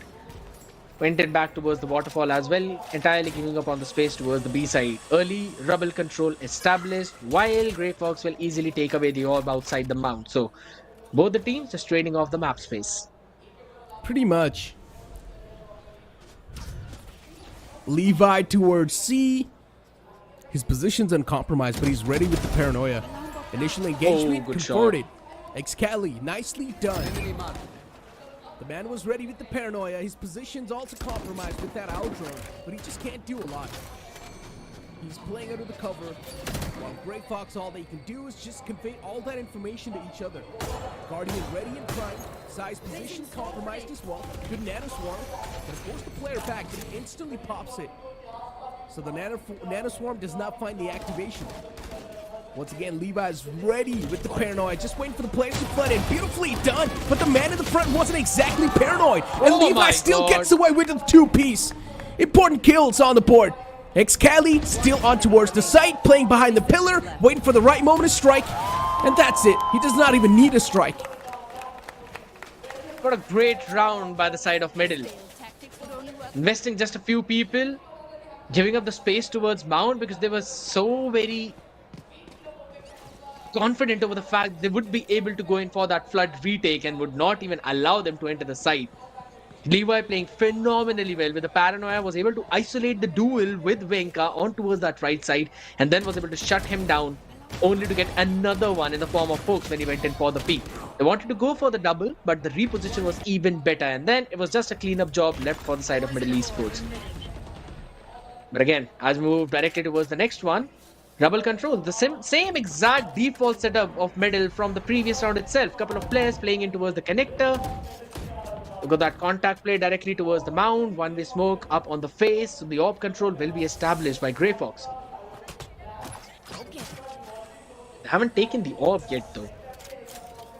All slowly pivoting outside of the A. As we see Deadly 10 just back off over towards the stairs, giving up the space. All Grayfox needs to do is maintain this lead they've got so far. That's all they need to do. Keep on maintaining this lead. Even if they end things on a 7-5 first half, it's really good. Because the composition, as I mentioned, they have, it really allows them to be super defensive. Deadly 10 denying the entry towards tree, but he's still pushed back a little bit. Now gonna go for the re-clear, because there was the stun of his teammate. Kibojin, good backup right there. 30 seconds left. Grayfox now, it's time to reroute. There's not a lot of time left over on the clock, as Excali's looking for to make the rotation back to the site. Good catch. Catches the first man. Venka down and dusted. Still the plant's gonna go down though. The plant's not gonna be stopped, at least for now. Adrian King is also primed and ready, looking for the flanks, but that's not going to be the case. All the 5 players, they're going to try to funnel in from the front lines.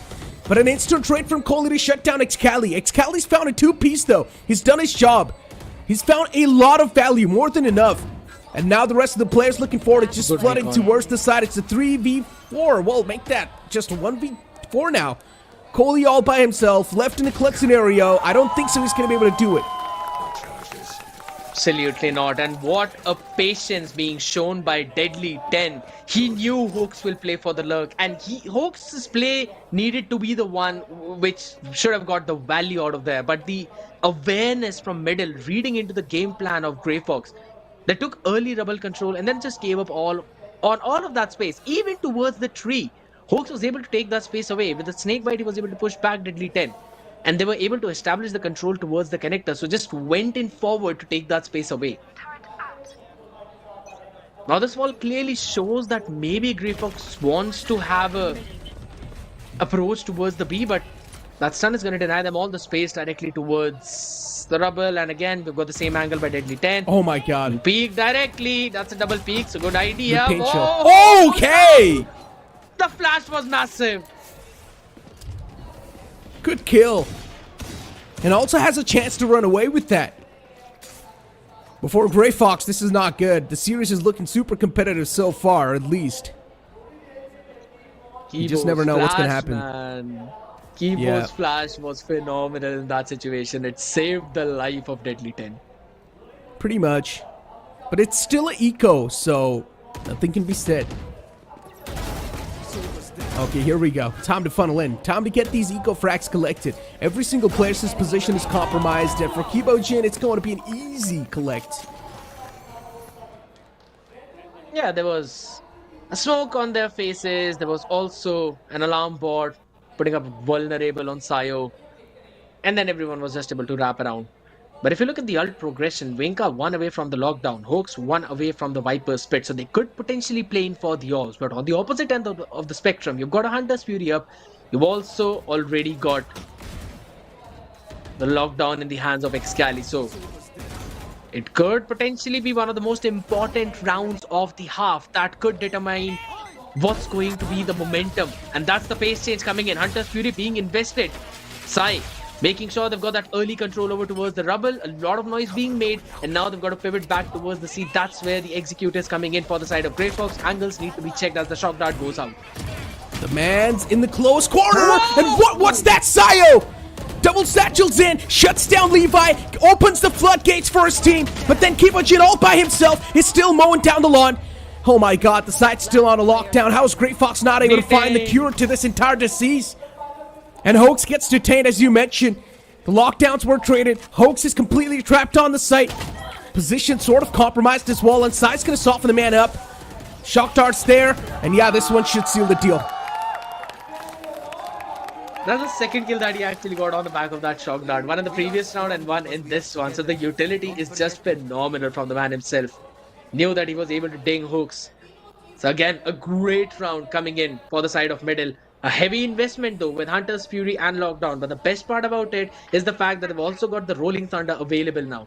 And the economy is basically broken for the Grayfox Esports. And if you manage to get 5 or 6 rounds on defense, I mean 5 is just much more than sufficient. 6 is a dream come true. And middle have already reached on their 4. And this one as well, looking at the weaponry, looks even better for them. Deadly 10 this time shows presence towards Mount, gets 1. Overcommitment. But as I mentioned, Metal Esports is making this happen on the defensive side of things. And Sai was able to catch one man with the shock dart too. This has to be a joke. No way. The man's not even able to fade away now. Hooks trying to run away. Yeah, Metal Esports, everything just seems like a good sequence for them. It's quite systematic so far. Yes. Nate's out too. Oh, good. Every single round, it just feels like a well-systematic dismantle. And now for Grayfox, they still need to find the entrance towards the site. Here we go. Showstopper pulled out. The man's going to be taken down easily, but then Kibojin and Excali working together. The site's once again impenetrable. You could clear what's in front of you, but there was absolutely no way for them to clear in towards the tree or towards heaven. And I still feel that investment of the showstopper was just an overcommitment. They should not have gone for that, because it was a scrappy buy either ways. And that showstopper could have been utilized right now in this round. So Grayfox, this is a much needed timeout. Because if you look at the amount of money in the bank, I mean, you can just clearly see middle, they've already got so much money that they can potentially buy for almost the entirety of this half that's left. But yes, their defense just look impenetrable at this point, because again, they're giving up on the control towards the mount. They don't care about it. They normally take control towards the rubble, and their counter utility is just even better because they have read into what Grayfox are actually trying to do, and their pivots have not been working out well. Here we go. I mean, Grayfox pulling out this tactical pause.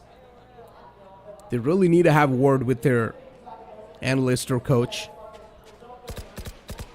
So far, the struggles are there. Grayfox really not able to line things up properly.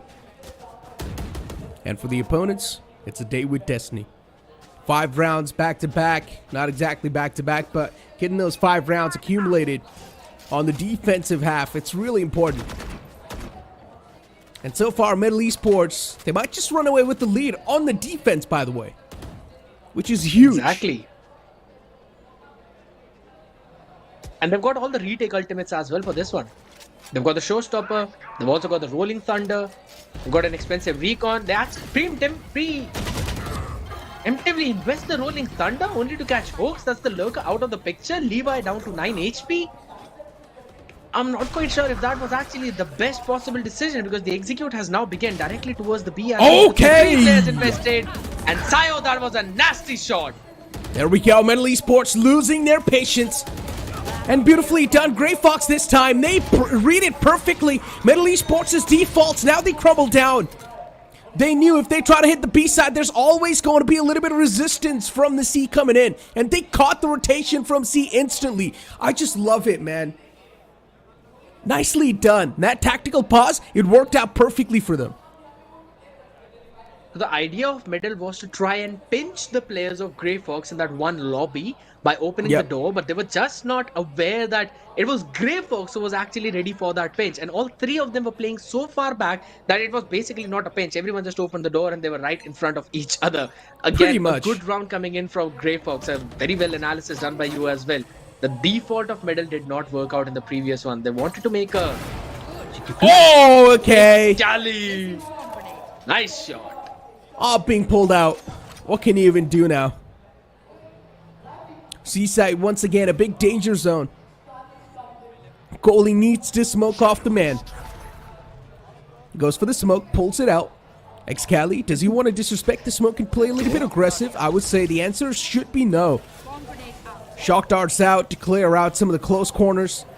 Levi's position still left uncompromised, and Levi is probably going to be set up for a humongous play. Goalie gets caught. Hoax shutting down Levi instantly on the return. Venka catches Excali. The operator shut down 2 in return. Deadly 10 though. He's still got his hands on the showstopper.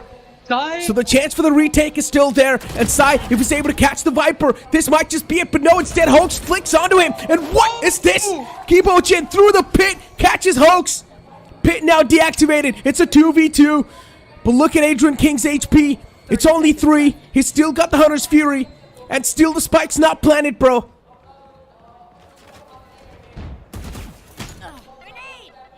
Alright, presence being shown, noise being made, Venka's position, known as well. He repositions directly towards the box. That's a showstopper. Venka should be done in this position now. He's ready. There's no way he's ready. God. No, wait, Deadly. Yeah, he's there. He's done. 3 HP, Adrian. Spike planted. It should be done for. Oh my god. Oh my god, he finds the first! No, does not get the second one though. Once again, Metal Esports, these little communications that they're having between each other, it's really good. That's keeping them up to the sync. It's keeping them up to the date. Nicely done, Metal Esports, man. The team synergy has definitely surprised me a lot. They're playing such like a well-knit unit this time. Yeah, some of the overcommitments in some of the rounds, it is there. But hey, I mean, you're playing on the defense and you're still having a massive advantage. I would take that. That's the main part, right? Sai creating that opening for his team, making sure that Fox is down on a low HP, only for Kibo to follow by opening the door. But that's a very pacey round. Oh my god. Okay, the second man caught as well. What am I seeing? Deadly 10. Pushed up close and personal, but then Venka and his teammate, they instantly reply back. 3v2 in the board. Metal Esports is Levi catching those two players. What am I seeing? How are they even able to pull these situations back where you think that the opponents have a clear-cut advantage? But then one single solo play comes in and just beats the hero. And now Excali's ready with the op. This push is anticipated and it will be caught. What an understanding. What a smart understanding. And again, such a great play being made by Deadly as well as his fellow teammates, because that entire util dump along with that Sova recon dart, I used to think how Sova is actually going to work. It's working phenomenally, specifically on the back of that recon. He got out that information, and of course the smokes were already on the face goal. He could not win out his first opening duel. Deadly 10 was caught with utility in the hand. Sayo was caught with util in hand. Deadly 10 finished him off. But yeah, there were some quick trades as well from the side of Grayfox Esports, but it was just Levi again. Up on top towards A Heaven, able to get 2. Adrian King was caught lacking. Middle, they're just running away with the rounds, and Grayfox need this one, and they might potentially have a free site for themselves. Who would have thought this? Who would have thought this will be the outcome? The only adjustment Metal Esports made was just stick to their comfort zone. That's it. And their comfort zone is able to find so much value, so much picks. In general, that comfort zone has really given them the confidence that was lost in the league stage. And Metal Esports now is a completely reformed Metal Esports. I'm loving to see it. Grayfox, what can be done? I'm not exactly sure. But something crucial needs to be done. Something massive needs to be done. Grayfox, they have positioned themselves in quite a proactive corners. But value is something that needs to be found as well. Sayo in the corner, whiffs all the shots. We'll need to pay the price for that. Sayo should not have whiffed that shot. Connection was needed to be found, but Sayo whiffed the majority of his shots and gave the chance away to the opponents. And here we go. Now it's probably going to be an easy stroll towards the site, but Adrian King, what? Oh my god, that 4K! Monstrous play from Adrian! What? He had a stinger in the hand and then pulled out a freaking classic. I was just able to mow down everyone with that with the support of Winka. But that was on the back of Lockdown if I'm not wrong. But jeez! Both players in the exact same corner. Adrian getting 1 second. Alright, anticipated. But what is this? That was a genius play coming in from the side of Grayfox. Yeah, Medal wanted to play in for an entirely retake scenario, but they kind of gave up on a lot of that space towards the waterfall as well as towards CT and had to pay the price for that. So these are the shenanigans that Grayfox really need to pull. Their lurks are not paying a massive value though, so that's a major problem. Oh! Fury invested. What a flick from Excali. Solid shot. Oh my god, the second one caught too. Sayo shut down as well. A single man able to find so much value. Just stop this. You guys are smurfing at this point. Metal Esports, they seem quite pissed after losing that previous round. And now Levi's here from the back to get the compromise. Oh my god. Levi catches the man off guard too. Venka taken down. He does not connect the crucial shots. Hunter's Fury pulled out as well. Adrian King not able to find the value that is needed to be found. A 2v4. A big man disadvantage now. Sai and Levi, both the players are quite chipped up in Metal Esports as they move in towards the site. They will be taken down easily. Systematic dismantle, as you already mentioned. Used up the fault line as well to push Adrian King in that one nasty corner. Double peeked it. Were able to quickly finish him off. Realized that Kohli was playing up on top in heaven, so had to take first fight with Adrian. And again, such a great round. And it's the values that have been provided by Medal's lurks that have been getting them so much win in their defense. Plus, their defense looks as impenetrable at this point. You can get the now point just down, hope. we are going to retake. Yeah, now just hope that on the defense they are probably able to pull off something better. Considering the second half is soon about to commence in front of us, ladies and gentlemen. Grayfox now being pushed on the defense. Where in my opinion, things are going to be a little bit more tougher, but still the composition that Grayfox has really allows them to play that defensive half a little bit more better. But ladies and gentlemen, the second half will be there after this short break. I wake up and I repeat, it's only me that I can beat. I might drop a song a week. Let's go, go, go, go, Overheating is a gamer's hell. It plucks the fun out of 4K graphics. Ouch. The upgraded OMEN Tempest cooling technology beats the hell out of overheating. OMEN 16 with Intel Core i7 processor.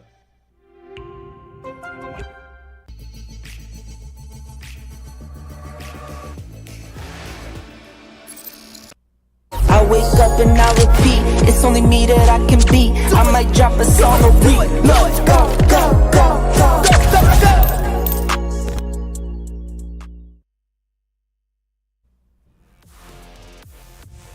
Welcome back, ladies and gentlemen, after that short commercial break. And now it's time to step into the second half of this Lotus, where Grayfox, they're struggling to find their ground, while the opponents, Metal Esports, they might just pull off a big upset and an astonishing move. That's the kind of medal you always love to see. All those neon breach compositions. They're all just attempts to see what's going to be the best for them, and they've kind of settled down on this one. The breach and Sova, the classics that you've been mentioning. And again, it's been working out brilliantly. The way they've been playing so backside and then just re-clearing all of that space, also going in for those pinch.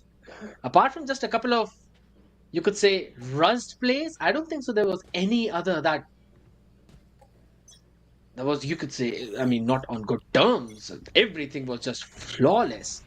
And Okay, now hold they've on. shifted on towards the attack side. Now, in the second half, pistol round really matters a lot. It's the lifeline for Grayfox. If they lose out on this pistol round, it's done for.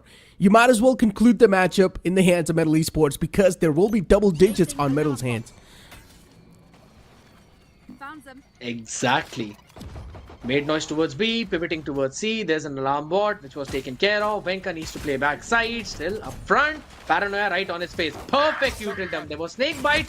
How does Levi push through a snake bite and get a pick? Okay. I don't like this. Metal Esports, they've got too much confidence, and at this point, they're just stomping on top of Grayfox. Grayfox's confidence about to just come crashing down, and what was that shot from Sai? He finds Sayo. Oh my god, Adrian King as well replies back with one. At least Grayfox is still in the race. I mean, even the previous pistol round, it was two of the players from the side of Grayfox to clutch it out at the last moment. Is the same thing going to repeat? Or will Metal Esports play a little bit more better? Because so far, the post plants, they're looking quite disciplined. Kibojin in the smoke, and then Escali towards the entrance. Yeah, the closure is going to be there. Metal Esports, yeah, a step closer to the win. There was just no retake utility remaining for the side of Grayfox. Had to use those shock darts to clear the angles that were close to CT, just because of the way how Sai showed his presence. And that eventually led them to just have one paranoia for the entire site. A brilliant play from middle. Showed some presence directly towards B. Went in for a pinch to anyone who was playing aggressive out there in Mound. And then executed towards the site itself. And now, looking forward to play it a little bit safe though. Just taking space towards the rubble. That seems to be the name of the game. Both the players, Excali as well as Kibo, playing so far back because they do anticipate a push that might be coming in from B, which actually is. Interesting. Look at Kibojin all the way in the back. Oh, okay. Right there. Metal Esports, patience paying off, especially for Kibojin. Just waiting patiently all the way back in the spawn. The man hasn't moved to muscle since he spawned in. And yeah, here we go. Sai. For Metal Esports, now it's just the playground. This is the eco round for the opponents. Metal Esports know they just need to get these eco frags in the hands. And even the dart's able to find a lot of value. Venka towards the C side all by himself. But there's a last minute rotate being called towards A. And A side's completely left empty. And the post plant will be next to impossible to execute for Grayfox. So they need to show resistance. This should be a simple round for them. Alright, Hooks was able to get one shot down, but I don't think so he'd be able to get anything apart from the fact that Adrian King, yeah, he's caught as well, so his position now noted. Excali would get activated. Recon, not scanning anyone. Clears out that there's no one playing rubble at least. But Adrian King again moves backwards. They're taking it way too slow. They might not have enough time remaining. They'll have to step things up slowly and steadily, but the discipline from middle is even better.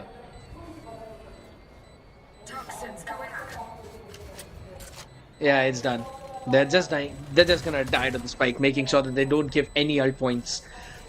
So here's the thing, right? Middle, yet again, very systematic, anticipated an aggression, and as soon as it happened, Kibo found the value. They inserted a couple of players, Deadly 10, over towards a rubble, and then made a lot of noise by Sai and Excali taking the orb towards Mount and throwing a recon towards the side, which got the rotation away from the site itself, and then they went in to go in and execute towards the A side, and that's just in a round where the enemy is on eco. Interesting. Metal Esports, yeah, looking to take it to the face this time. Grayfox, chances there to get caught off guard. I'm not sure what Deadly 10 was doing in that position. He went a little bit too aggressive. 3 players ready to resist the control of Metal. But at least the retaliation was there for Metal too. They found one in return. Excali softened up a little bit, but it's completely fine. Excali's done his job to get the man number back on the equal grounds. Metal Esports, not that far behind. And considering it is sort of the bonus as well for Metal, it's Grayfox's round to lose. Feeding the orbs to Sai to get that Hunter's Fury up. They've got the full control of the connector, rubble. They've got so much map space. I'm still pretty worried about what Grayfox are actually going to do. Because Hoax has to play all the way back to make sure that there's no one making that cross. They're kind of ready for this B execute, so they'll be playing in for that entire retake. Oh my Execute is God. perfect. Sayo wins out the duel against Levi. Overextension does not work out that well. Sayo with a quick shutdown. Coley as well is now finally there to back his teammate up. Considering it's a 3v4 man advantage in the hands of Grayfox, the confidence is clearly being showcased as well. But Excali, important frag. It's a 1v3. Can Kiboji make this happen? The plant's right there for him. He lights up both of them. Oh my God, that's a monstrous play right there. And even the spike's gonna be pinged. Oh my God, Coley. He went for the stick. He had a decent amount of time if Coley wanted. He could have actually went for the clutch. He could have actually went for the fight. They should have waited for the smoke to bloom towards the main and then tap the spike. They disrespected that situation. It was a 3v1. And that was just... Look at that. The smoke bloomed, but it was a second too late. And that was enough time for Keyboard to finish off both the players who were lining up towards the spike. My goodness. Medal. This is just so one-sided towards Lotus, yet they're putting so much thought into what they really want to do. And it's basically the repeat of what happened in the second round. The anti-eco round. Because look at the position of Kibo as well as Excali. Exactly the same. Yeah. And they made the aggression towards Rubble. Here we go. Grayfox now being pushed back once again. The confidence is definitely lost. And the economy for Metal Esports, oh man, it's blooming. Metal Esports doing really good. Hope's getting tagged up as well to 45 HP. What can the man do? Needs to back away, and that's what he's doing. C-Site easily grabbable. And that's what Metal Esports is trying to pull off too. We might see that rotation being pulled out as well. Rotating doors opened up towards B. Are they going to move in towards that? No, they're just trying to fake their presence. And they're just pulling off the rotation all the way towards A. Interesting.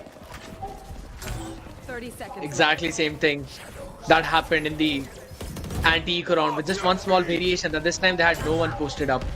Rolling Thunder goes in. Sayo dodges that, but now has to also dodge Paranoia, gives up the space, 1-for-1 trade. And this should potentially be a round for the side of Medal. Yep. You jump down the smoke without the information, you jump down to your death, and it's all down to just Hoax now down to 45 HP. You just can't do a lot. You just really can't do a lot. And yeah, now Hoax as well. Oh my God, they were trying to knife him. No way. The disrespect could have been real. But 12-4 is the scoreline. Last time when Grayfox faced off against Metal Esports, the scoreline was completely opposite. And now, Metal Esports giving Grayfox a taste of their own medicine. What a cook. Hunter's Fury up for Sai. On the other side, everyone just away at least 2 or 3 ult points from their own ultimates, and it should be a fast B push yet again. Hunter's Fury invested along with the fault line. Full dump of utility. Saya was able to get Sai though in the meantime because of a fast push directly towards the A rubble. And now it could be a potential pinch. What a good trade comes in. Grayfox, what a round. Unfortunate. Overcommitment from the side of Metal Esports. It comes with confidence. And that's not confidence, that's overconfidence right there. Spike retrieved in the hands of Levi. And he's still got no clue that there's still 2 players in that room. One enemy remaining.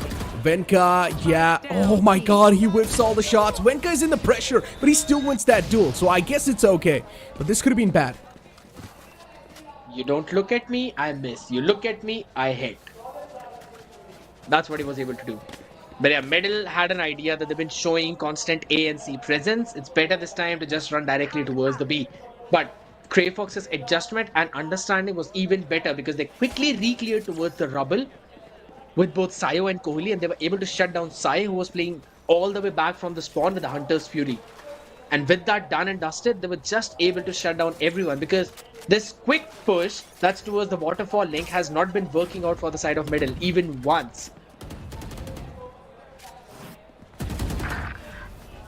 Pretty much. Oh, here we go. Kohli on the top of rubble. Backs away instantly. But Adrian King up close and personal. Found one. Deadly 10 with an instant return. Is at least going to bring his team back in the contention. But so far, Grayfox just one round away from losing this entire thing. And Grayfox needs to make sure that that one single round is not being taken away by Metal Esports. The room for error is super low. And Grayfox, I really do feel that pressure coming up as well. What are the chances that we're going to go to OT? You want me to be real or optimistic? Optimistic. I want you to be filled with copium. A little bit. We might see an OT. There. Excali You're on just that making lurk a was generic able to statement, take- man. Yeah, I mean, you asked me to be optimistic, and that's my optimism. But here we go. They execute. Oh, moving in towards site. Levi's the only man who's moved in, by the way. And he's probably going to be caught as well. Yep, there we go. Easy pick. Kohli catches the man, just sniffing by. Another man. Excali with the lurk. Catches Svenka. It's not looking too good. Not a lot of time left on the clock, and Kohli still just denying the plant. He keeps on doing so far. Excali moves up to his death. From the starting till the end, it did seem to be a pretty good round by Medal, but in those last few seconds, it could either be an overheat moment from Levi or maybe a miscommunication, because it just seemed Excali and the rest of the two players, they really wanted to go pivot towards the B side, but Levi was again alone standing here, so that was kind of confusing because he had the spike and he was open from a couple of directions and was taken down. Though again, a good round, and in the previous two rounds Grayfox have shown a quick presence towards double. This time they've changed things up, taking control of Deadly 10, not being caught, was able to just run away right on time. Grayfox looking much more confident. Deploying drone. I like the follow-up on the shock dart. Very clear. Kohli, no, did not go for that peek. Yeah, backs away now. Finally learned his lesson. I'm not sure what he tried to do there. He thought maybe there was a fast push coming in, so rather than giving away his foots, he quickly TP'd to safety. Bomb grenade out. Good util to clear out the angle and the killjoy utilities towards B, and everyone from middle pivoting directly towards A. Where oh my god, there's the major chunk of KJ utils, and Hoax was able to find the perfect timing. I thought he almost missed that shot, but then he connects the headshot in the end. Deadly 10 on that Sheriff. Considering the economy is completely in shambles, Sai's the only man who's got the Vandal in his hands. Breathes down to back it off with this push, and how are they not clearing this angle?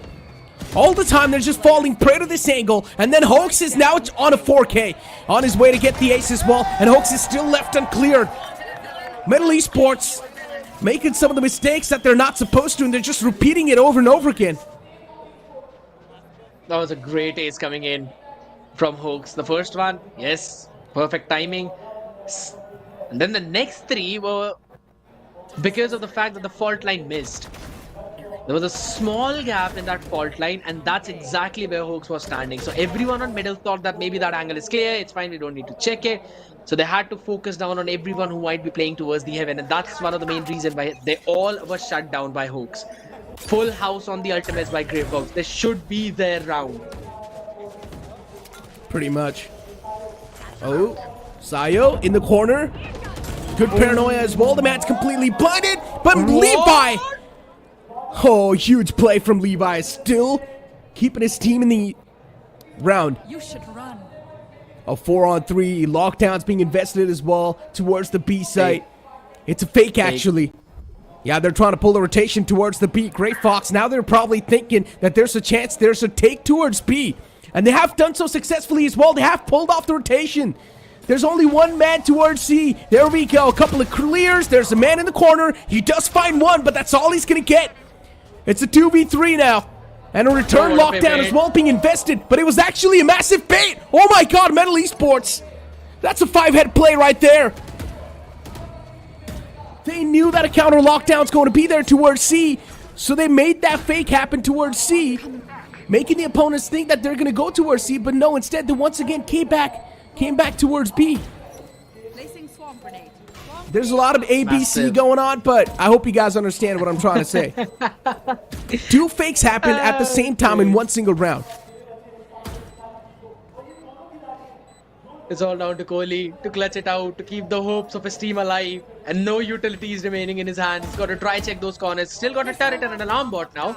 He's got to put it to make sure that there's Kibo does not push in forward. Sees the leg. Oh, does not win the fight. It's Excali to close things out for Medal. And what a great round, specifically on those attacks. Oh my goodness. Medal, they always steal my heart away with those rounds, man.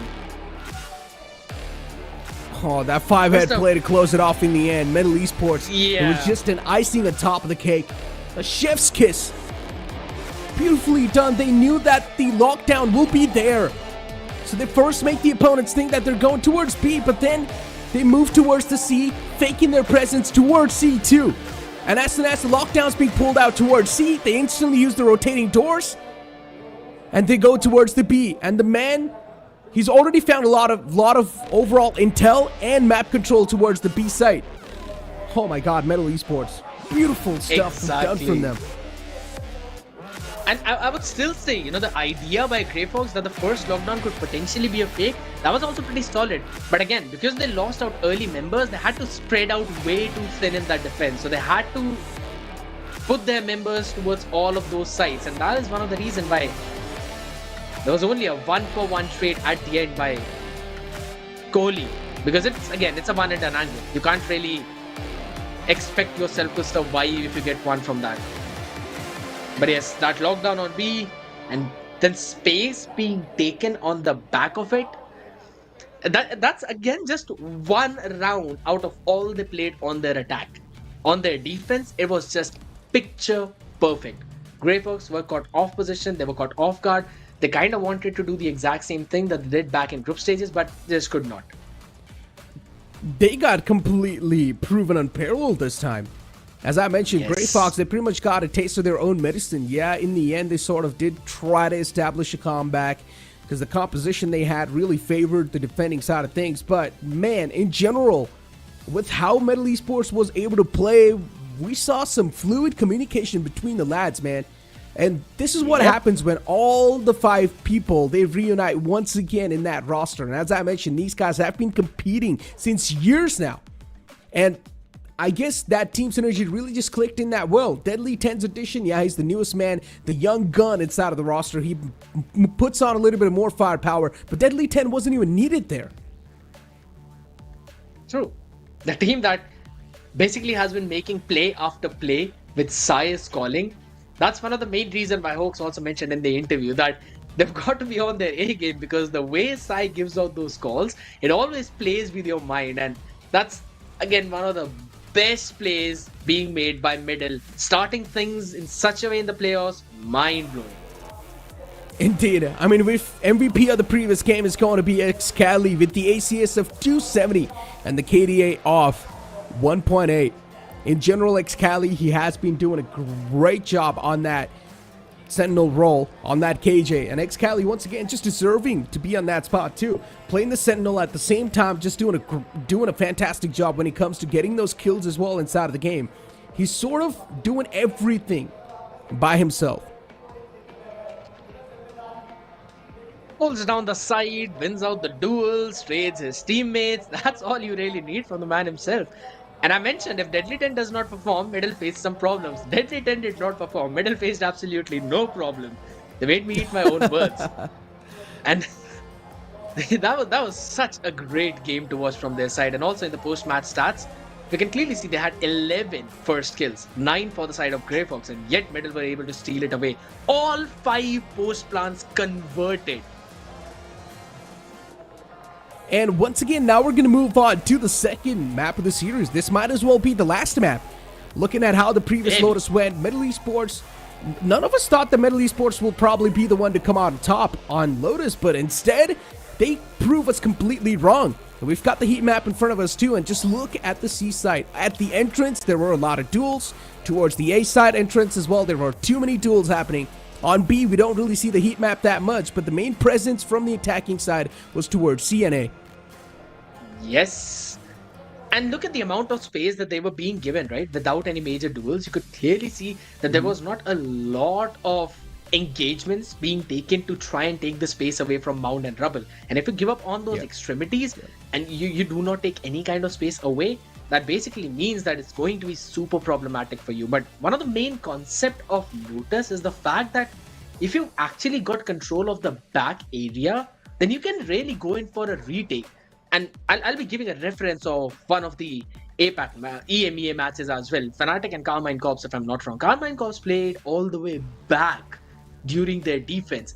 And I did see kind of similar idea from Middle, wherein sometimes they just gave up on a site entirely and then went in for a smooth picture retake.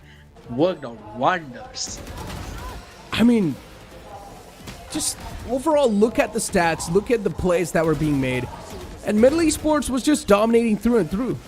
As I mentioned, the second half pistol round was supposed to be the lifeline for Grayfox, but then they lost out on that as well. And Grayfox somewhere down line, they themselves knew that it will be really tough. And you can clearly see Venka's aim too. His aim was shaking. That means pressure. One thing is for sure, Grayfox, they're definitely facing a lot of those jitters, and hopefully those jitters are going to be ironed out in the upcoming matchup. If not, well, the same scoreline might just be witnessed once again. And again, it's also on the back of how they were kind of, you could say, rusty decision making coming in from Grayfox, wherein there was an investment of an ult preemptively, specifically that showstopper in one of the previous rounds. But again, man, how do you even land shots like that? Excali. That's some kind of operator shot that I really want to learn and want to understand. How do they even do that? Now, brilliant. The only reason why I think this series is probably going to be a 2-0 is because Lotus was the pick of Grayfox, and they pretty much lost out on their own pick. The upcoming map is going to be the map of Split, and it's the pick of Metal Esports, by the way. And Metal Esports on their map pick, we all are going to expect that they will probably prevail and come out on top, considering their aim has been looking on point. A lot of the times, Grayfox, they were just not able to win those duels. Adrian King, though, another man who was sort of there majority of the times to win some of these duels. Hoke's been able to claim this ace as well. There's definitely still a chance to make that comeback happen on the map of Split, but I still think the benefit of the doubt really sticks with the players of Metal Esports. You're basically mentioning a perfect thing, because again, at the end of the day, when you would always go through the stats as well as to what happened previously on Split, it was again Medal up against Reckoning, and it was an OT map. It was a 14 and 12, so could have gone anywhere for anyone's side. Yep. And Medal, again, they were running that double initiator composition with KO and a Sky as well into the mix. So, I mean, I'm really excited to see how it's going to pan out, because again, the double controllers is going to come into play with the Viper and an Omen. It kinda, or mostly is in those kind of situations where you have to run a Viper in your composition, specifically if you're playing Split for those default setups. But how are Grayfox going to counter it is going to be the question. That is still a question that I guess only Grayfox can answer, right? Moving in towards Split. Split is one of the most classic maps out there, right? I would say it's been a while since we've seen Split in the competitive pool. Every single person is pretty much well familiar with the overall outline of the map. They know how to play the maps. They know each and every single nuke and cranny of the map. But in general, Split is much more of a compressed map. Close range duels will be seen a lot of the times on the map of Split, unless you decide to go towards the A side, where things can be a little bit more different. On the side, it's quite opened up. But in general, there's quite a lot of those close quarter angles, which can really bring a duel down on the defending side of things. So I would say on split, whichever team starting off on the defense, they will probably have the upper hand. But I mean, hey, what do I know? I mean, last time when I said that Grayfox should be the one to start things off on an advantage, it was a complete opposite thing. So I guess the same thing can be said over here as well. Anything can happen, man. There's just a lot of question marks in my brain right now. I mean, it just is always going to boil down on what the composition is going to look like and how will teams play with that composition. Because normally, yeah, on the map of Lotus, you would always see things being tested out by middle. But this time, they went in for a very standard comp, and now they've entirely changed things up. They are bringing in a Breach, Cypher, that's possibly for the side of Grayfox, ladies and gentlemen, don't get confused. It's a Cypher Breach composition. They normally run with a double duelist, but this time, yeah, I mean, it's split, right? So you normally do not have a Sentinel in that composition. You kind of let it be. That's the kind of way that map plays out. But yeah, this time for Cypher is present in the hands of Wenka for the side of Grayfox. So let's see how it eventually is going to pan out. I mean, the only advantage I can say having Cypher in your overall lineup is that you can completely leave one side on that Cypher setup. If you are, for example, in a 3v3 scenario, you can just completely, for example, leave the B side and move in towards the A side together, and you can have your camera looking towards, so you can have the tripwire making sure that no one's going to be trespassing through. You can put one of the tripwires towards Heaven, one of the tripwires towards the entrance. In general, you're pretty much having the entire side on lockdown. That's the only advantage you can have. It can really help you sort of play together in some of those crucial scenarios. But other than that, I would still say that this is supposed to be quite a close competition. Looking at the overall Asian select, that's what I think. But we never know what... Once again, I'm going to say the same thing, but we just never know. We just never know how this overall thing is going to be panned out, because Metal Esports, they have shocked us. Let's be honest. They definitely have shocked us. And all the theory, all the analysis that we did, we just need to throw it out the window at this point. It's a complete new Metal Esports that we're seeing in front of us. True. And here's the thing, I always love the compositions, specifically on Split when you do not have any kind of Sentinel, because Viper plays out like a pseudo Sentinel, wherein mostly you would see the Vipers being on that lurking position, with the way you can always pull out those walls, as well as the Poison Orb that will potentially go in mid, if in case middle start on defense, that is. While on the other end of the spectrum, we normally saw the double duelist compositions being brought in by Grayfox Esports, but this time, they are changing things. They are bringing in the Cypher, and again, as you mentioned, one of the solid points of Cypher is that you've got the utility that give you that passive information. With the tripwires, you know that there's no one crossing them until they're actually breaking them, or at least using some utility, maybe an updraft, or since it's a race, a double satchel or a single satchel to jump over on top of that Omen with the TP. You've got the camera, you can basically look into it for all of that information. But how are they going to deal with the setup that's coming in from the side of Medal is going to be the name of the game. Dealing with that Cypher setup is definitely going to be a little bit tough, but I would still say more than that, it's going to be about who starts off on what side first. If I'm saying Grayfox, they start things off on the attack, then that Cypher's not going to play that much of a crucial role. But if they start things off on defense, then they can definitely have a chance to, once again, make that momentum happen. Once again, make that lead happen on the board and continue on along with that second half on the lead on the attacking side too.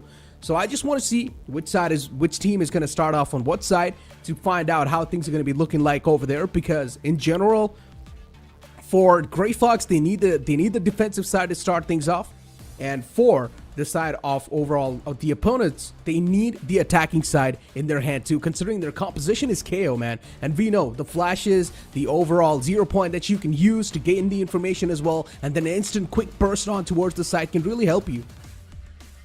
That's one of the main reasons why you would always pick a KO as well, because of the refreshable utilities, and it has got one of the best pop flashes, I'll say. Yeah, you can kind of dodge those sky flashes. Breach flash, pretty slow. Two of the main flash that I think are pretty difficult to dodge, and one of the best with the pop flash is the fact that you've got a KO. You can go in for those low hand pop flash, the right clicks. You can also go with some pop flashes of the Phoenix, but we are not usually seeing Phoenix, so that's a sad story. Yeah. I'm a Phoenix farmer, man. I've been loving Phoenix, specifically on Ascent. I'll let you know about that composition though. But so that's going to bring out a massive value, and the null command helps you retake, helps you take over a site, entirely clears it out. I think so they will have a massive potential. Potential in general is something that I just want to see now what Grayfox can do to nullify off Metal Esports, because Metal Esports have already got the mental edge, right? And looking at the past stats as well, Metal Esports, as I mentioned, when he came to facing down some of the best teams inside of the region, they struggled in the league stages. And now that this type of a start is over there from their side, inside of the finals, and we also saw quite a lot of those jittery aims as well from the side of Grayfox. One thing is for sure, they're facing that jitters, they're facing the land jitters, and hopefully they're going to get rid of that pressure as quick as possible. Even the prize pool is something that can add on a bit of a pressure as well on these players. In general, I just want them to clear their mindset, moving forward with a clear mindset inside of the game, and just hope for the best. Because Adrian King, this man's feeling himself. Sayo, unfortunately, in the previous game, he definitely lacked out, but then Hoax was over there to step things up. Venko's not able to play that well as well. Nothing said, nothing taken away from that man, but in general, it was Hoax and Adrian King trying their best to pull things back in the court. It was not the entire team performing on the equal level. I would agree with you on that fact. And specifically seeing Venka on the role of a sentinel, you could potentially say that he likes to play with the jet. He likes to dash around a lot. He likes that mobility on his agent. And if you're giving him a role that basically cancels out all the mobility, yes, there's a change of playstyle entirely. It's just like how Deathmaker used to play on KJ, and now since he's on Raze, he's basically popping off like anything. So Venka has got kind of the similar situation, but I mean, nothing taken away from Grayfox Esports, because they have made it work previously in the group stages. So it could be possible that I might just eat up my own words and they will be able to prevail in this one. But I mean, both the teams have got that double initiator composition. However, in terms of the control that could potentially be established, I think so. I am going to give slight edge to middle, because again, they're running with the double controller, Omen Viper. And once again, I mean, looking at Grayfox's matches history, right? They've taken down True Rippers in their debut matchup inside of the Split 1. The first matchup they played was against True Rippers. They instantly won that matchup too. Then they faced off against Carnival Gaming, which was looking like another solid team. And in their third matchup, they lost out against Revenant Esports, because we know what Revenant Esports is capable of, what they're doing so far inside of the game. Grayfox definitely struggled a lot on that matchup. But then they once again 2-0'd Metal Esports, a team that they're facing currently. And I guess Metal Esports, the only change they have really made is that stop overthinking a lot of the scenarios. Instead, let's just stick to the comfort zone and let's just play the way we want to play, and let's just overall be comfortable in the game instead of trying to bring something new on the table. That's really fiddling with their brain. I mean, that's middle, man. After all, you know that the basics were so very clear. I still remember that there was conversation that I was having with a few of my friends as well, and we were both just vibing on the fact how clean the executes looked for middle. I'll be honest, we've seen all of the teams out there. The utility is good, but for middle, it's more than good. It just seems that they're a well-oiled unit. For the other side, yes, they've got some pretty crispy aim as well. So I'll be looking forward for how they are going to play on this split, because we've only seen them play once, and I was already excited when I saw that map veto itself. However, on the other end of the spectrum, for Grayfox Esports, it's almost a do and die situation for this specific series, and if in case they do not win it, they'll be going down to the lower bracket where they will be facing True Rippers next time. So again, having a look at the agent select, it's going to be exactly the same as we saw previously. Sai playing on the KO, Levi on Omen, Excali, this time on Viper. I mean, this man is super flex. Kibo on Sky, Deadly 10 on that Raze with Kohli on Viper on the other side, Adrian King on that Sky, Venka sticking in with the Cypher, and Sayo will be playing on that Raze itself, Hawks on that Breach. I mean, this agent select is something that we saw a while ago, and once again, it's being flashed in front of our screens. As we know, Grayfox starting things off in defense. The composition that they have is definitely quite decent, but speaking of the opponents, their composition starting things off in attack, they just need to get as many rounds as possible. If the first half will be 7-5, then I would say that's still a solid half on the attacking side from Grayfox. But if they're not even able to do that, then, well, it's a big sign of concern for Grayfox. Right now, they just need to buckle up, because if they do lose out of this series against Metal Esports, they will be moving down in the lowest bracket to face off against True Rippers, which they have already defeated in the past with a 2-1 scoreline, but still that will be a super intense match. Okay, hear me out, Necro. I'm gonna ask you a question. Just a quick prediction, who do you think will win and with what scoreline? Metal with 2-0. I think so this split is their pick. So I'm going to give them the benefit of the doubt. And I'm going to say that Metal Esports is much more better prepared than Grayfox. I'm going to go with the exact same thing. 2 Metal this time around. But here we go, ladies and gentlemen. Pistol round on the board. Pistol round starting up. Super slow. Super slow. Trap fires being already set up out there.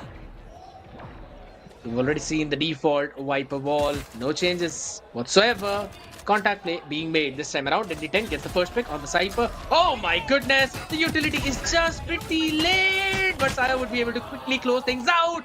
And constant P by Excali shuts down Sayo. Oh my goodness. Grayfox. There was just one small half a second delay on that fault line. And on the back of it, you could see already Middle controlling the entirety of that round. Lurk from Kohli needs to provide a massive value, but then there's also Excali looking at that angle. Yeah. What? And here we go. At least Kohli's able to get one. It can't give him that piece of his mind. It's a 2v3, still the man advantage in the hands of Metal Esports. They do not really need to do a lot of things, honestly. And Hoax is still just going for the plant. He's quite paranoid. He doesn't exactly know if the site's cleared or not. And finally, the rotation's being pulled out as well by Metal Esports. It's time to move in towards the A site. Kohli's position's left uncompromised. He's still playing inside of the ropes. And as long as Kohli's left unchecked, he can definitely have the surprising effect inside of this entire round. The man in the front, Hoax, is quite softened up. Hoax finds that return kill on the side. And if Hoax is able to return back with one more, he's done his job more than enough. Hoax might just close it off. He finds the duel up close and personal. A lot of the whiffs from the side of Metal Esports too, but finally they shut him down. And Levi in the end with the closure onto Kohli. Kohli had the paranoia as well. I was expecting him to play it slow, but really, with the way he was able to get that value on that lurk, finishing off Excali down in wins, and then again moving forward, making sure that the attention was towards the B side, gave time to Hoax to go in for that plant. The first step was a fake to try and bait out someone, and then he went in for that stick. Also was playing inside the smokes, which again dropped down by Kohli to support him. A brilliant way. They kind of wanted to play in an up-down setup wherein Hoax was on side, Kohli was up in heaven, but they could not just work on their timing for that peak, and the smokes kind of work against Kohli. Yet again, a good round from Middle, and now they've got the better weaponry. Interesting. We're hearing a lot of those chants in the crowd as well, I guess. A lot of people turned up to the venue. I'm seeing a massive crowd. Levi smokes off the entrance. It's a one-way smoke. Still a little bit of a pixel left over. Just waiting for someone to step in that overall site. But that's not going to be the case. Metal Esports is well playing it quite defensive, even though they've got the better weaponaries in the second round. But still, Metal Esports not overcommitting at all. Good move. We might just see a quick burst on the B side. Yep, ready with the paranoia. Good paranoia as well. Kohli completely blinded. Does not even have a chance to sort of fight back here. But then Kibojin finding a two-piece. Levi with a quick return as well. Brilliant. Oh, man. No shot. The knife paired up with the paranoia. Perfect. There was absolutely no way for Grayfox to use any kind of refreshable utilities either. No flashes on side. Had to go in dry. And on the back of it, Middle was just able to quickly mow them down one after the other. Yes, this should do. That's the thing, right? Even though it was a round where you've got the better weaponry, they're so tactically clear. Though it was a valiant effort from Grayfox, I would still say, because they made some noise towards the mid and then pivoted towards the B. And that was the good ideology, because you were not on a good weaponry buy. However, in this one, a couple of Sheriffs, along with a couple of Spectres and a Bulldog. So this round should go in the favor of Grayfox Esports, as long as they play safe. Sai's only got 21 armor. I guess he's risking it for the biscuit, considering it is the bonus round. Deadly 10 and Kibojin on the Sheriffs. Kibo needs to go huge with that, including Deadly 10. If he pops off, then, oh man, it's just going to be the nail on top of the coffin. Metal Esports, Mid 3 given up players entirely. playing towards B, 2 towards A Heaven.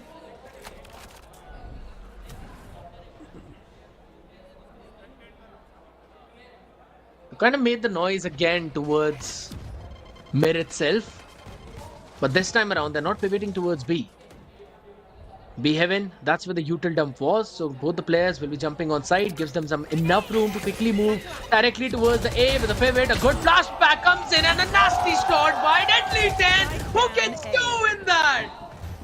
Oh my god, a 3v3 in the end though. And Adrian King, I mean, he's managed to find a decent amount of value for his teammates, and now instant spike plant is going to be there too on the board. Venka needs to pop off a good dink towards Heaven. The man's quite softened up. Venka now looking forward to back away towards the ramps, but considering his position's compromised, he can't really do a lot. He still needs to go for the resistance. He needs to go for the fight as well, and that's what he's trying to do. Good stun to back it off as well. Sai can't really do much, but then Levi from the screens, he will shut him down. Venka's lifeline cut off towards the elbow. There's Hoax just waiting to mow him down, and Metal Esports. Oh my god. Well, I guess that round's been stolen away. Yeah, because Kibo wanted to go in for a pop flash play, but again, the timing. He was just caught out with the flash in hand and was then just shut down perfectly. On the other side, though, still they were able to take 3 of the weaponries out of the hand, so that's massive. Specifically this play, my goodness. Yeah, there was no flash in hand. He was just caught off lacking. That was the timing play coming in from the side of Grayfox. Good round indeed, and a much needed one as well, but still a couple of half shields into the mix. On the other side, you can see Operator in the hands of Deadly 10 who will be playing in mid. A change in the Viper wall though, this time around to again give them a lot of room towards mid to work with. Yeah. They're probably looking forward to go a little bit more proactive towards mid, huh? Possibly. And looking at Kibo, has only got 25 armor. Struggling a little bit when it comes to the economical side of things, but then Grayfox Hoax, he finds Levi. Shouldn't have went for that push in the first place. Controller, or at least one controller taken down from the game. It's not a good news. What? Deadly 10 overextends, and he loses his life too. I'm not exactly sure what Deadly 10 was trying to pull off right there, but Metal Esports, they might just be getting a little bit too complacent now. And this complacency is working against him. Orb collected. Ultimate back in the hands. It's still a 3v4. It is doable. It is pullable. And I like the fact the side's still on a lurk as well. Majority of the positions being revealed as well towards main. And Venka getting caught towards Heaven. A big pick. Now it's a 3v3. Still, there's not a lot of time left over on the clock, and they still need to move in towards the site. Only 20 seconds left on the clock, and Excali gets a crucial 2k. Rolling Thunder utilized. The players will now try to back away as well, but still they're somehow safe. Hoax has only got 2 HP to back himself up with. All Kibo needs to do is connect one single shot onto Hoax, and that's what he will do. Such a great util dump coming in from middle at that one choke point. And the timing on the back of those peaks, a couple of snake bites to slow down anyone who want to push through. So Kohli went in for a TP play, but was again welcome with just a shot onto the head. He wanted to follow up on the back of Adrian King's Trailblazer, but just could not do that. Look at that. Perfect play from Excali. And then again, got the second one as well on the back of that peak. And then it was just a fragment being thrown in by Sai to stop any kind of push. What a great round. Pretty expensive one though, because Levi is down to just on a Guardian. Deadly with another Operator in the hand. Metal Esports, they're winning these series of rounds. And Levi once again going aggressive, getting the kill, falling back. This man's able to get away with murder this time. He gets the revenge. In the previous round, he got caught in this doing the same thing. But this time, he gets the revenge. He gets that initial kill. Deadly 10 towards A. With the Operator in his hands, just waiting for that initial peek from the opponent. And the peek's going to be found, but unfortunately the shot's not. Shot being missed by Deadly 10. All he needs to do is give up on that angle, and that's what he does. Gives it up. But look at Adrian King. He's already found so much control. He's found so much ground. Deadly 10's got no clue that Adrian's already sneaked up deep. But somewhere down line, Kibo knows. Kibo spots out the man. Adrian's position compromised. And now this is where Deadly 10 will try to take matters in his own hands. The flash was on his face. He gets distracted, gets shut down. Deadly 10's op's not able to find the value, but at least they're able to win the rounds. Oh, what a timing, Excali. No way. Shuts down the man. It's just last guy remaining, Sayo. Should not be able to find any kind of value. Gets the rifle, but the classic on the back of the skull is enough to deal the damage and seal the deal. Operator not being taken now. They've decided, all right, Deadly 10, you had your chances. No more off for you. Might as well just sit down back on that rifle. But yeah, jokes apart, his operator again was not able to find that value, but still medal in terms of the way they are retaking and the way they are holding the angles. It's been working phenomenally well. It indeed has been. Ladies and gentlemen, once again, a huge thanks to our sponsors, Philips One Blade, for making this tournament happen, of course. And then you move on forward with Sayo just straight up jumping into his death. He jumps into a pit of death. And then Kibo able to follow it up with a quick 2-piece on the board. I'm not even exactly sure what to say at this point. It's just the players of OMEN Esports straight up just diffing Grayfox. Deadly 10 with the flank. No one's even going for the check on towards the flank, and he just finds the kill too. There's nothing to break down about that previous round because it was again Sayo just going out up front. There was absolutely no utility for the support. He got taken down first with a spam over on top, and then on the side by Excali. Deadly 10 went in quickly with that lurk, able to shut them down.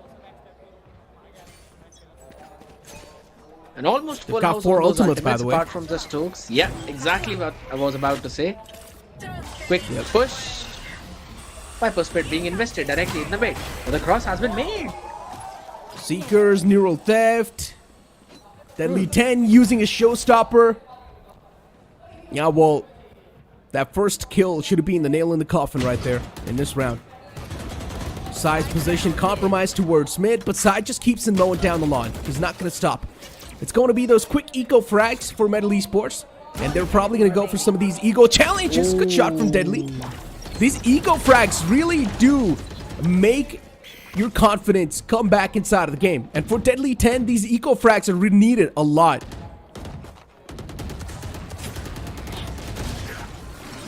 Everyone's just going to push back Kohli to finish him out. And the reason why Sai was pushing so far forward was because of the fact how Deadly 10 was watching the other angle. And they were able to get a peek out of that. But I would still say, in terms of a macro game, that was a big win for Grayfox Esports because they were able to bait out 2 of the massive ultimates. Excali's Viper's Pit as well as Deadly 10's Showstopper, though he's still already 3 or points closer to getting his ultimate back up. But yes, this timeout needs to provide the value to Grayfox. Because again, their executes now in the previous 2 rounds were looking very rough. So they need a break, they need a breather. They do. Indeed they do. And for Grayfox, yeah, I mean, 1-5 being the scoreline, OMEN Esports just straight up dominating through. No matter what they're trying to do inside of the game, it's just not working out. The Cypher composition that they have, they're also getting lurked up from the back. Venka just needs to make sure that he's staying alive inside of the game for as long as possible. If he keeps on getting picked off like that, then it's a big problem. And every single player needs to perform up to the occasion, up to the mark. You cannot keep on relying on some of those heroic plays that these teams are pulling off. You need to perform equally well. You need to be converting those duels equally well in all the rounds. And somewhere down line, Grayfox is just straight up struggling when it comes to converting those duels in their hands.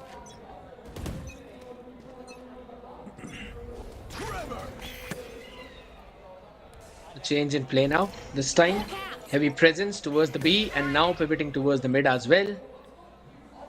Utilities being exchanged. That's about it. Wall again going in the exact same way towards mid, wherein they would want to play a little bit aggressive, but that's the strength of a double controller composition. You've got so many smokes to push out from, and then a bunch of utilities. Oh my God. Flash comes in. What a horde of util dump. Just look at the amount of resistance we're seeing towards mid. Grayfox is not even having a chance to gain the control back. And Grayfox is playing this one super passive. Yep. Grayfox on the attack. They're playing this defensive. I'm not exactly sure why, but they need to assert the dominance. That's what the attacking side is for. It's called attack for a reason. And Grayfox finally, they're deciding to assert some dominance towards the site, but then Deadly 10 pushes up close towards the entrance, and Venka all the way from the back, he gets the two-piece. Grayfox still back in the race. There's a chance. Metal Esports can be shut down in this round. But considering it's a 2v3, still there's a solid chance. Venka's position compromised. Kibo as well in the clotheslines. Just waiting for someone to peek out as well. And there we go. Both those players, they peek out at the same time. Pain Shield's being pulled out. Adrian gets caught as well by Kibo. Beautiful stuff from Metal Esports. They're just winning the duel straight up. Grayfox had absolutely no flash to work with. And Metal found the spike.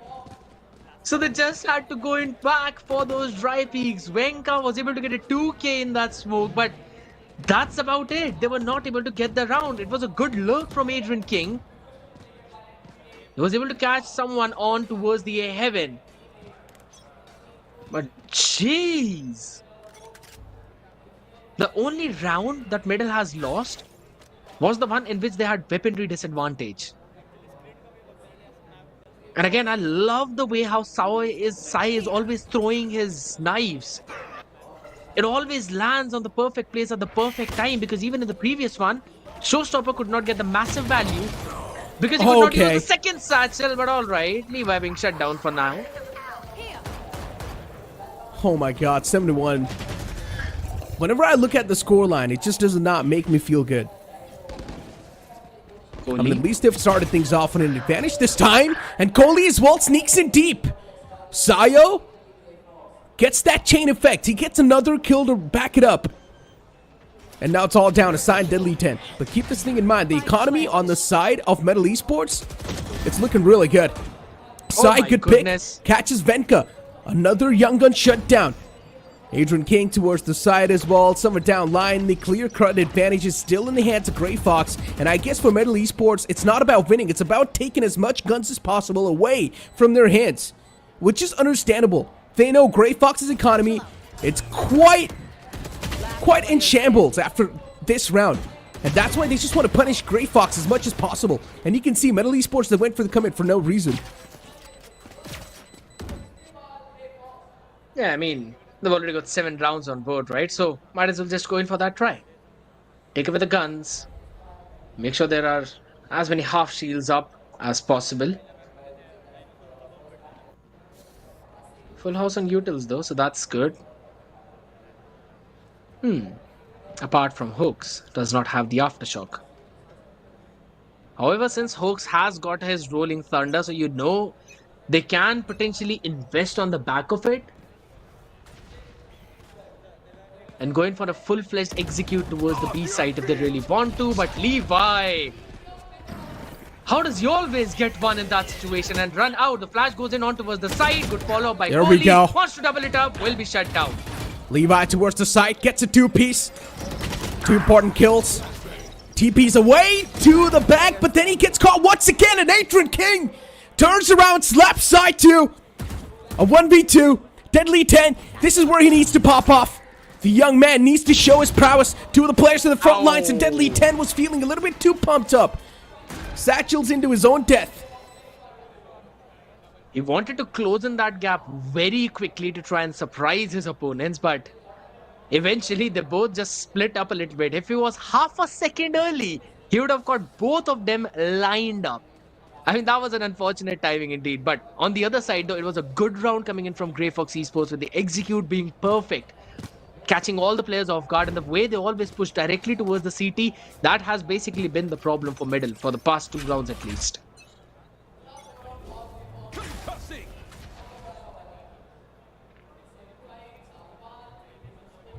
I mean, operator in the hands of Sai, so let's hope for the best. I mean, Metal Esports, they have been losing a series of rounds now.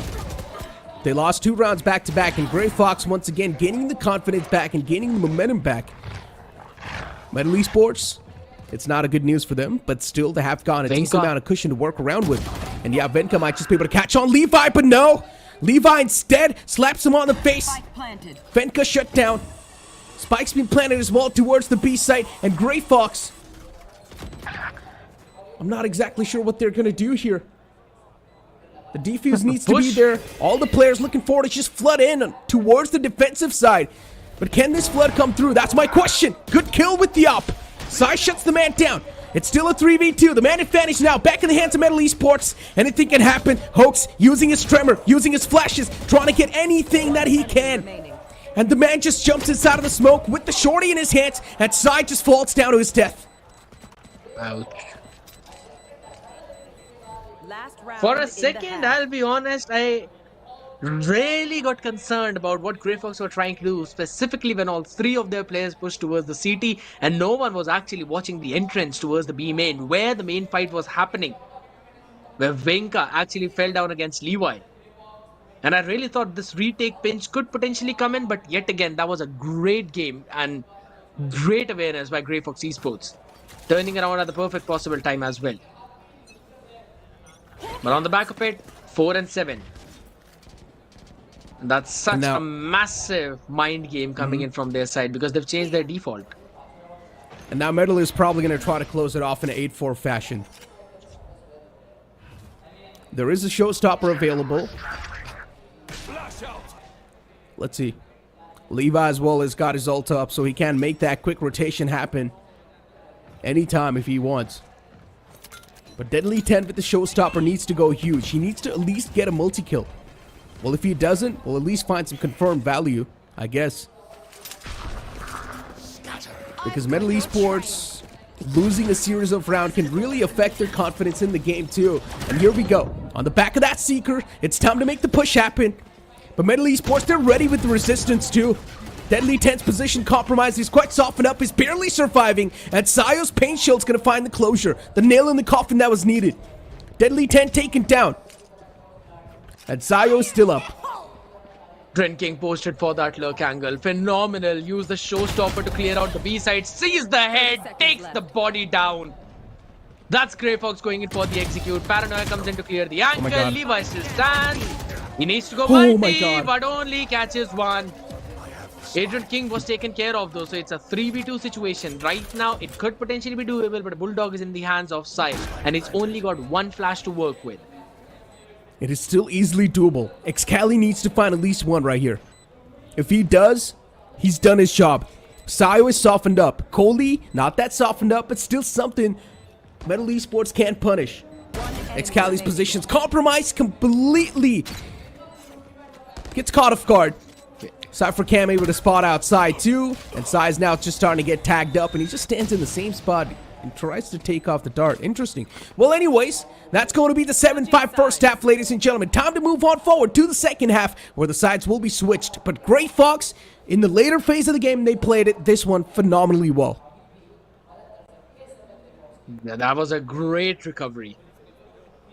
I love to see that happen when they got those couple of rounds, and then after that, they just played with the mind. They found the loophole on Metal's defense, and that was just constantly pushing towards the CT whenever they went in for that B execute, and that's what worked out in the last one. They went in for a double pick by getting they probably just want to close it off in this map itself. It is their pick, by the way. Getting the control and so far, of the Grayfox is making it look quite competitive. 7-5 half, as I mentioned, on the defensive side. And as soon as it was broken, he just went in. As the second half, it's quite good. For B. And the same thing can be said for Metal Esports too. That's quite a solid start. 7-5 half. But as now the sides have swapped, now we are going to have to witness how Metal will play this attacking side. Because on split, you can say that, yeah, attacking is comparatively difficult, but 7-5 is not a comfortable place to be at. Pistol round and anti-eco is all it needs to try and equalize the scoreline. Deadly 10 taken down low, and the nade is going to finish him off yet again. Different round, exact same story, and what a nasty shot on the head. Yeah, there we go. Oh my god. Trace just happening back and forth, and now it's all down to Sai. He does not even have a lot of HP, and Grayfox, they need this round desperately, and they do claim it. Second half, start things off in great note. This is probably going to be a super intense matchup, ladies and gentlemen. This split will be insane.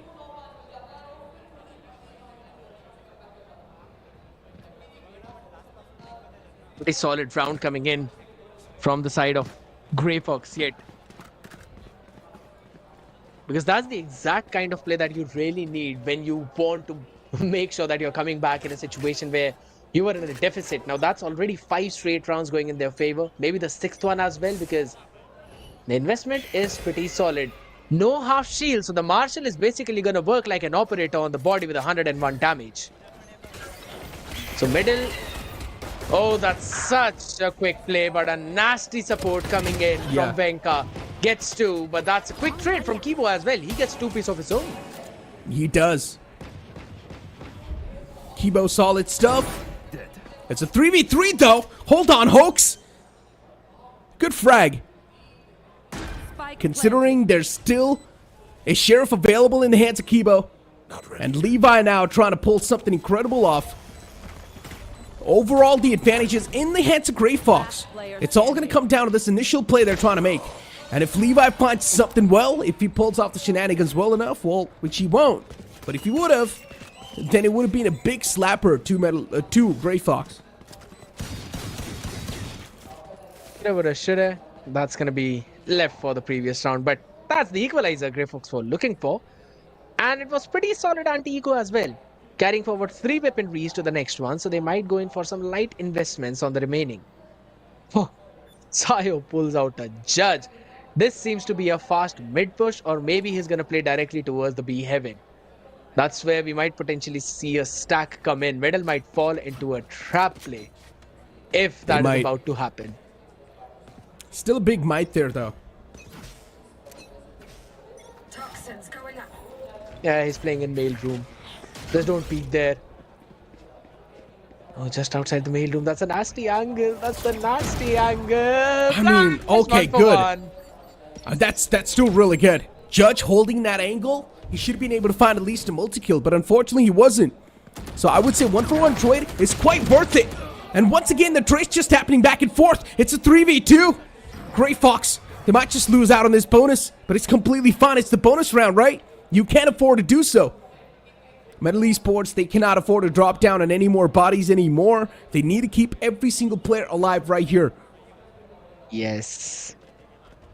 The main goal for Grayfox right now is to try and equalize the number, get one more weaponry off of their hand.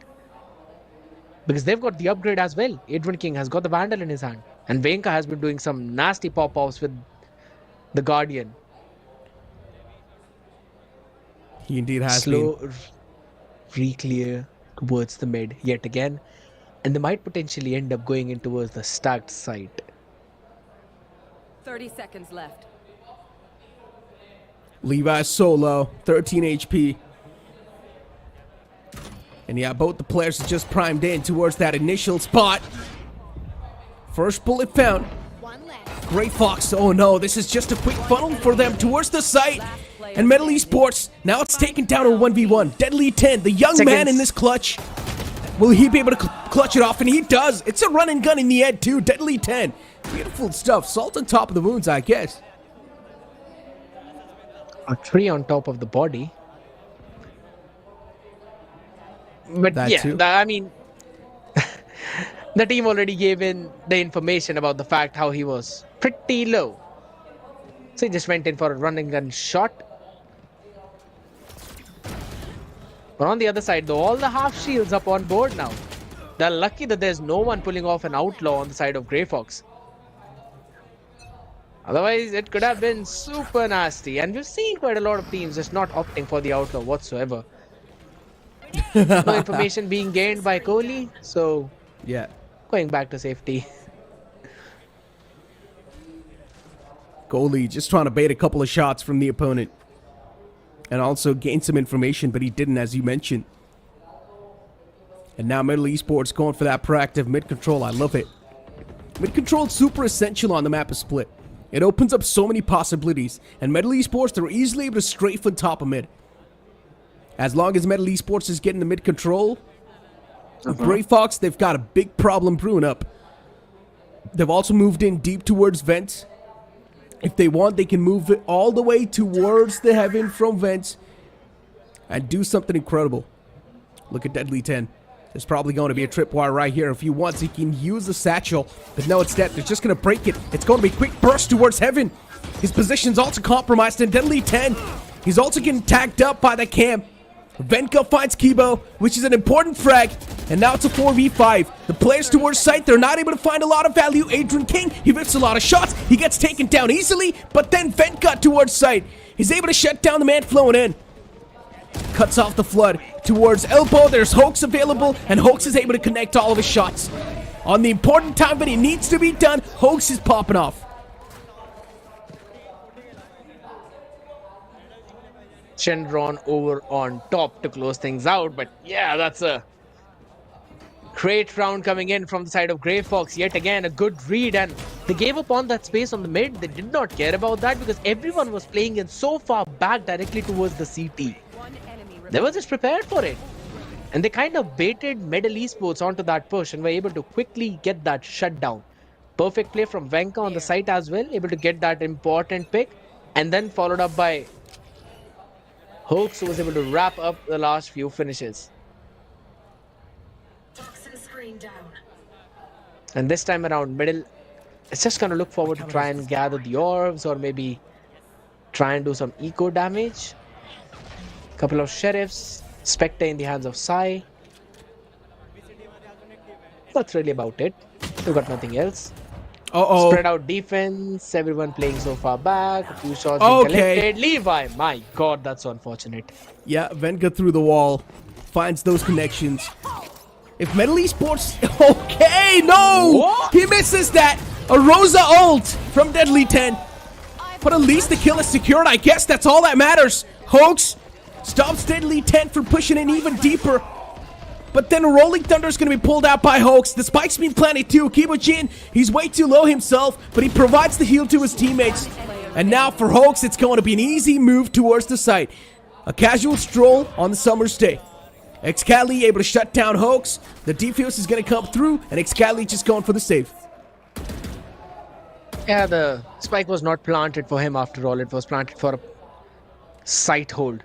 And that Rolling Thunder being used in, I'm still surprised that Deadly 10 Showstopper did not kill off Venka. So he had to invest a lot of utilities.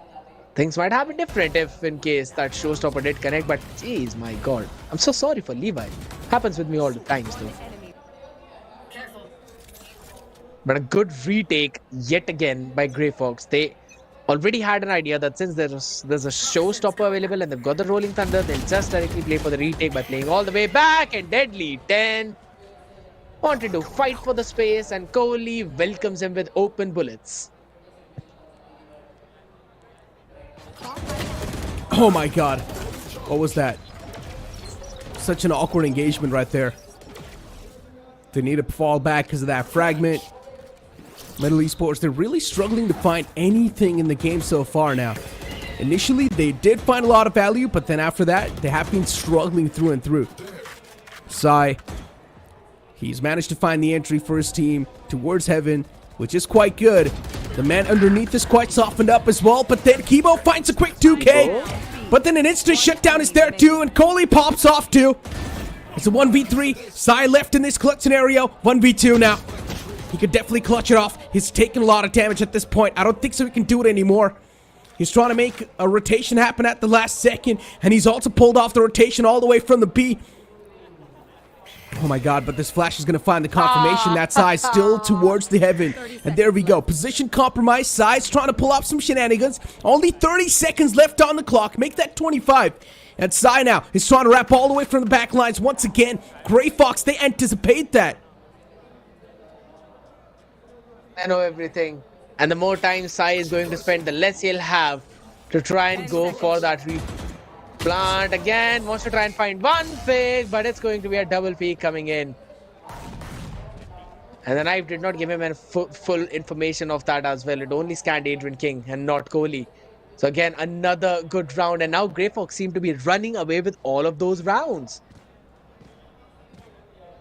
And I love the way how they're setting up all of their defense. They are giving up so much space to middle, yet they are able to take it all away later on. They don't care about giving up space on mid whatsoever. They're just holding down the fort, holding down the site and watching for CT. So there's just no flank happening. Fast push towards the A though on the back of the null command as well as the expensive recon. Judging the hands of Deadly 10.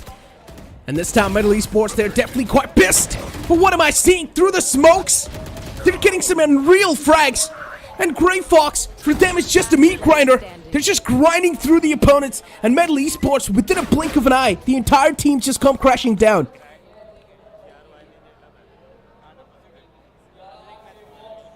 Slow hits, not working out. Fast pacey hits, being shut down. How do you even deal with a setup where they're giving you so much free space only to steal it back from you? That's the main question. For now, Sai is also communicating everything to his team. Because they really need to stop this momentum right now. This is basically their last chance. Otherwise, Grayfox will move directly towards the map point and they will force map number 3. Bind has not looked pretty previously when Middle played on it. That is true. It has not. Well, I mean, the same thing you can say that Lotus did not look too good when they played on it in the past. But then Metal Esports, they pulled off a complete upset, a reverse wipe in my opinion. Shutting down Grayfox on their own map pick was a big statement being made by Metal. But now the same thing is also being repeated by Grayfox too, where they're almost on the verge of shutting down Metal Esports on Split. This tactical timeout, hopefully it's really important for them. Because they're not going to have a lot of chances. Operator being pulled out now. The question is, will Middle anticipate it? A nasty off angle as well. Kohli has not been playing on that angle since the beginning of their defense, so Middle might not expect it. Look from Excali. Needs to find some value, but Venka's setup is towards the B side this time around. The flash comes in. Ouch. Yeah. Breaks his legs. And oh my god, Deadly 10. What? Crucial. He gets that, instantly backs away. That's Kohli out, my friend. No controller inside of the game to stop anymore. The visual denying possibility is not there anymore. I mean, they've still got the flashes to do so, but for how long? Controller can always be a big piece of the puzzle. And now that's missing for Grayfox. Showstopper being pulled out. No value being gained from that Showstopper, but the paint shell's still going to find the confirmation on Venka. Trades happening back and forth. Adrian King still in the back lines. Pulls out the Seeker. It's a 1v2, and oh no, Sai. What? He aims at the Seeker, and he loses that entire round. Match point. Wait a second. I just need a replay for that one.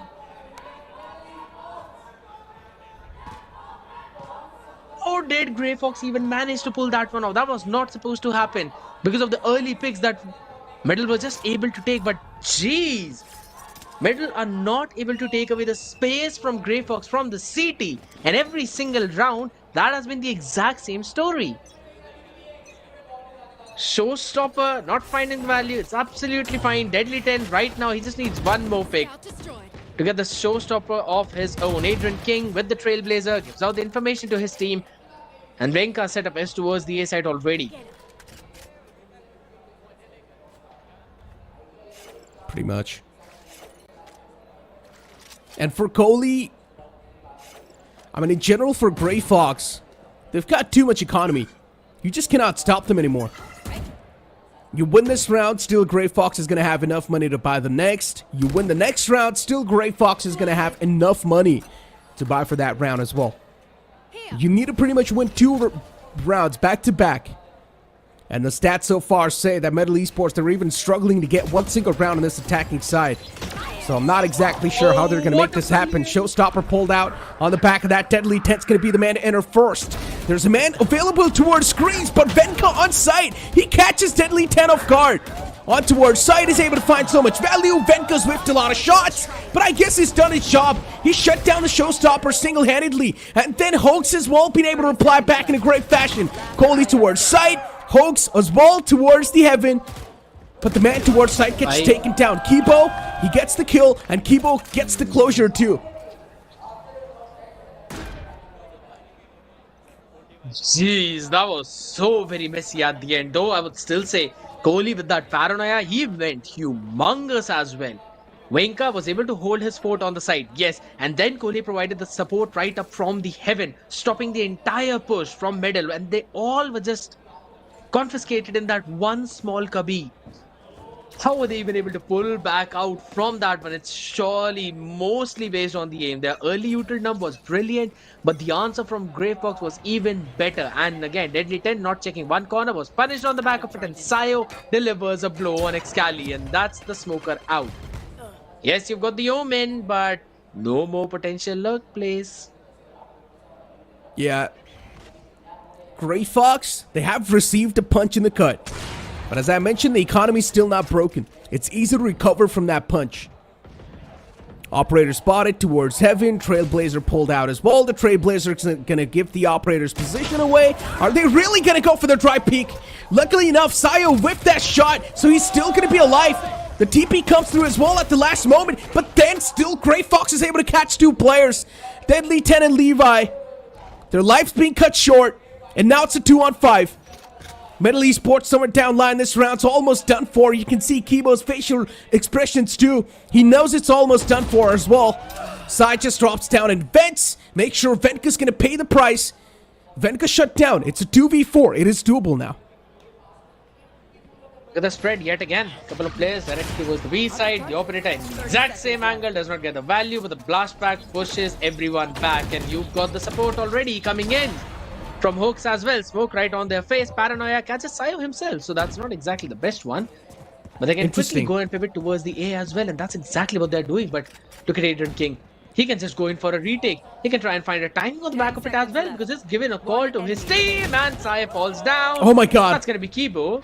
5 seconds, 4 seconds. He's got the time for the plant, but 3 people will be trying to hunt him down. They're already on the side, and he will not even win the first duel. That's Hoax shutting down everything and taking away the map. Oh man, Grayfox. Maps being traded by these teams, huh? Lotus being won by OMEN Esports, completely one-sided. But then Grayfox, they shut down OMEN Esports on their own map pick. Maps being traded by these teams. And now, as you mentioned, the decider's going to be on the map of Bind. Bind is one of the most classic maps out there. And once again, considering how this BO3 series has been moving forward, it has been an astonishing affair. It's really tough to say what's going to be happening in the future lines, but for now, Grayfox being able to come out on top in such a good way. Initially, OMEN Esports, once again, they started things off in such a great note. They had the wind in their sails, but then later on, they just started to slip out in the competition. And OMEN Esports, they really need to have a word with themselves, with each other, and figure out what exactly can be done in the upcoming map now, and what mistakes they made in the previous map. Because again, they only got 1 round on their attack. It was 9 rounds on the defense for Grayfox. Not 9, it was 8 rounds. If I'm not wrong, it was a 7-5 half. Yeah, that's correct. But again, at the end of the day, it was yet again just a steamroll from the side of Grayfox on their own defensive side, and the setups were just too difficult for OMEN Esports to break through them. Yet they use the utilities. I love the util dump as well, specifically the pair up of the fragment along with the snake bite. But it was not that it was happening in every single round. Most of the times, they were still getting picked off, and one of the main reasons why that happened was because they were not able to take the space away from the CT. Every single time, you would see a player off the side of, I mean, come on, their opponent is staying back in the CT, making sure they've got that space. Grayfox never let that space go away.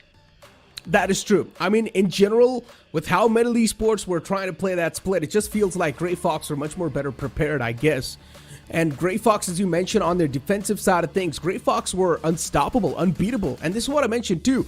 Grayfox's lineup, or the agent select that they had, it's going to favor them much more on the defensive side of things than on the offensive side. And that's what exactly happened. On the offense, they lost a lot of rounds initially, and that's why Metal Esports, they found themselves on the lead with a 7-5.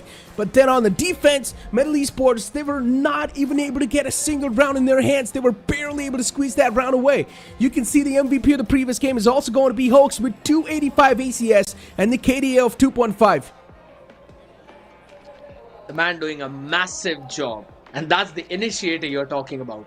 He was always there to provide the support to the anchor of the side and also going quickly for those rotations. He was always on point with that, on top with that. Along with the support coming in from Sayo as well, Adrian King with a couple of his lurk plays, and also Venka holding the fort. It was just a great run coming in for the side of Grayfox to hold down their defensive line. Medal, however, on the other end of the spectrum, yet again trying their level best, but this could not convert those post plans. You can clearly see 2 out of 5. And that's where the problem always had, because they could not take the space away from CT, and the retake was just comparatively easy. Yeah, no, hands down, Metal Esports, they fair and square just lost that map of split. And the only thing they can do now is just look forward in the future. Look for the upcoming decider that's going to be there. I mean, you see clearly in the stats as well, the first kills, majority of the times, were being found by Grayfox. Grayfox was just looking much more confident. Adrian King being able to pop off, getting those multi-kills. Sayo was still struggling, but Adrian King is one of those players on the back of Hoax, and even another man, they were just able to play quite well. Coley as well was there all the time, just providing them that backup on the A site.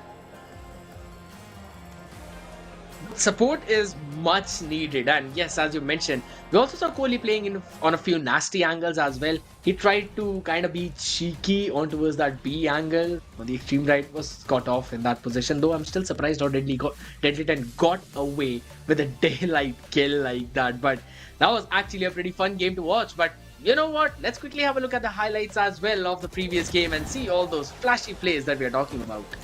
Exactly. I mean, unfortunately, we did not really see a lot of flashy plays in the second half from Metal Esports, but definitely in the first half, they started things off in quite a dominating note. As I mentioned, the win was in their sails, but then later on, for some reason, Grayfox, after that one single round win they got, Grayfox just did not stop winning those rounds, and Metal Esports were even struggling to get any type of things back in their hands.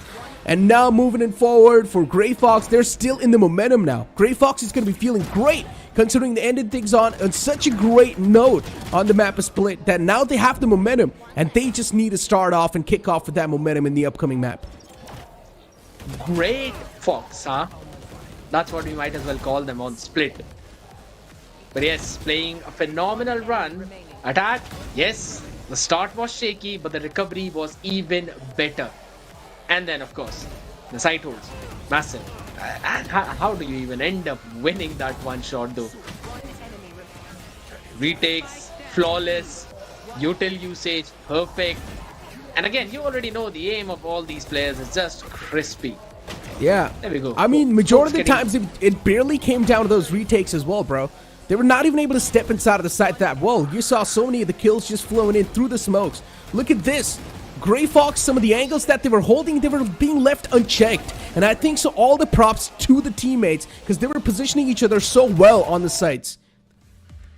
I mean, out of the 10 rounds that we saw on attack, only 5 were the ones that we did see going into those post-plant situations. And in 5 of them, you could clearly see the struggles for middle. They were not able to quickly get close to the site, as you already mentioned, and even get the plant down, because they were being shut down, denied entry. And in the ones they were, they just could not steal away the round for their side. They were being stopped right on their track. Now, that's one of the reasons why Split did not work out for them. It was their map pick, though, but I mean, that's kind of the shaky thing that has been happening previously. The Split has not been looking pretty, and so is the case with Bind, and that's where we'll be heading next.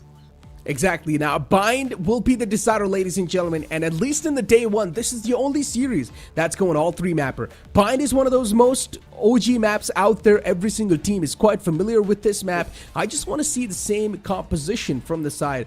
of Grayfox, and I just want to see sort of the similar type of story, even from the side of Metal Esports. I do not really want to see something new. I want to see these players stick to that comfort zone. I don't want to see a super close gameplay, because we know what Metal Esports is now capable of. Grayfox as well, they have showcased a great resilience, and now Bind being the decider, it has to go OT, right?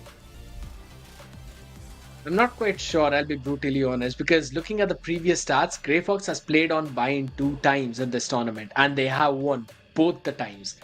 And they don't even go with some flashy Viper plays, right? They go with such a default composition with double initiator, with a breach and sky in their setup. That's about it. On the other side, we did see Deadly 10 pulling out the chamber, but that was not really working out for Grayfox. Exactly. Now, as you mentioned, pulling out the chamber, it is still, I would say, quite a big gamble, right? And pulling off a agent select like the previous game that we saw Revenant pull out, it's something that these guys should not do at all, because Revenant Esports did realize one of their strong suit, and that is playing completely on the mechanical aspect of the game. For Metal Esports, their strong suit, of course, mechanical side is there without a doubt, but they're also quite good with the set plays. They're also quite good with getting those traits in their hands. Mappa Split was completely astonishment for them, because even they themselves got caught off guard, but I'm not expecting the same thing from the side of Bind, right? These guys are probably being practicing offline as well in the scrims, and I want to see those implementations come through. I want to see the adaptive nature come in.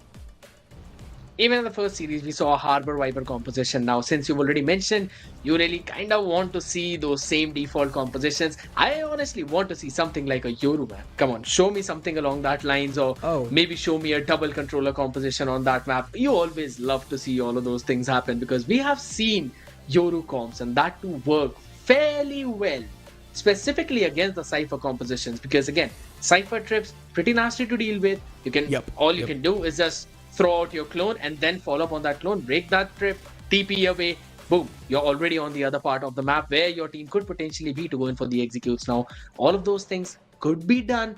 I know that these teams have also been practicing on the map, but what are they going to pull off?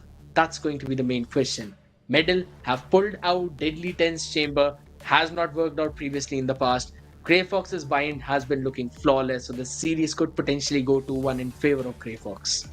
As you mentioned, that's a really good point that you brought up. Grayfox's bind has been looking flawless, but that also means their strategy is already out there. And this is where Metal Esports can sort of have a little bit of an advantage too, considering Grayfox, they've been looking flawless on their bind, and I'm pretty sure Metal Esports, they have been doing their research on Grayfox. Considering Grayfox is one of the strongest teams on mine, then it really does make a lot of sense to research against them, find a little bit of those loopholes, find some counter strategies, and I'm pretty sure Metal Esports should be ready with those counter strategies too. And as I mentioned, everything will be revealed in the agent select itself. A Viper Omen composition can be quite solid too. A double controller, I'm down to see that. No issues on that as well. Maybe a double initiator lineup can also be quite solid. It really just comes down to the preference, and I would say it's better to just stick to the basics. Maybe the best basic agent select that you guys have with the Breach, Brimstone that we saw in the previous game, and it might just be better as well. You really need to have a Brimstone on that map. That one thing is for sure. Just like as you mentioned, we saw previous series as well in which Revenant, they were able to bring it out as well on the table. Chamber worked out flawlessly for them. Yeah, you might not really go with that exact same composition, but maybe something around the similar lines, because again, it's the map of bind. You've got those TPs to work with. You normally would keep a Sky in the composition, but of course no refreshable flashes, so maybe you can switch things up, change it, pick a Gecko, or maybe pair both of them up, go for a double initiator composition, something like that. True Rippers were able to do. But I really want to see, you can fairly go with a single controller comp, go for a double initiator. That's something that even I would love to see with those extra flashes. You would be able to deal with the operators as well that might potentially come into play. But then again, that's all what we have been discussing time and time again. We've normally not seen these teams play on the map of bind that much against each other. So it eventually is going to be a new territory for both of them. I mean, let's be honest, so far this BO3 series has been surprising. We did not expect such sort of an outcome. In the first place, we did not expect Metal Esports to win that Lotus game, but they somehow did come out on top with the composition they had, and also the team synergy and communication they had. It was quite fluid. Now moving on forward towards Split, we thought the benefit of the doubt can definitely go to the players of Metal, but then no, it's Grayfox making the complete series one-sided. or making the complete previous map of Split one-sided. Now, Bind just brings in a big question mark. You mentioned, yes, it has been really flawless for Grayfox, but the same thing could have been said for Lotus too, where Grayfox just completely one-sided dominated in the league stage, Metal Esports, but then things completely changed. And I guess, considering Grayfox's Bind is flawless, somewhere down the line, Metal Esports should be doing a lot of research onto that, and they should come up with some sort of a counter agent select. I'm expecting that to happen as well, because we normally do see the researchers going as well, and also those counter agent selects being pulled up. But you know, it eventually comes down and boils down to the fact how well you're able to adapt in game itself. In previous series, we did see Grayfox do that against Medal. They were able to adjust on the fly. They adjusted their attacking strategies and then quickly went in forward, and then also brought in their default mid attack strategies as well, right? Because they took control of the B heaven and then moved forward going for those executes. It eventually worked out, but first they had to find a way to break through that defensive setup, and one of the way that they did on Split was to quickly push towards the CT. Now those kind of adjustments on the fly is something that I'm also looking forward from Middle. If they're prepped well, they will perform really good, but if in case the opponent finds a counter, that's where they always struggle, and I want to see that kind of adjustment or adaptation right in the middle of the game. Split was a whole different conversation. Now moving it towards Bind, it's going to be a complete different thing as well. And talking about Grayfox, they're one of those teams that likes to play a little bit more on the tactical side of things. Both these teams, duelists, they have been struggling. Keep that thing in mind. Sayo has been struggling. Deadly 10 has been struggling. So in general, duelists not being able to perform, it's a lot of pressure on the other teammates back, man. It indeed is. You always want your star players to be out there on top, but yeah, I mean the follow-up that also comes in, it kind of you know clears up that even if your duelist is not being able to perform, you've got your initiators stepping up, or maybe the controllers stepping up, who always go for those trades. But I mean, the executes on the map of Lotus look flawless. On the map of Split for Middle did not look flawless. So I'm still pretty concerned about what might happen on the map of Bind, though I'm still surprised over one fact, right? We did not see any Outlaw being picked up.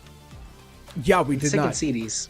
We did not. And in general, in this region, we haven't really been seeing a lot of those Outlaws being picked up as well, right? Yeah. So once again, Outlaw not being picked up is definitely another sort of a factor that can be quite good, honestly, for the team that is on the eco side of things, and even for the bonus rounds, right? Now, if a team is on the bonus round, and if the opponent team decides to go ahead and pick up the Outlaw, then it can be a big problem. It can be a big momentum stopper. True. But so far, we're not really seeing the Outlaw being utilized, which is okay. I wouldn't say it's a big deal breaker. It's completely fine. Outlaw not being used, it's okay. That weapon, it's not really going to be creating a lot of that difference in the economical side of things, or even in the overall game perspective. But still, it's there. So if you want to use it, the players can definitely can. Moving on forward towards the agent select, ladies and gentlemen. I want to see a classic agent select. Nothing really out of the box. Stick to the comfort zone. But no, instead we're seeing a Euro being pulled out from Excali. Interesting. A double duelist. Single initiator. Brimstone as the controller. And Sai as the sentinel. I love it. I love it. Let's hope it eventually works out in the way that Middle really intended to. But I always love that. Now, yeah, there's a Sky, Yoru, you can potentially play him as a secondary duelist or more like a pseudo initiator. That's how teams always prefer to play on that one. But again, they're the exact same Sentinel as well as the duelist for this one. Teams normally go with them. Cypher along with the Raze. Sky, another common agent. There's only literally one difference. There's a Breach on one side and the Yoru on the other side. I'm looking forward to how Medal will be able to show us what they have cooked on this map. But it's, looking at just the agent select, I'm already becoming a fan of what Middle is now bringing on the table. But keep this thing in mind, it can also go completely south if not played well. Yoru is an agent, it has so many possibilities of outplaying the opponent, but one single mistake can completely bring your play down. Metal Esports, they need to execute this entire composition to perfection, while Grayfox, they're just sticking to that comfort zone and bringing in the classic lineup. Here we go, ladies and gentlemen. Grayfox kicking things off on defense and Metal Esports on the attack.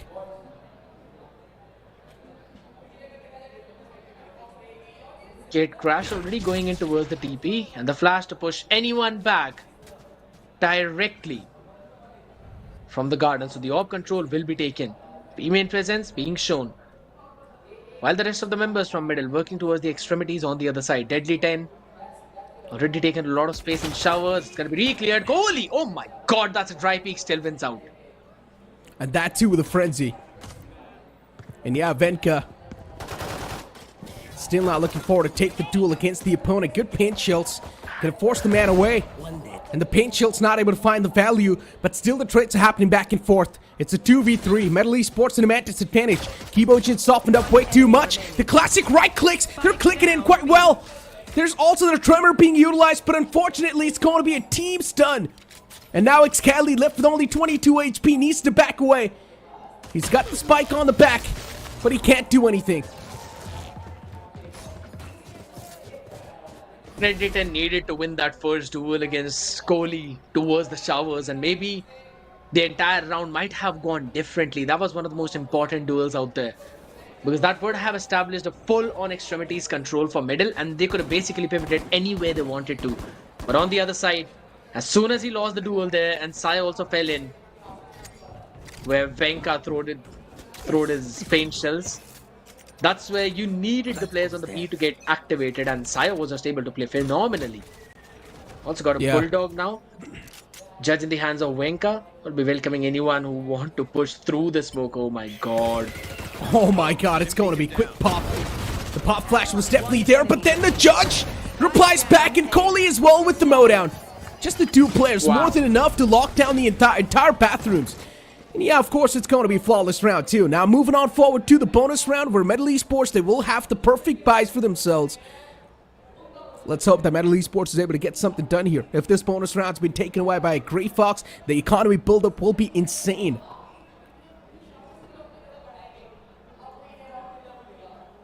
And it's not like they haven't done that in the past. They have. So yes, the economical build-up would be mind-boggling, and it could potentially be the confidence breaker as well for middle. So they've got to make sure it works out. But Kibo does not even have a rifle. He's got a bulldog and a full shield. With the default setup, fake out goes out to take care of the tripwire. Yep. Blown up. The feeding with the orbs to try and get god, hold on. Dimensional drift. How did Hoax even get that pick on Deadly 10? And he also gets a better weapon retrieved in his hand. Not good. Vandal in the hands of Kohli. This is not a good sign at all, my friend. And now Sai looking forward to just slowly and steadily creep and crawl his way towards the site. Position compromised. I like that jiggle peek. Goes for that information peek. Gets the position, gets the information, instantly backs away. Retaliation should have been there. Excali's position compromised too, considering they know it's Yoru. A last-minute teleport can definitely come through. And Metal Esports in the hands of Venka. Yep. Hookah is on lockdown. There's no chance. The man with the Vandal just baited for the Judge, and they've got no clue that there's a shotgun waiting for them around the corner, but still he gets caught. Good shutdown. Hoax looking to pop flash out of his way, but still, can he really do so? It's a 3v2. Anything can happen still. There's a chance Grayfox can close it off. A good pick from that Bulldog. And now Hoax as well moving in towards Hookah will get one. Nicely done. Kibo taken down. It's a double peek, and Excali does not stand a chance. Beautifully done by Grayfox. The economy buildup is now going to be insane. That was such an unfortunate miss by Kibo. He needed to connect those shots, but yeah, at the end of the day, what a great round by Grayfox. All the way starting on the back of Hoax getting that nasty shot on the head. Deadly 10 falling yet again in towards that shower position, and I believe it's high time to kind of change the way they're playing those previous few rounds. The gate crash has been sent in. The lineup should potentially help him out, go directly in the showers towards the back, while he will show some early presence directly towards the B, so it could get pretty aggressive there. I don't have a good feeling about this. Cedars of round being won by Grayfox, 3 back-to-back to be precise. And also decoy being utilized by Excali, fake presence given away. Hoax ready with the trimmer. And Sayo has conveyed the call that the man was a decoy. Levi is still looking forward to break that trip. He does so. And now instantly looking forward to back away. But no rotation has been called.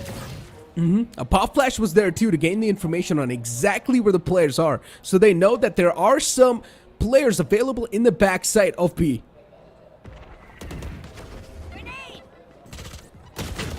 There we go. Time to move in to the A side. Coley with the Odin able to shut down the player.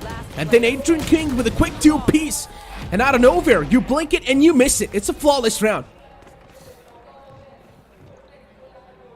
Shenron comes down to claim the crystal. And it's an Odin in the hands of Kohli already.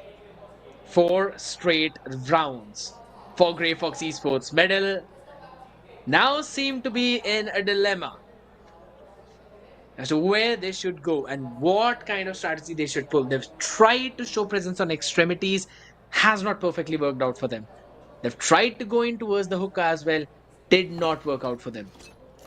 They've been constantly going in for those pivots, but it just seems that Sai's reads have always been read by the opponents. Again, a shower push. Okay. Could be amazing. Oh my goodness. No, my God. Backing up into that spot was not a good idea by Excali. And he's also taken down only 85 HP.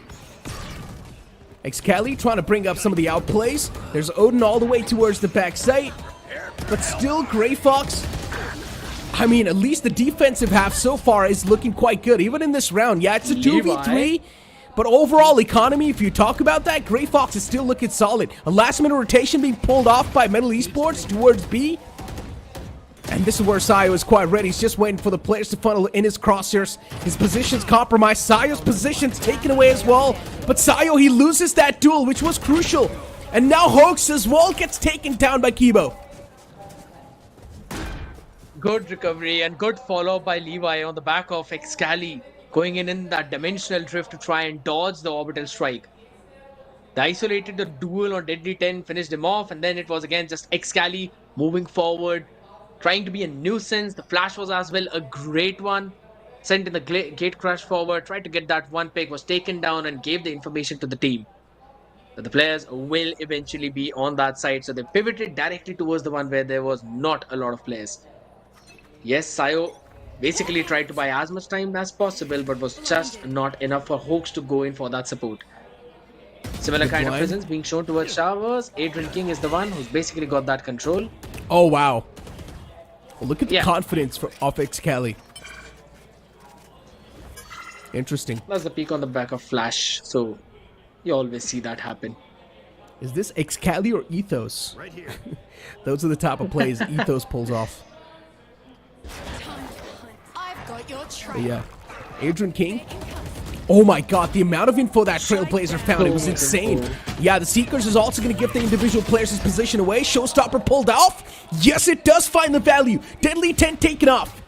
3v3 scenario. A man available towards bathroom, and Kohli realizes that fact. He knows there's a man towards bathroom, but the man still hasn't flown out just yet. Considering it's a 3v3, the intensity is still quite equal on both the sides. You just never know what's going to be the one to sort of get that initial advantage in this. Spike being planted. Kohli can hear the tap as well. Within a matter of seconds, the spike will be planted too easily. And now it's a post plant. Lamps need to be clear, so that's what Kohli will also do. Aftershock goes in, so he's going to get that space all to himself. Stim Beacon in the hands, that's going to be a double peak. Excali needs to go at least 1 for 1. That's the bare minimum. Levi is there as well for the crossfire. Excali goes 1 for 1. Perfect. But they've lost the control of entirety of that side, so we'll go in for that double peak. Oh my God, they almost lined up. Almost lined up. Oh my God, OMEN Esports themselves know how close that round was. They lined up. This could have been super bad. And you can see Sai instantly giving a lot of callouts. It's a brainstorming session for them. And Grayfox, now they're starting to lose some back-to-back rounds. This is where their economy is going to be in danger.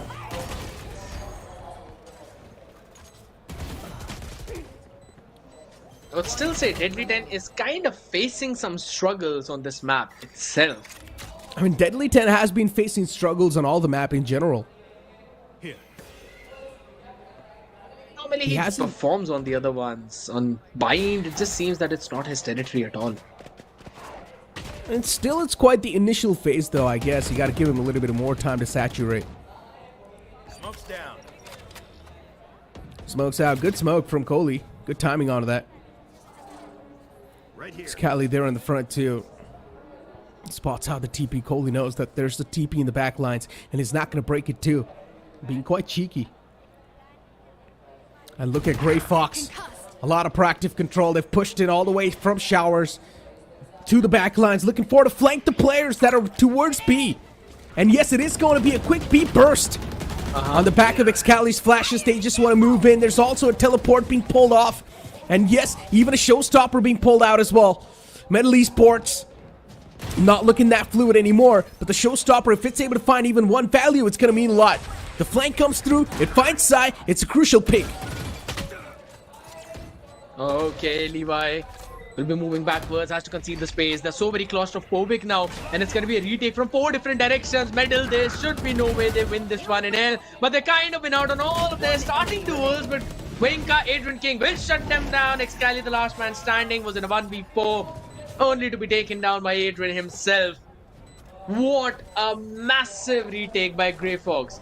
They had the control of elbow. They had the control of CT. They took the long control away from Levi as he all the way retreated back towards Garden. And they had no one watching hookup whatsoever. Everyone just confined in that side. It was There we go. Inevitable that it was going to be a full burst. Yeah, we're back to the basics, though. They've lost their round once again. And I guess with that, it's also going to be the momentum breaker for Metal Esports. And for Metal Esports, one thing is for sure, the players are quite vocal. You can clearly see them communicate quite a lot. They're trying to make sure that the communication does not break off in some of the pressurizing situations, which is understandable. Excali once again with the dimensional drift, trying to accumulate as much information as possible. And Grayfox looking to push up close and personal, all the way from bathrooms. Venka's position compromised. Venka at least needs to get 1 or 2 here, but no, instead he gets denied. Hoax is still there with the backup off the sky, and Adrian King, he's been getting those multi-kills over and over again, but he needs to do that once again. And look at the amount of space Metal Esports is able to find. They're looking forward to just flood in all the way from the A towards the defender spawn, maybe. That's a great plant as well, over towards the back. So they will have that CT control. They will keep the lamps control for themselves. They don't have any kind of control towards longer shot, but my god, this fight needs to be won by Sai. He's so very paranoid. He's basically caught in such an awkward position. And Kohli will find the timing on the back of What? it. No! Kohli caught taking a nap. What was that? Kohli caught taking a nap instantly, and then Adrian King able to reply back onto the Cypher. Sai taken away. And yeah, out of nowhere, once again, it's Grayfox to get the momentum back in their hands. What just happened? I'm not exactly sure what Kohli was doing there, but he should not have lost that duel in the first place. He did. But yeah, I guess his teammates got his back. Metal Esports, as I mentioned, after losing the previous round, they have lost the momentum. Maybe a map moment occurred to him. As he was walking out there, check the map for a second, and that's exactly when Sai peaked. Yeah, I think so. As you mentioned, he was looking at the radar. I think so as well. He was looking at the minimap. Yeah. Might have been a map moment. But yeah, at the end of the day, they knew that Sai was out there in the open. They were able to quickly finish him off as well. And on the back of the Rolling Thunder, they clear out the entirety of the backside. Grayfox, even though that was a save round from Medal, they invested their Rolling Thunder, but they don't have any problem with that, right? Because they're just 3 points away from Orbital Strike itself, along with a few points away from the Seekers. Simbeacon out. They're still stopping them in the choke point. My god. Yeah, no matter what Metal Esports is trying to do, it's just not working out. Straight up. At this point, Metal Esports, once again, just trying to latch on to anything that they can. It's desperation showcasing from Metal Esports. This Euro composition that they try to bring, yeah, a couple of rounds, they did get that. 2 back-to-back rounds, but then after that, once again, it's just falling apart. All it takes is a quick adaptation from Grayfox, and the entire composition strategy gets read like a book.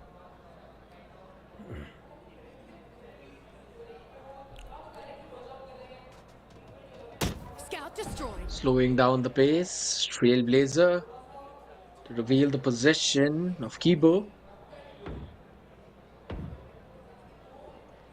But again, there's no one going in for any kind of pivot. Grayfox still holding the side. 3 people out there over towards the back. And that's already the first duel being won. Sai actually wins out too, but now that's the spike down in the open and Kohli shuts him down too in the hookah. Grayfox are basically doing the exact same thing that they did in the previous map of Split. After getting the information, they fall back all the way towards the CT. And Middle have got absolutely no way to clear that space. Now yes, B site in general is comparatively difficult to execute. But even after that, you need at least 4 or 5 rounds whenever you're playing on bind attack. Specifically with the Yoru. Yeah. Because the amount of shenanigans. I guess they focused on Lotus too much after losing to Grayfox in the league stage that they just completely forgot about the other maps. They focused on improving on Lotus so much that they just forgot to practice on the other maps as well. I'm sure that's not something that exactly happened, but somewhere down the line they should be more prepared against Grayfox, facing off against Grayfox in the map bind, in Split. The preparation was definitely lacking. This Euro composition that they brought, I like the unique take that they're trying to bring inside of the game. I like that. But once again, sometimes just trying to do something unique does not mean you're doing something right.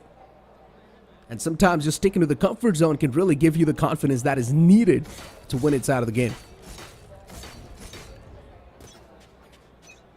Evo, Excali, Deadly, all of them are just not being able to perform. Yep. Not being able to win out either of their duels. So with the false information that there might not be anyone out there on long, Scally wanted to go in for the peak. Just some utils being drawn out. You've got the full setup of Sai over towards the A. That will be so very annoying to deal with. Venka has got the showstopper for the execute. Kohli, that's the gate crash into the side. Excali could potentially provide an opportunity or an opening. But yeah, the backside control still maintained. God flash, and that's the wrap-up you were looking for. Oh my God. God. Get the first two, both the side tankers down, and that's the showstopper on the base. He gets Oh one. no, not good. These type of kills can really be the difference maker. Sai just caught in the corner. Sai gets caught as well easily. There's another man in the back lines, and Excali's gonna find a free piece in front. And he collects that piece too. 1v3 upcoming. It's a post-plant scenario too, so Kohli does not really have a lot of time to back himself up. Beautifully done, catches the man. It's a 1v2. He's also got the smoke, and he's gonna smoke it off. Goes for the fake tap, trying to pull out at least some of the peaks from the opponent. And now he knows there's Kibojin in the corner. They're gonna try to go for the double peak, and they do so as well. And the molly's misplaced, and Levi still connects the shot. Quickly run and grab the rifles. Unfortunately, they were only able to take one. But it's fine. They should have the money to buy themselves back a good round on the back of that timeout. Middle Esports now having two massive ultimates as well. Orbital Strike along with Neural Theft. Kibo one away from a Seeker, so they could potentially play in for either of the orbs. While Grayfox, Adrian again one away from his own Seekers, but everyone else quite far away. Sayo 2 away from the Neural Theft. That was a massive round right there. Oh Winning my that eco pretty God. much. But then Adrian King just catching Excali off guard. Okay, no way. I thought he was almost going to get the 3K, but it's fine. His teammates there to back him up. It's a 3K anyways. A 4v2, position compromised as well. He knows exactly there's a man in the front lines. And Sai should be caught as well. He misses that initial bullet. But there's also rotation coming through. Sai looking forward to push up close and personal, but he prevails in that duel. Takes down Sayo. Neural Theft is also going to give each and every single player's position away. They know every single player is all the way towards the defender's spawn. And now Levi, what was that? Catching Venka through the smoke. A random span, getting quite lucky with that. And now Levi is going to face off 2 players at the same time. He stands no chance against him. But Sai, he's still just waiting for that peek from the front. Good flash. Sai gets blinded and he backs off. Good idea. Quickly taking that TP, running away towards the A But side. even they're quick. Even they're Yeah, quick they on will the obviously be. And he's gonna go for another TP maybe? No. Nope. Default plan. Fault line on the face. Repositioned by Sai.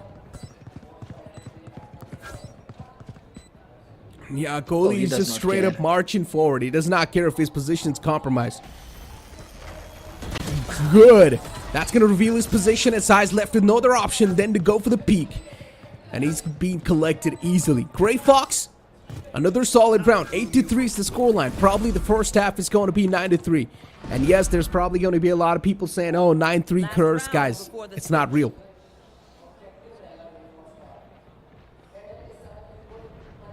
An okay-ish weaponry for the round maybe. Spectre, Judge. But that was such a massive play by Kibo. I was saying he needs just one. Maybe we could play for the orb. He's like, nah, I'm just gonna get 3 kills.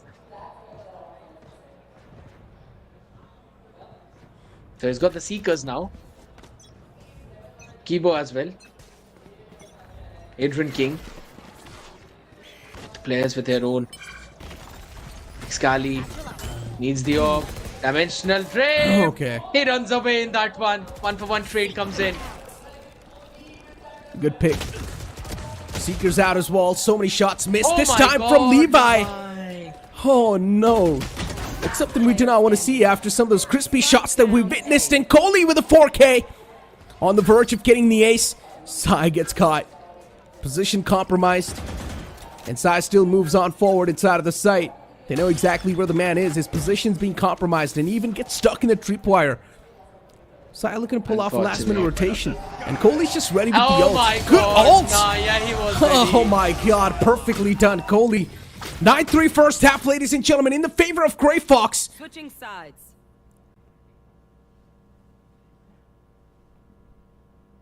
You want to jump into the TP? I'm going to welcome you with my orbital strike out there. What a great play coming in. And on the back of that, he was able to take the ace as well.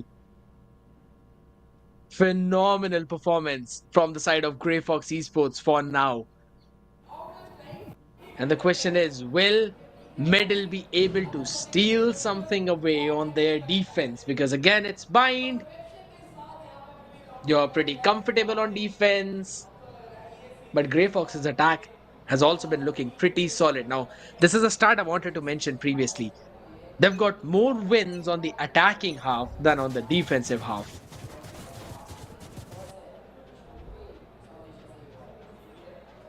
I mean, let's see. And at the end of the day, this pistol round is going to be the lifesaver for Metal Esports if they do win it.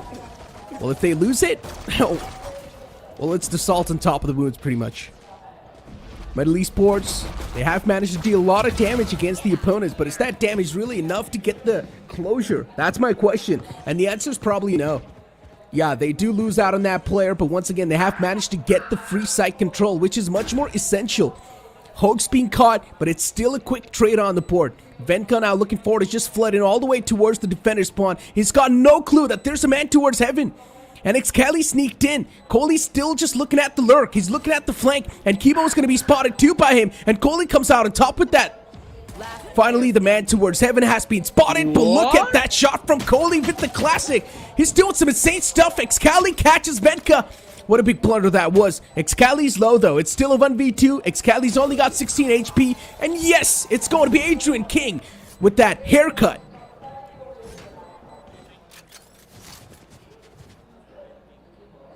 Pistol was important, and that has been lost as well. So Grayfox now looking so much more comfortable. And you can already see the frustration now being built up onto the heads of Sai. Hooks on the other side, pretty happy with the way his team is performing.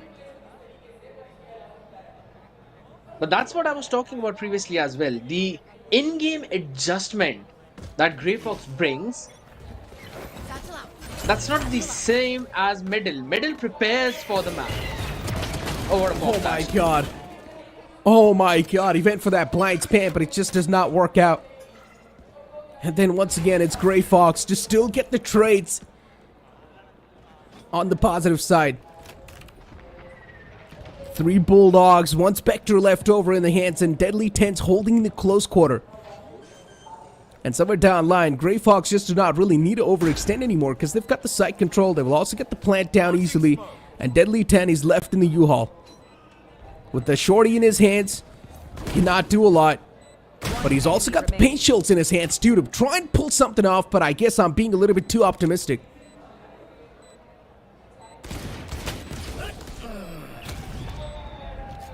Adrian King with a perfect strafe was able to finish off the last man too. 4K for this one, and he has been popping off like anything. But it was a save round, so this one's going to be a full buy. On the other side of the spectrum, though, if you're looking at the ult economy, it's looking still pretty close for Grayfox. They are closer to their ultimates, so even if Medal are able to take a round or maybe 2 away, you know eventually one of those rounds will fall for Grayfox, because again, that's how important those ultimates are, specifically on this map wherein the orbital strike has got a massive impact. Seekers as well. Excali. Oh my god, okay. Good pick. Alright. Excali instantly backs away with that. That's all he needed, man. The early game advantage. And they've gotten that. Time to satchel inside of the site, but Kibo, he just clips his wings. And Kibo just follows it up with a 4K. Oh my god. A humongous play. Kibojin just clipping the wings of the man in midair. That just keeps him going up. Just keeps him doming down the players. He jumped down only to land on his head. But Kibo, what a nasty play. On the back of the support of Levi, was able to quickly mow down every single person out there. And that support was basically from the smoke. It was Excali who joined in directly from the CT for that fight, and he was the only one who actually fell. So a very solid round for the side of Medal. The hookah flood was basically wasted. And now it's the time for adjustment for Grayfox, because this is going to be the full buy round for them. Previous one was just a bonus, so they're totally okay with giving up on that. I mean, you want to talk about the satchels that we witnessed? No. Let's not. Yeah. I mean, a little bit of a mess up with the satchels. But I guess it's fine, right? Yeah. They've still got a massive advantage. Right. I mean, 11 and 4? Things are not even close. Yes, you can argue we've seen a comeback from that situation. We have also seen back in Sao Paulo, Fnatic bringing themselves back against Loud. Could Medal pull out the same thing? That's the question. Do they have the potential? For sure. But do they have the momentum? Not quite sure about it. 11-4. And Metal Esports, they have been handed out a reality check. Sai was looking really confident in that interview. But now I guess the confidence is starting to fade away slowly and steadily. The players are definitely doing good when it comes to the individual aspect of the game, but then the team play is now lacking a little bit. And it just feels like Metal Esports, they're just playing their default game, their normal game.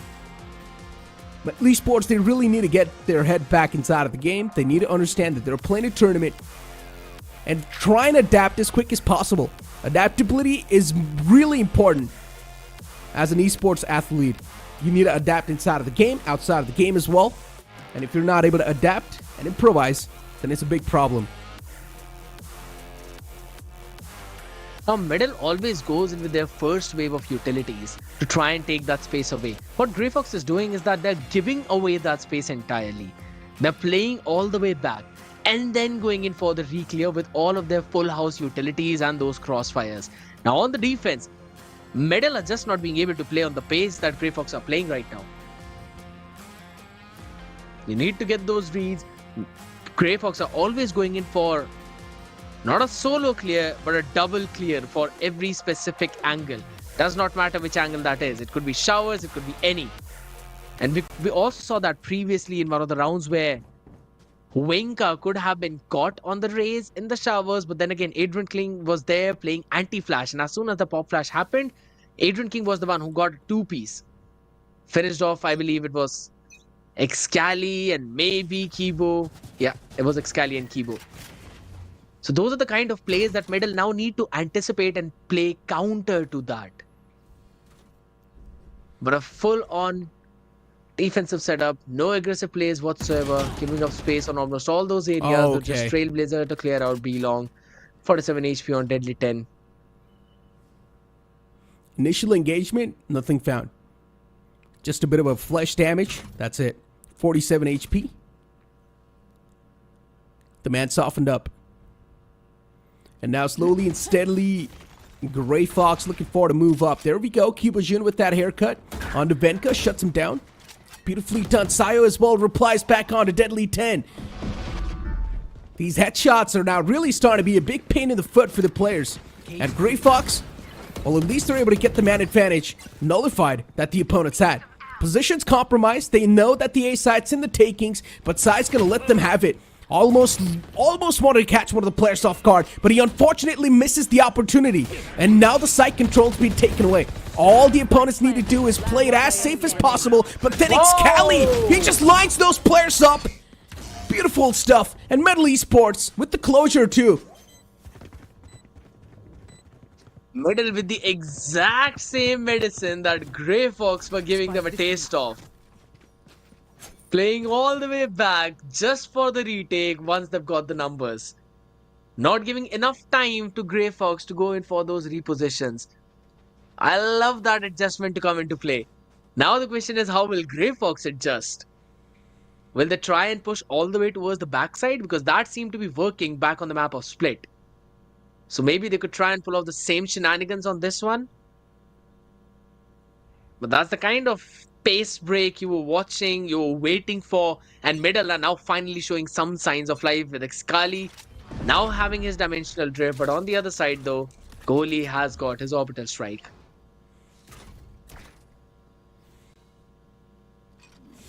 I'm not even exactly sure what they can do at this point.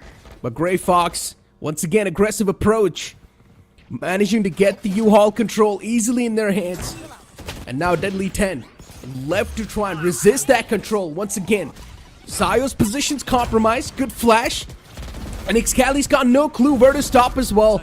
He can see the players rotate. He can see the players taking a TP as well. And somewhere down line, Excali, he has given and conveyed the information. Venka shuts down Excali. Big pick right there. Grayfox, they might just come back towards the A side. And yes, that's what they're doing. It's a rotation. They're trying to play the mind games. And Grayfox, they might just successfully pull it off. And what was that? Sayo through the box. He finds the connection. The second one too. Two headshots back to back. And Grayfox with that headshot. It should also be the nail in the coffin in this round. How did even Sayo found that? That is just brain cracking. And you could exactly see the reaction of Saya as well. Like, how could that be possible? And they lost all the weaponries. This seems to be a done and dusted round. The best option would be to go in for a save, maybe not to force in a fight. But alright, I might have said it way too early. Liver was able to win out the first duel. Kohli still has got his orbital strike, so he will try and play for that survival. But they've got to make their work quick. Nah, alright. They're going in for a save. Rough luck. Really rough luck. In the end, once again, it's Grayfox to sort of get things back in the court. Match point. We thought that it might just be a little bit of a back and forth type of stuff, but no, instead, Grayfox, they win another round and they just get things sealed instantly.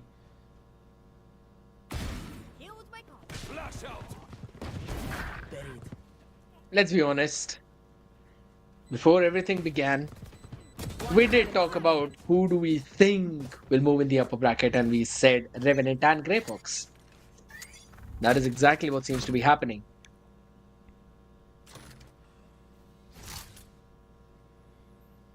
I mean, they've got 3 ults up, by the way. Seekers, Showstopper, Orbital Strike. It's more than enough to get them that side control easily.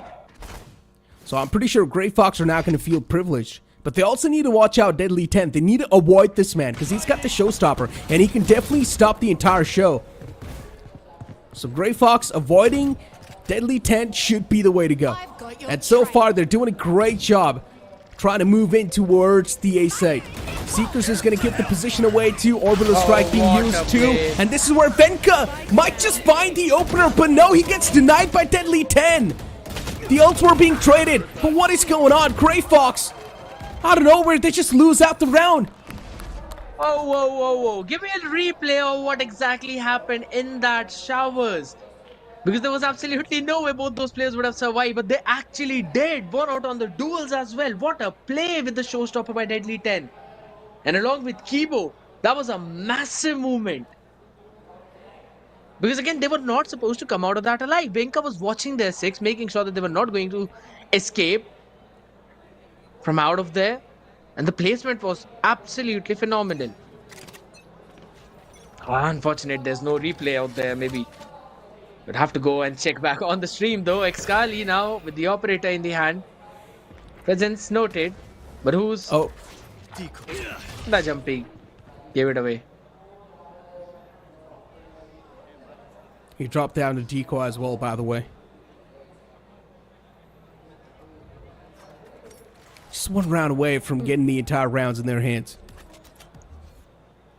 And now... everyone over towards short. With the 3 sheriffs.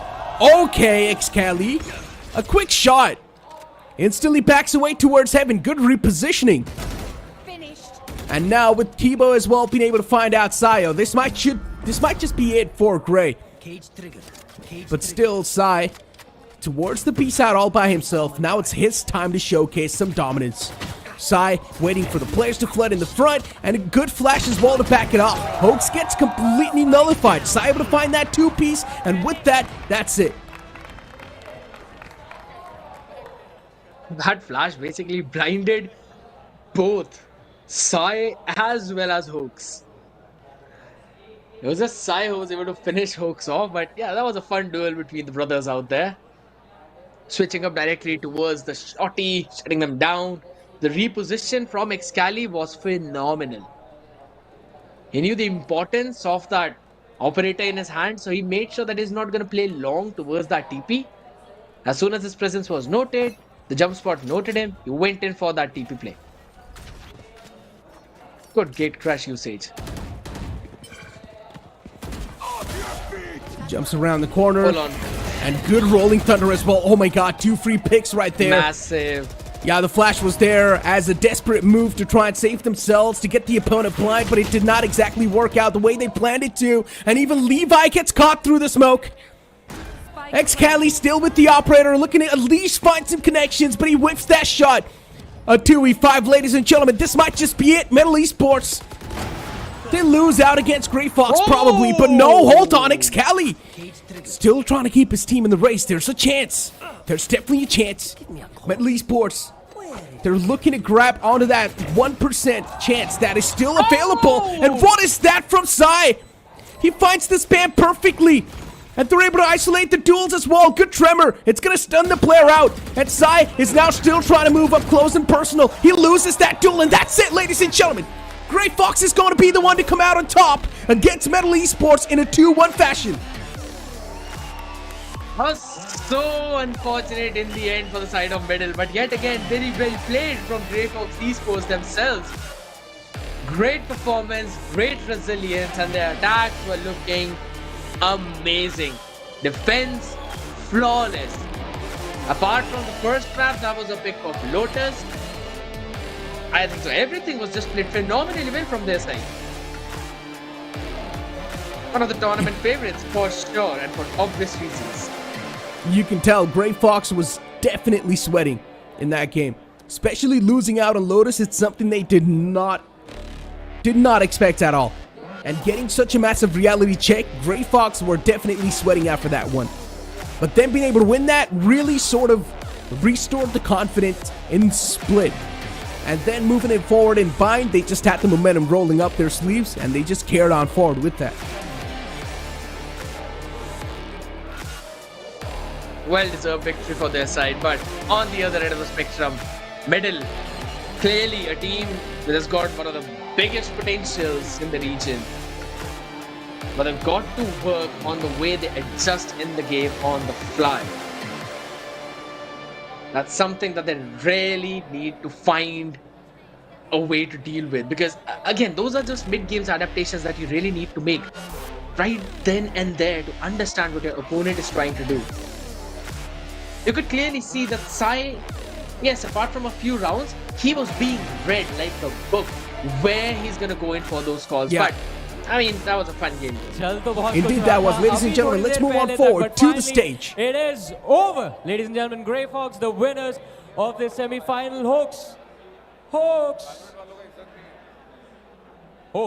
I want to talk to the captain. Venka, आपसे भी बात करूँगा मैं, but कल. Ladies and gentlemen, the captain of the winning team. Can we have a round of applause for him?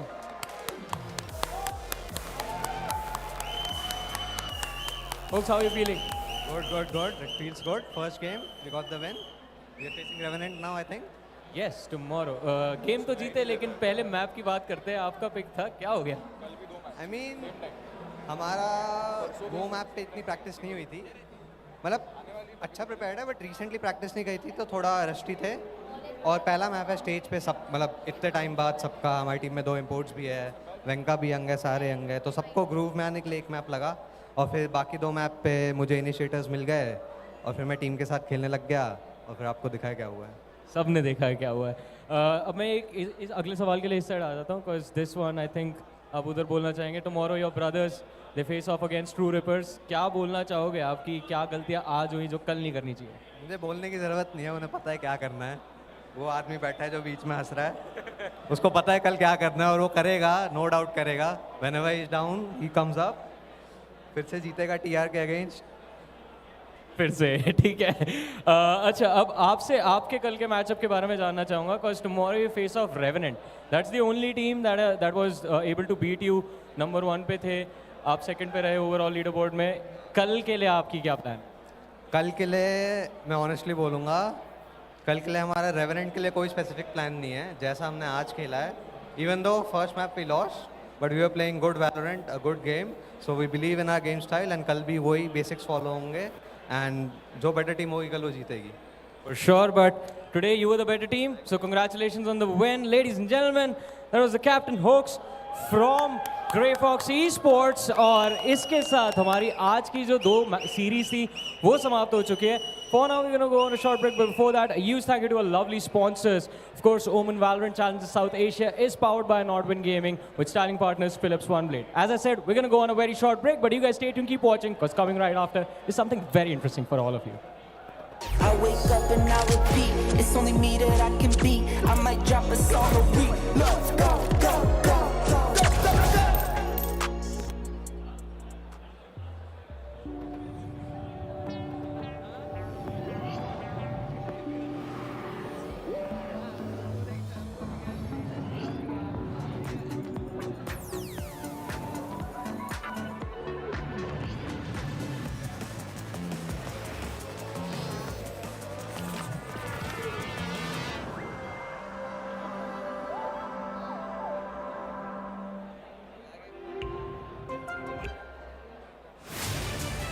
To live your life the way you want. Compete like the toughest challenger. Dance like there's no tomorrow. Celebrate every second you are alive. Life has no rule books, but we can give you a stage.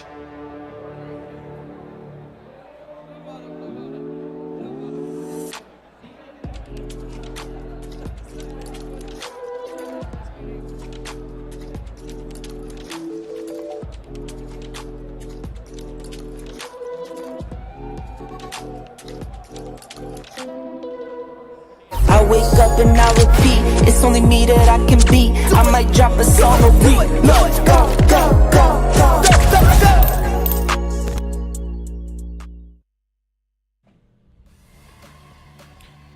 back, ladies and gentlemen, after that short break. And yes, with that being said, both of the series for the day have ended. And we've also got the teams that are going to be moving down in the lower brackets. And we've also got the teams that are going to be proceeding on forward in the upper brackets too. The upcoming matchups, which will of course be happening tomorrow, will be super exciting. Because Revenant Esports, they are looking in a red hot form. And when they're going to face off against Grayfox, I want to see how this collision is going to come through. But then True Rippers facing off against Metal Esports can be another solid rematch that I want to witness personally. As we move on forward and look at the MVP of the previous game, it's going to be Coley with 301 ACS and the KDA of 3.1.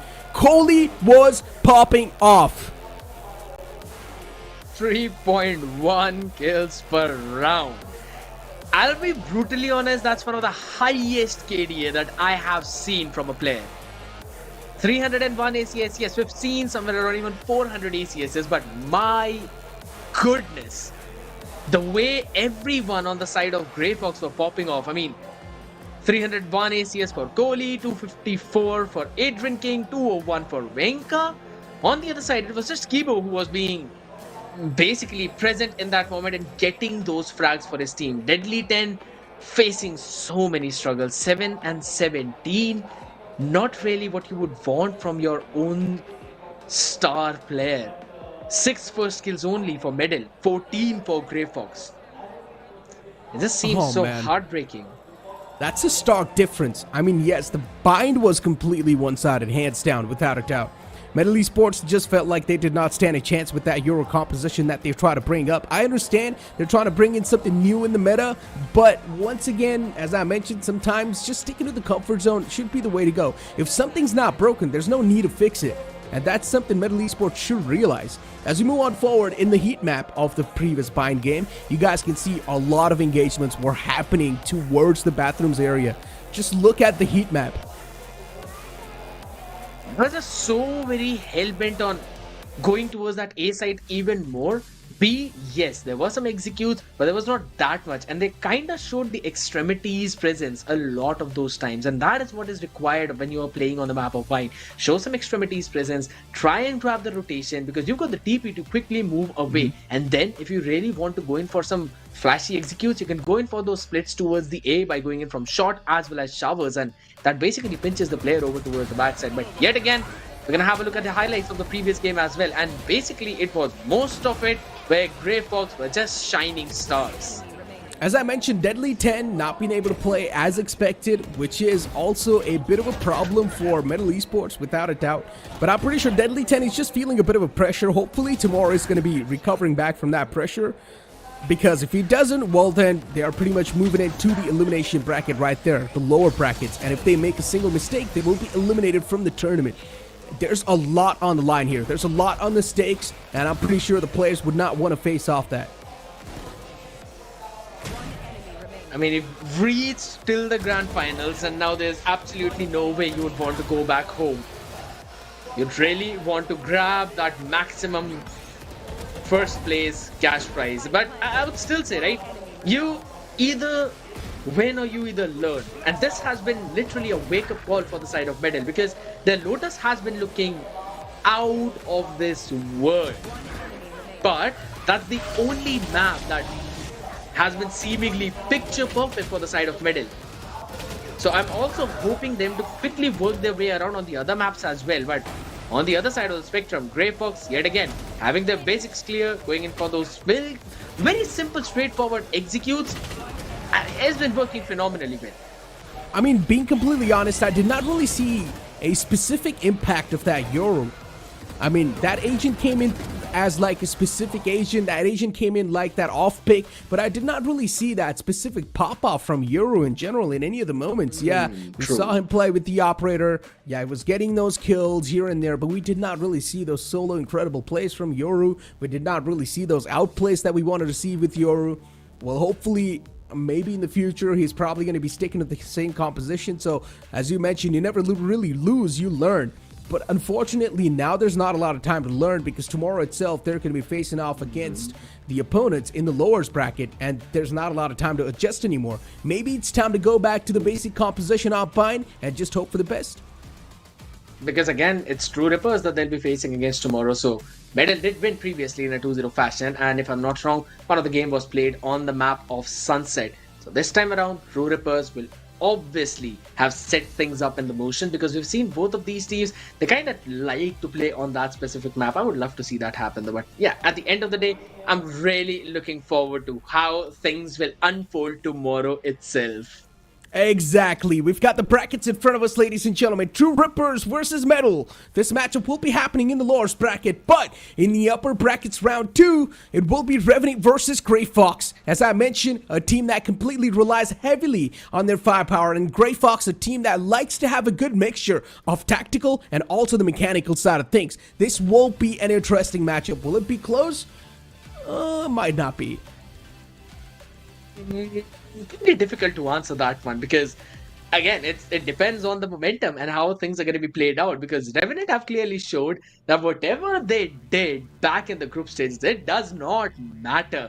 We are pulling some weird shenanigans that you would not expect. So if Grayfox are able to quickly adapt on the fly, that basically is their skill, they should be able to give a good competition to Revenant. But yet again, it's Revenant we're talking about. They might as well take it home.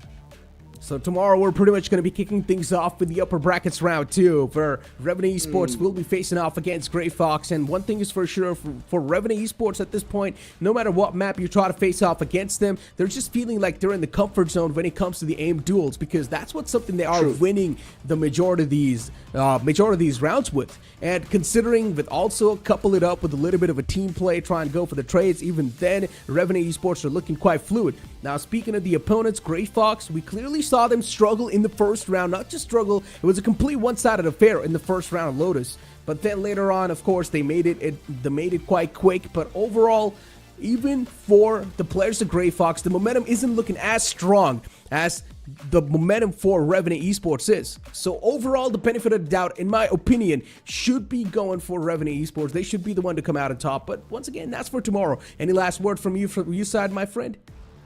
I mean, I was having a blast today, now being on the desk as well, casting for all of these teams out there for the players. I'm having super fun, but yes, looking forward to what's going to unfold tomorrow. As I've already mentioned, I'll be really excited for how Revenant and Grayfox is going to unfold. Exactly, ladies and gentlemen, that was OMEN's Valorant Challenger South Asia, presented by Nodwin Gaming with our styling partner Philips OneBlade. It's going to be me, Necro, and Shai Shanu signing off. We'll see you guys tomorrow. I wake up and I repeat, it's only me that I can beat. I might drop a song a week. Let's go.